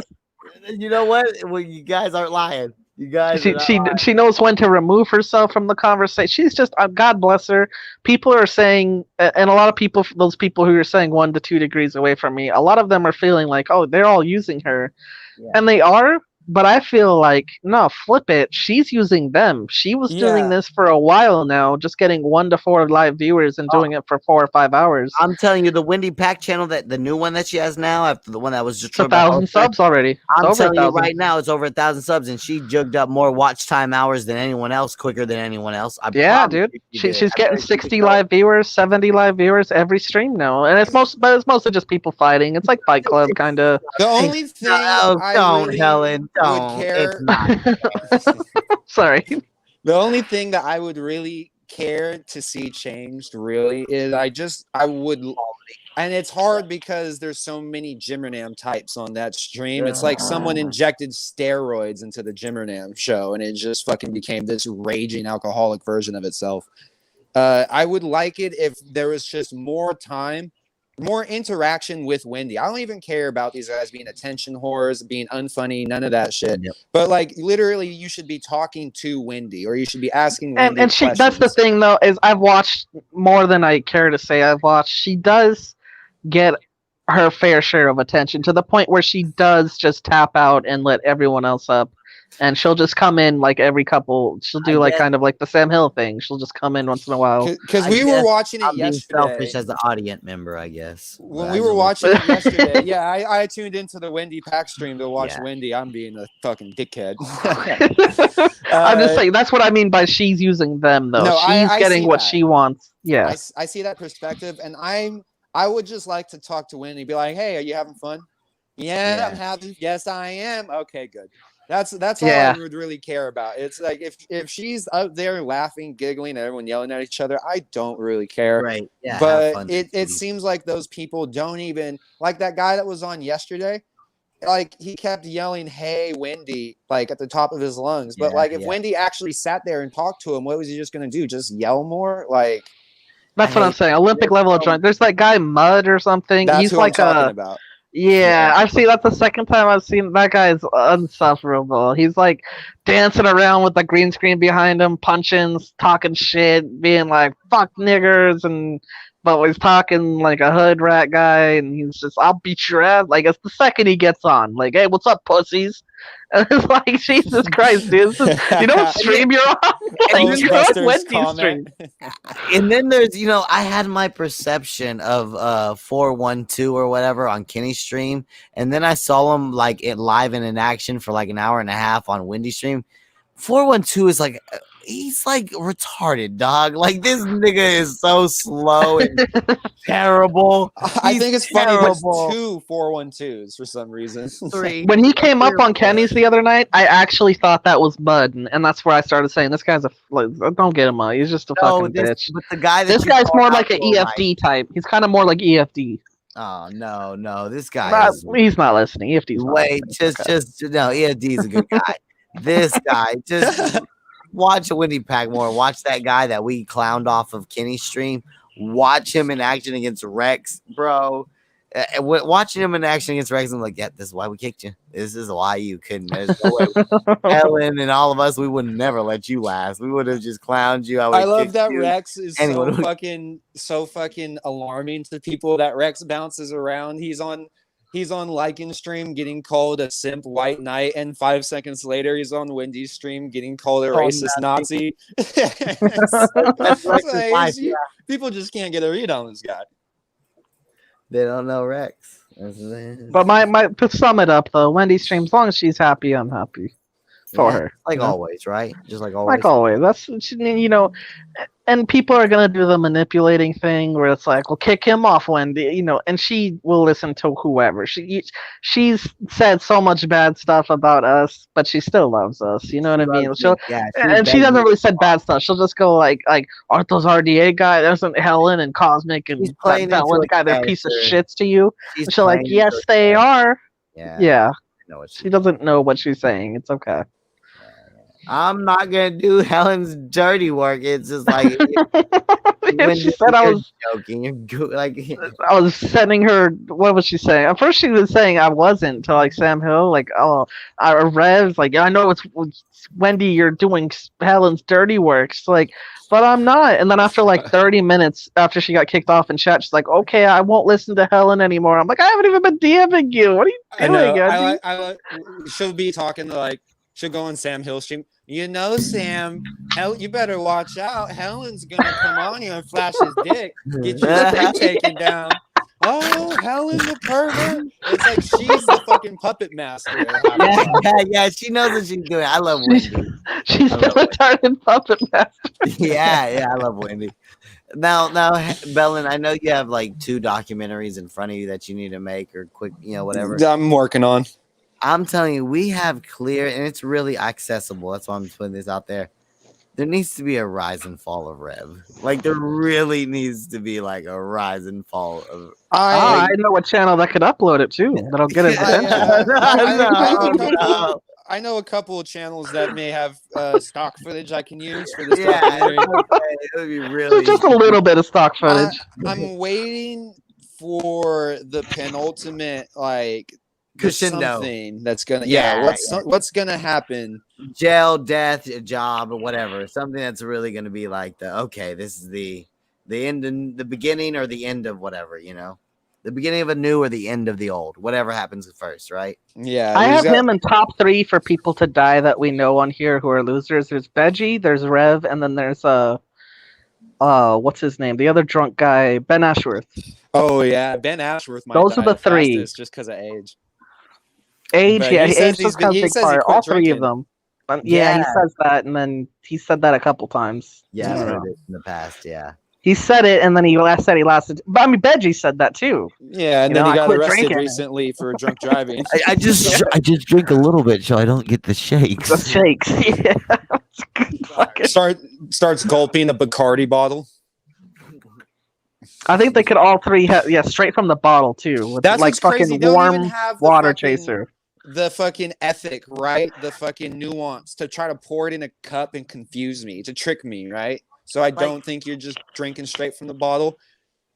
Like what you're saying is Sans Entertainment has more decorum than these guys. Yeah. Sans doesn't matter. Sans is honorable mention in this list because I don't think Sans is not dumb enough to kill himself. He's just dumb enough to live that life. Yeah, but he at least drinks with 2 cups, though, right? You know, he has a monster. Watch out, if there's anyone who pushes people to the point of wanting to swat him, it's definitely Kyle when he's yelling at people. And Kyle, if there's 100%. anyone that's going to say the wrong thing and get shot by the police when they're getting swatted, it's also Kyle. So you got to take that into account. Oh no, not Kyle! I'm not opening the door, stupid.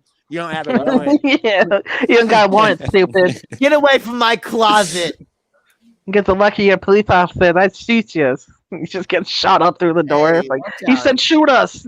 Look, We all have had, our entanglements with online love. You know what I'm saying? You got to watch out. Kyle is a new single man out there on the prowl. True. You I'm gotta gonna watch steal your out, bitch, boy. stupid. Get steal you good, stupid.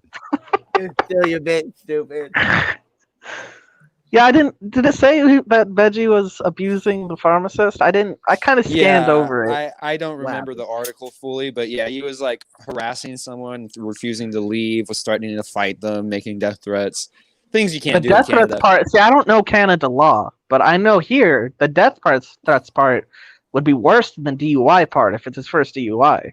Yeah, The death threats part, you do jail for that shit. They don't play around with death threats. I feel like you could as skate my on friend death Rev. threats. That's Rev.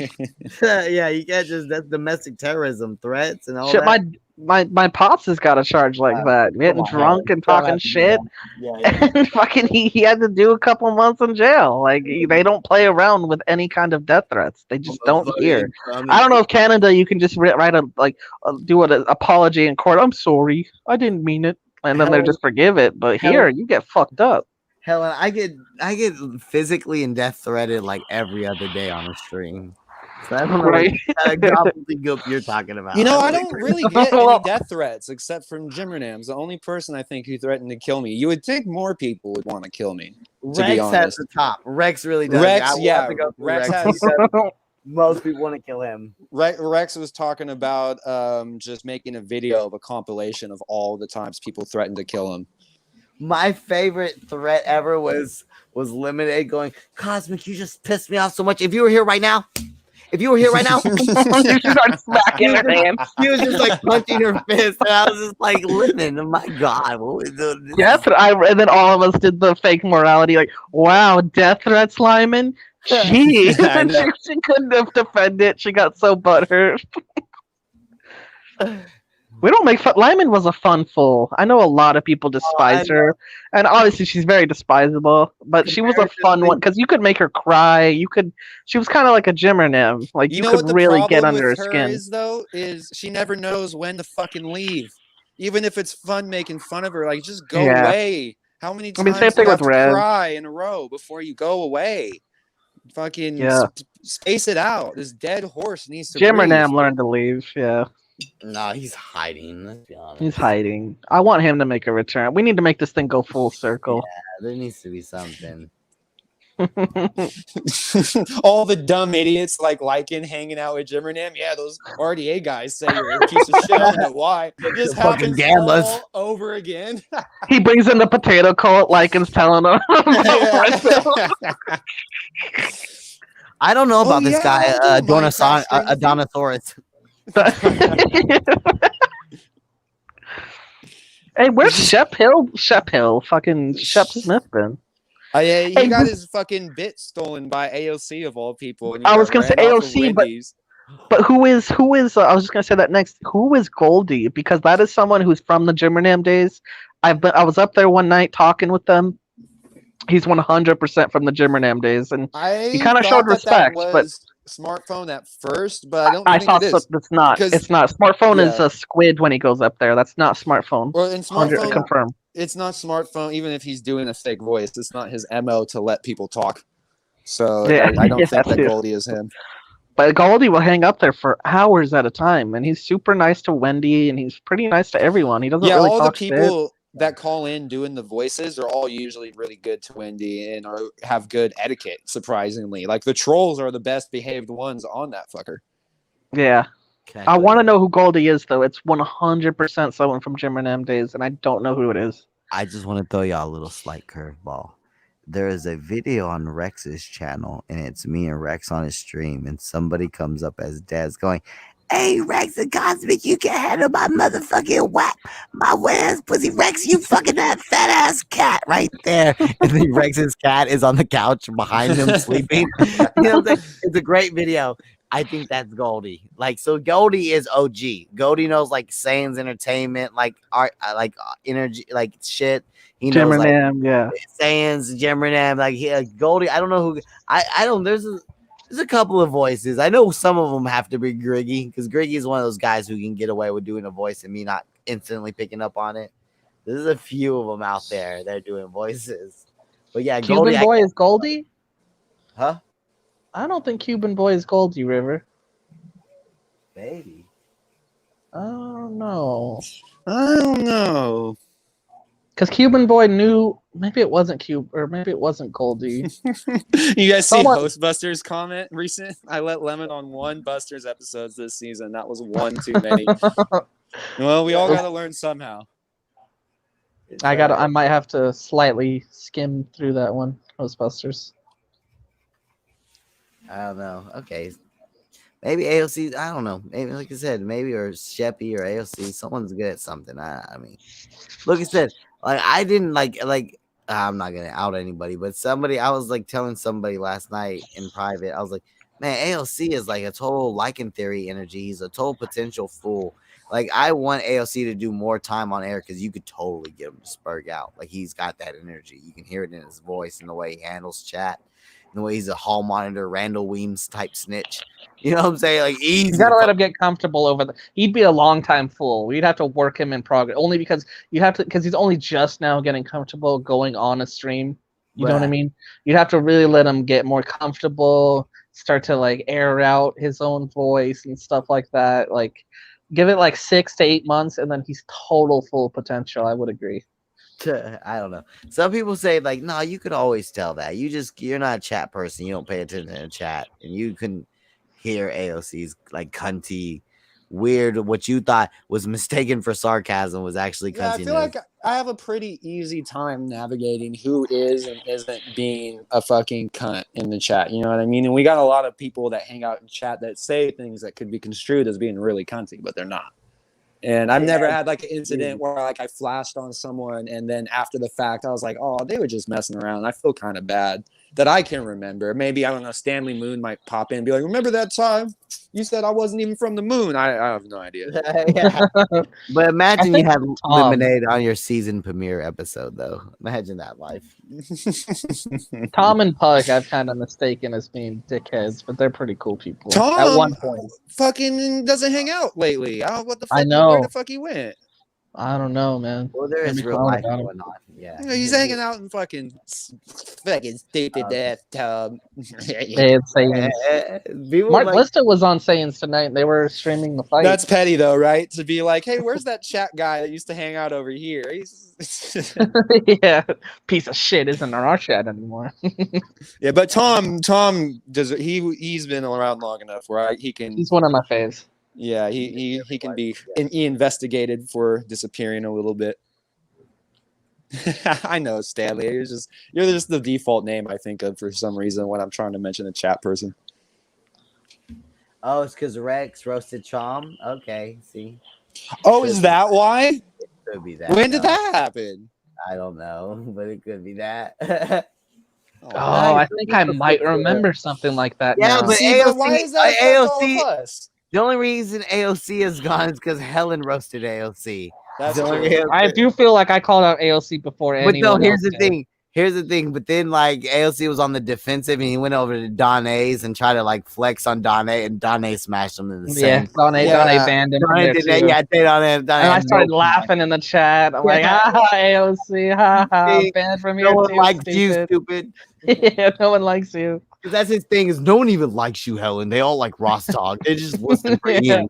Don't even like you guys. It's like Rex Cosmic and Helen ruined RGA. It's like, okay, stupid. We've been around for like years now. At least a year. Fuck out of here. I just don't understand, like, why can't you just listen to multiple YouTubers? Like, so if Rex roasted you or if Helen roasted you, why can't you go to Cosmic still? Why can't you watch With Apologies? You know what I mean? Like, it's very easy. Like, me personally, I'm pretty loyal to people, but if like Tom wants to hop in the chat and be like, Rex, you got fucking beer goggle glasses, I'm gonna be like, oh shit, beef. We got beef with Tom. Like, I'm not gonna give a fuck about what Tom says unless he's like, if I see Tom, I'll ask him cunt about and you. says some fucked up shit. But no, most of the time that never happens. In the last few weeks, I've had to come to terms with like, look, some of the people that I love in chat are gonna like people that I really fucking hate. You know what I'm saying? Like, and I just gotta accept that shit. They're here for entertainment. I had this whole trip a few months ago, and people are just here for entertainment and to laugh. You know what I'm saying? I get that shit.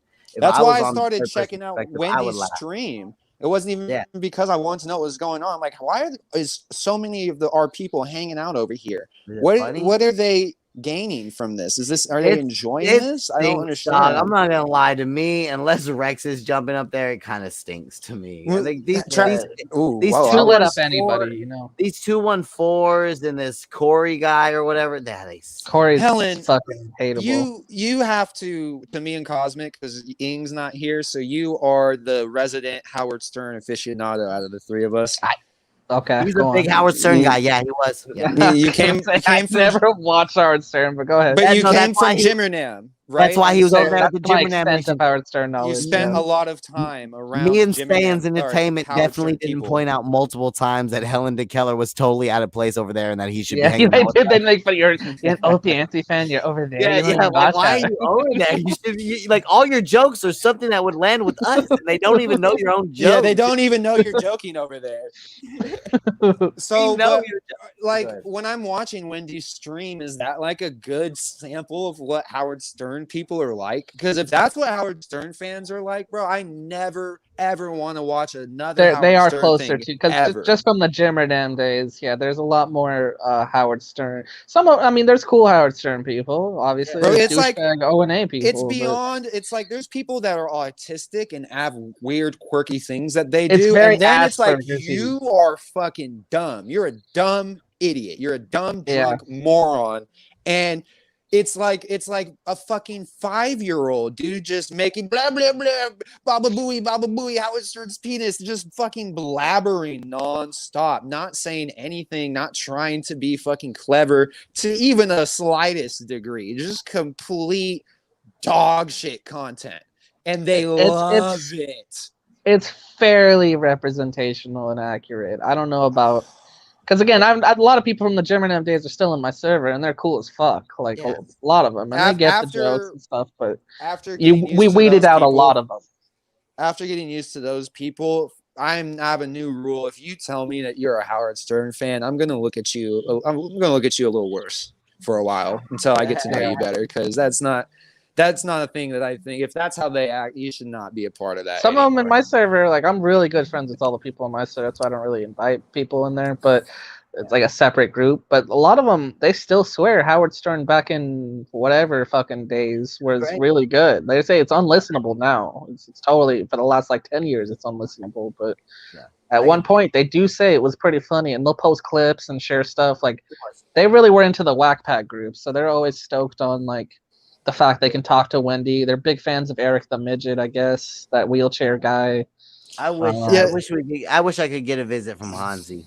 I want to get a visit. There's people like speech impediment man who I'm just like, is that Stuttering John, or is that a different guy? I thought that I don't know, different. Yeah, both of them though. I'm like, well, you want to talk to him? Like, why? It'd be like if I wanted to talk to who had that guy on. No, wait, hold on. You're talking shit, Bellin, but I want you to know that in the same month that Ian and Ross were on Louis J. Gomez's podcast, a one Sands Entertainment got stood up by Stuttering John. That's true. That is true. I'll have you know, Bellin. Like when people are like, "What's Shuley up to?" I'm like, I don't even know who the fuck Shuley is yet. Like, you care what he's doing? Billiam went to New York and he met Veggie while we still Veggie the last 2 years. Yeah, he got pictures with them. Oh, caught him doing some stuff. And Billiams he swings for both fences, so I don't know what his intentions were. Maybe that's the story Veggie told about getting blown in an alleyway. Tell all. That's too bad. Not a fan of the Howard Stern people anymore, because the Wendy stream, the new carnation of it, just makes me go like, is this what y'all have come down to? Well, it's also so the air of desperateness is so thick with those people. It's like, first of all, let's be honest, all the people that were in the Whack Pack had like some sort of deficiency, if you want to call it that. You had a speech impediment, you were a midget, you were mentally deficient. There was something in there that was like, there was a freak show aspect to it. So you've got practically normal people, right? For all intents and purposes, they should be a normal adult, and they're trying to become this whack pack. Like you're trying Yeah. to act like you have autism, and it's cringy and weird. And it's, you know, what's weird is that you think it's funny. I'm almost offended that you think acting like that's funny, because it's not. It'd be like if you walked into a store and just started slapping shit on people's hands and then doing fucking snow angels on the ground. Like someone's gonna come beat your ass, dude. You can't just act like that. That's insanity. I have to make a quick correction before I ruin Billiam's good name. I was talking about Benji Bronk. I probably did say Benji. Yes. I guess Benji Bronk is the like E-Rock of Howard Stern. So I'll just Okay. Billiam didn't fly out to get a picture with Benji. But imagine if like we were like, oh bro, we're gonna try to talk to E-Rock. Let's get E-Rock on the and ask him about 5-year-old radio. Let's get bits. Danny Roth on the phone, stupid. Stupid. Danny Roth. Danny Roth is my co-host, stupid. we toyed one time, and I wish we toyed with it more. I wish we cared more. This just shows you guys an example of how we don't care. I wish we toyed with the idea of fucking cash apping Daniel Bobo Curlins $40 for him to come on. I still do it. That would make me so happy, dude. You have no fucking idea. But that's what Bellin's talking about. But that's what Bellin's talking about, right, Bellin? You're talking it about, is, but dude, there's something different about like the retard. No, Like, because I get what you're saying, but there's value value in talking to like Wendy. There's value in talking to even Hansi. There's value in talking to Bobo. They are actual entertainers. We don't want to just talk to them and fan out. We want to, for if you want to be faggy about it, work with them, right? That's what we're trying to do. It's a completely different thing, but just being like, guys, we got fucking we got Club Soda Kenny here from the fucking O&A show. Club Soda, what was it like doing security for Jim Norton? Oh, it was good, douche. What about Andrew Dice Clay? Yeah, I like that Club Soda Kenny talks like Kenny. Kenny, yeah. They're interchangeable. Yeah, that's why I work for Greg Opie Hughes. What did he used to call I him? actually like that idea though. Sorry, you gotta get Bobo. GH, yeah. Here's your oatmeal, GH. No more than I always reference bucks. this. No more than 40 or 60 bucks to get Bobo, I promise. I always reference this because there was only 2 people in the chat back when this happened, but like 3 years ago, the first time Ian Ellis and CO were ever on the program, they got bumped after 10 minutes so Griggy could talk to Bobo. And no one ever brings that up, and I feel like it should be more known than it is. I forgot about someone's mentioned that, and I got so fucking jealous. I'm like, Griggy got to talk to Bobo? Yeah, Griggy can put you in touch with Bobo.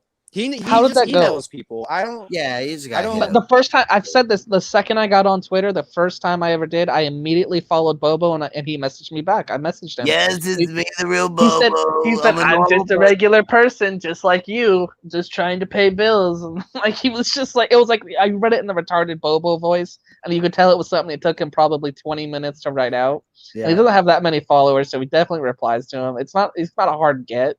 Especially since he answered someone with 0 followers and just following him. There's no way he costs more than fucking felony, $50. Right? 60. Oh yeah, 60. Felony is now monetizing. Felony's getting he's gonna get his channel. If there was stocks in soon to be retarded fucking YouTubers, Felony would be a good stock to get into. He's gonna get big. He's getting 70 viewers a lot now because he's getting girls on his stream. And like 3 or 4 girls, and they're all saying his fucking... Yeah, a bunch of fat girls, and he's laying a bunch of fat black women. Yeah. Yeah, dude. He's had it a couple different times. I've seen single girls. Pussy.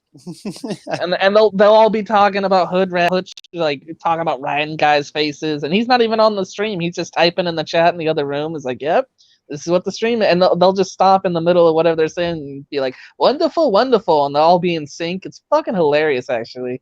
And he's getting like 70, 80 live viewers. He's getting now. The girls to say wonderful, wonderful. Dude, they did. I should have clipped it. I gotta go back and I gotta do, because it's so hard to just watch Felony for long periods of time, but he's so physical that you can just scrub through a 3-hour video and like find 4 gems. Yeah. So I need to go through and make some Felony compilations. Same with the Rana Nation. Yeah, it's hard to do one single highlight video, but you could do a nice little montage with those guys. Wonderful. Yeah. He's been coming. It was great. It was all in sync too. All 3 of them. Wonderful. He did having them big thick hoes on his shit, right? The real Wakanda dark ones too. No light skinned mixed No ones. light skin. Hell nah. Fuck that shit. Goddamn felony. He's tripping. Yeah. All right, boys. I was just gonna say I should probably wrap it up myself because this is. Oh, so I hold gotta be on, at work in a couple hold on, hours. Helen. Let's go 10 more minutes because you know in 10 No. but 10 more minutes the stream will be. I'll end it at 420. Fucking 420. Well, I don't even smoke no more, bro. I can't be a Fuck. part of that. Helen, You gotta end it with that song though. If you're really scared of these reckless anti-maskers, you better start smoking weed, young man. I I'm know. You do. vaping. Kratom cures cancer, dude. And it can cure fucking. I remember the Kratom Association. It had to release a fucking. Cause it's really big, Kratom. I know you guys don't know a lot of people who do it, but it's really, really big. But the Kratom Association of America had to release a statement because there was like false rumors going around that Kratom cures corona. They had to release it, being like Kratom does not cure corona or prevent it. And it was around the time where everyone was coming up with these remedies to prevent or cure it. Some of us had the right idea with our remedies, though. Just saying. Melon, he didn't have a remedy. He had the math on his side. Yeah, I did the math. Exactly. Science is a bitch. Helen, thank you so much. Thanks for kicking it, y'all. I miss Love you guys. See you later. Easy. See you, douche. Oh, Helen, I hope you're still listening. He probably is not listening. Anybody in chat who talks to Helen, tell Helen to listen because I'm gonna play that R.A. the Rugged Man song we were talking about by the the different views on the Vietnam War. Rugged Man. R.A. the Rugged Man. He was on like I think he was on some sort of like interview and he got a little bit of bump. Isn't that weird how your career can be in a complete slump? Like I'll give you an example. Vinny Paz. It's like a conspiracy theory type immoral technique from Philadelphia, not so popular. Oh, yeah. He went on Joe Rogan and his career has seen like a giant bump. You know what I'm saying? Not from his mark. Yo, go ahead. Every few years, I'm like, I was wondering, like, what happened to Soulja Boy? And then Soulja Boy does something and is famous and has new songs again. I'm like, he just keeps making comebacks. It's like just kind of crazy. Doesn't stop. Soulja Boy just knows how to stay in the limelight. Soulja Boy knows how to tell him. That's what I know. That's true. He did tell him. He told all of us. I always compare. Go ahead. On Joker's little trivia thing, I got a question wrong because he was like, in 2005, what was the number one ringtone downloaded? And yeah. And it was Soulja Boy tell him? No, I thought it was Crank That. I was sure because Crank That was like number one on Napster and LimeWire and all that shit, right? Wasn't that like how he got his whole boost? That and that was the one. Like I remember back in the day, it was like a thing that I compare this to what we do a little bit. Back in the day, Soulja Boy would just go on Kazaa and BearShare and just upload like Metallica Back in Black full album. I know that's an AC/DC album. And every song would be titled the real track songs, but it would just be Crank That by Soulja Boy. Every single song on the album. And like those got millions and millions of downloads. And it's just people accidentally downloading Crank That 20 or 30 times. Yeah. So anybody who's been lingering longer since the Joker stream, that's why I was sure. I was like, oh man, during that time it could have been Crank That because fucking Soulja Boy had done that fucking scheme on like those LimeWire peer-to-peer networks, right? That were used to call. Yeah, but you know what? I honestly think that was a 2006 thing. Maybe. You know who it was though? I was wrong. You know who it was? Who?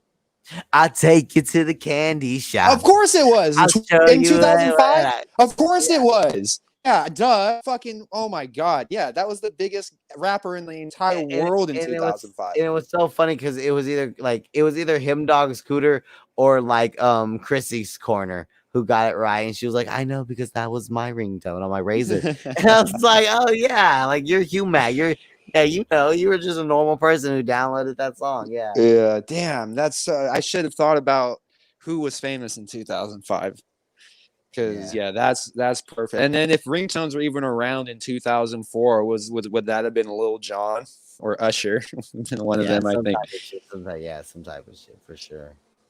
It's so weird how back then, like it really feels like the 2000s had like 7 or 8 different genres that they just plowed through really fast.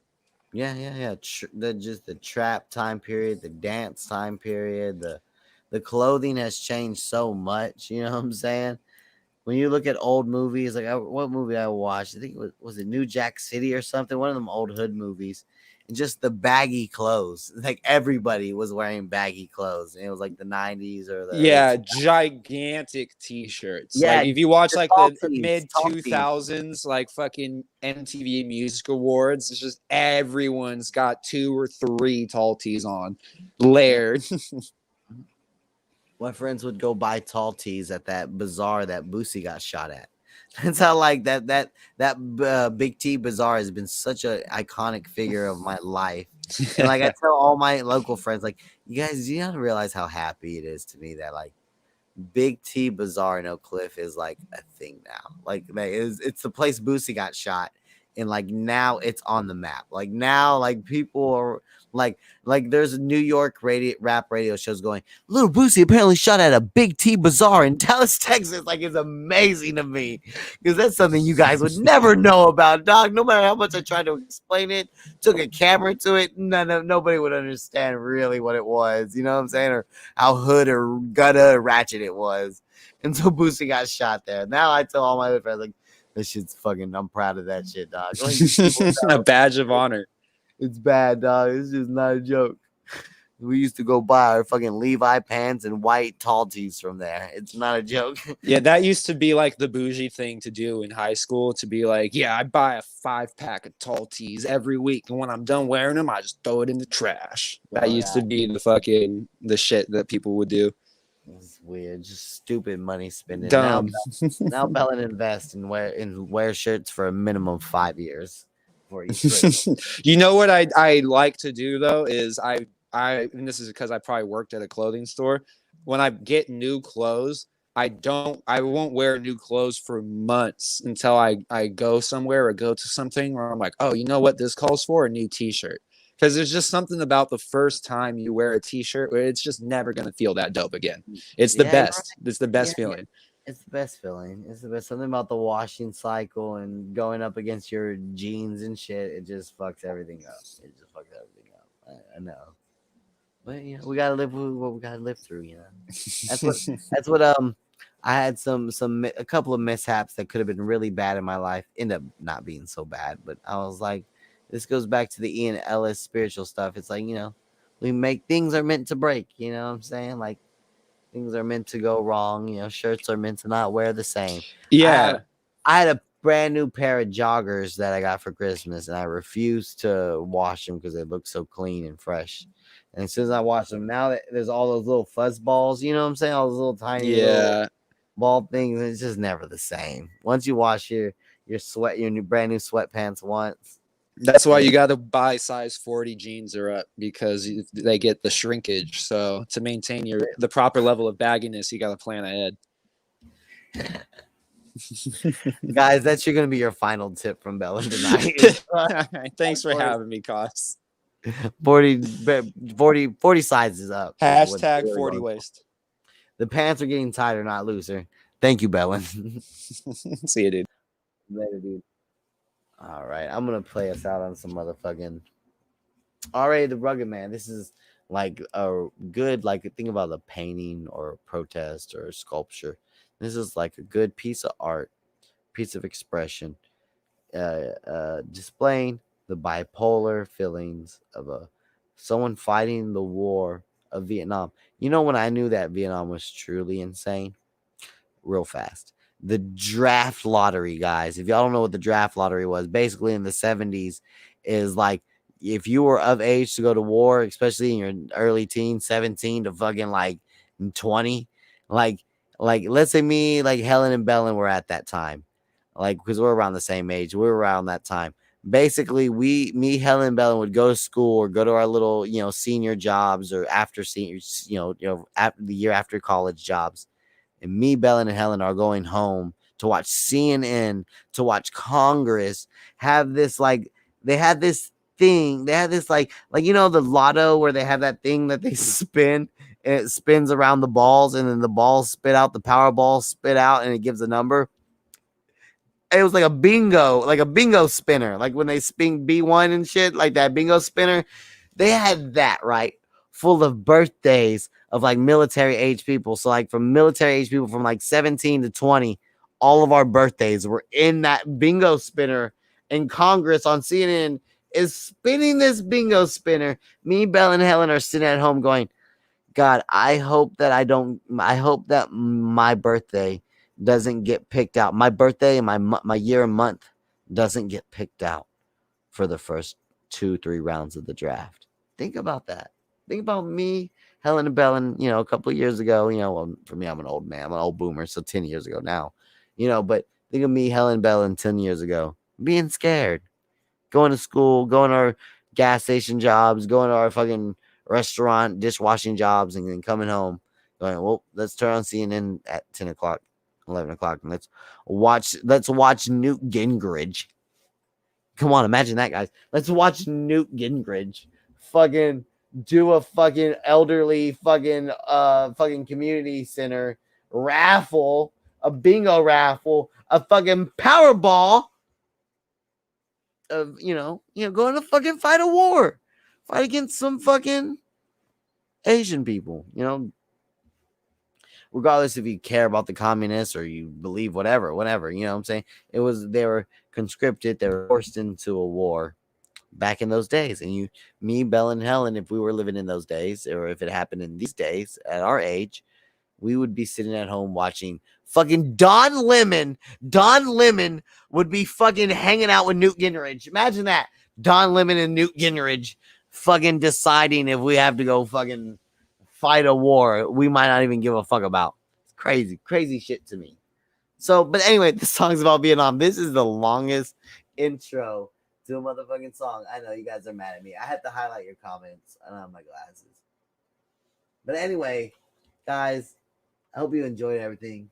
No, Helen, I mean, let me tell you real fast. My boy Helen would have been roommates with fucking Ing in Canada if we had a draft again. Helen definitely would have been a draft dodging hippie fucking protester. Me and Bellen would go out there. I'm joking. I'm fucking around. But yeah, this is Uncommon Valor by R.A. the Rugged Man, and I believe Vinny Paz. We tied that up with Bellen a little bit ago. Talking about Vinny Paz. It's on a different tab. Let me put it on a different tab. This is a really good song. Let's see. I think I've shared the audio. Let me turn it up.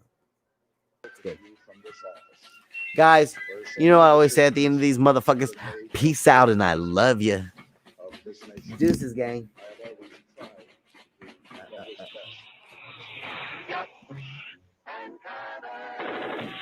Good fucking song, guys.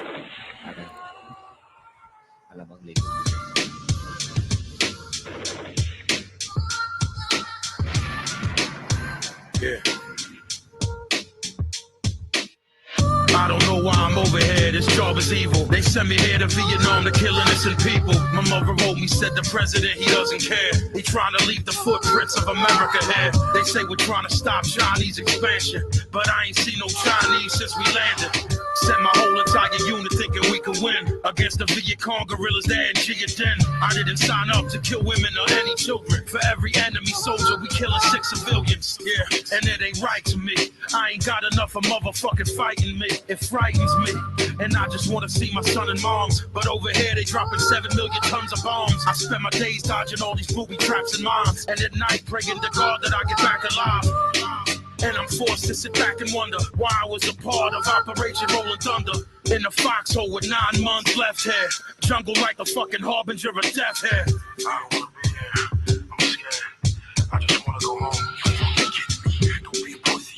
Don't you love your country? I like being here. True story. I'm ready. Call me Thorburn, John A. Staff Sergeant, marksman, skilling, killing, illin'. I'm able and willing, kill a village elephant, raping and pillage a village, illegitimate killers, U.S. military guerrillas. This ain't no real war, Vietnam shit, World War II, that's a war. This is just a military conflict, soothing, drug abusing, Vietnamese women screwing, sex, gambling, and booze, and all this shit is amusing. Bitches and guns, this is every man's dream. I don't want to go home where I'm just an ordinary human being. Special op, Huey chopper, gun shit, run shit, group run when the miniguns spit, won't miss, kill shit, spit 4,000 bullets a minute. Victor Charlie hit trigger, hit it, I'm in it to win it, get it. The lieutenant hit it, the villain, I been it, the killing, I did it, crippled did it, pictures I painted, it's vivid, livid, a wizard with weapons, a secret mission, we got to begin it. Government funded behind enemy lines, bullets is spraying, it's heating up 100 degrees. The enemies, the North Vietnamese, bitch please, ain't no sweat, I'm totally at ease. Until I see the pilot got hit, and we about to hit some trees. Taylor Road to Pro, crash land, American man, Cambodia, right in the enemy hand. Take a swig of the whiskey to calm us. Them yellow men wearing black pajamas, they wanna harm us. They all up on us, bang bang, bullet hit my chest, feel no pain. To my left, the captain caught a bullet right in his brain. Body parts flying, loss of limbs, explosions, bad intentions. I see my best friend's intestines, pray to the one above, it's raining, I'm covered in mud. I think I'm dying, I feel dizzy, I'm losing blood. I see my childhood, I'm back in the arms of my mother. I see my whole life, I see Christ, I see bright lights, I see Israelites, Muslims and Christians in peace, no fights. Black, white, Asians, people of all types. I must have died, then I woke up surprised I'm alive. I'm in the hospital bed, they rescued me, I survived. I escaped the war, came back, but ain't escape Agent Orange. 2 of my kids born handicapped, spastic, quadriplegia, microcephalic, cerebral palsy, cortical blindness, name it, they had it. My son died, he ain't lived, but I still try to think positive, cause in life, God take, God give.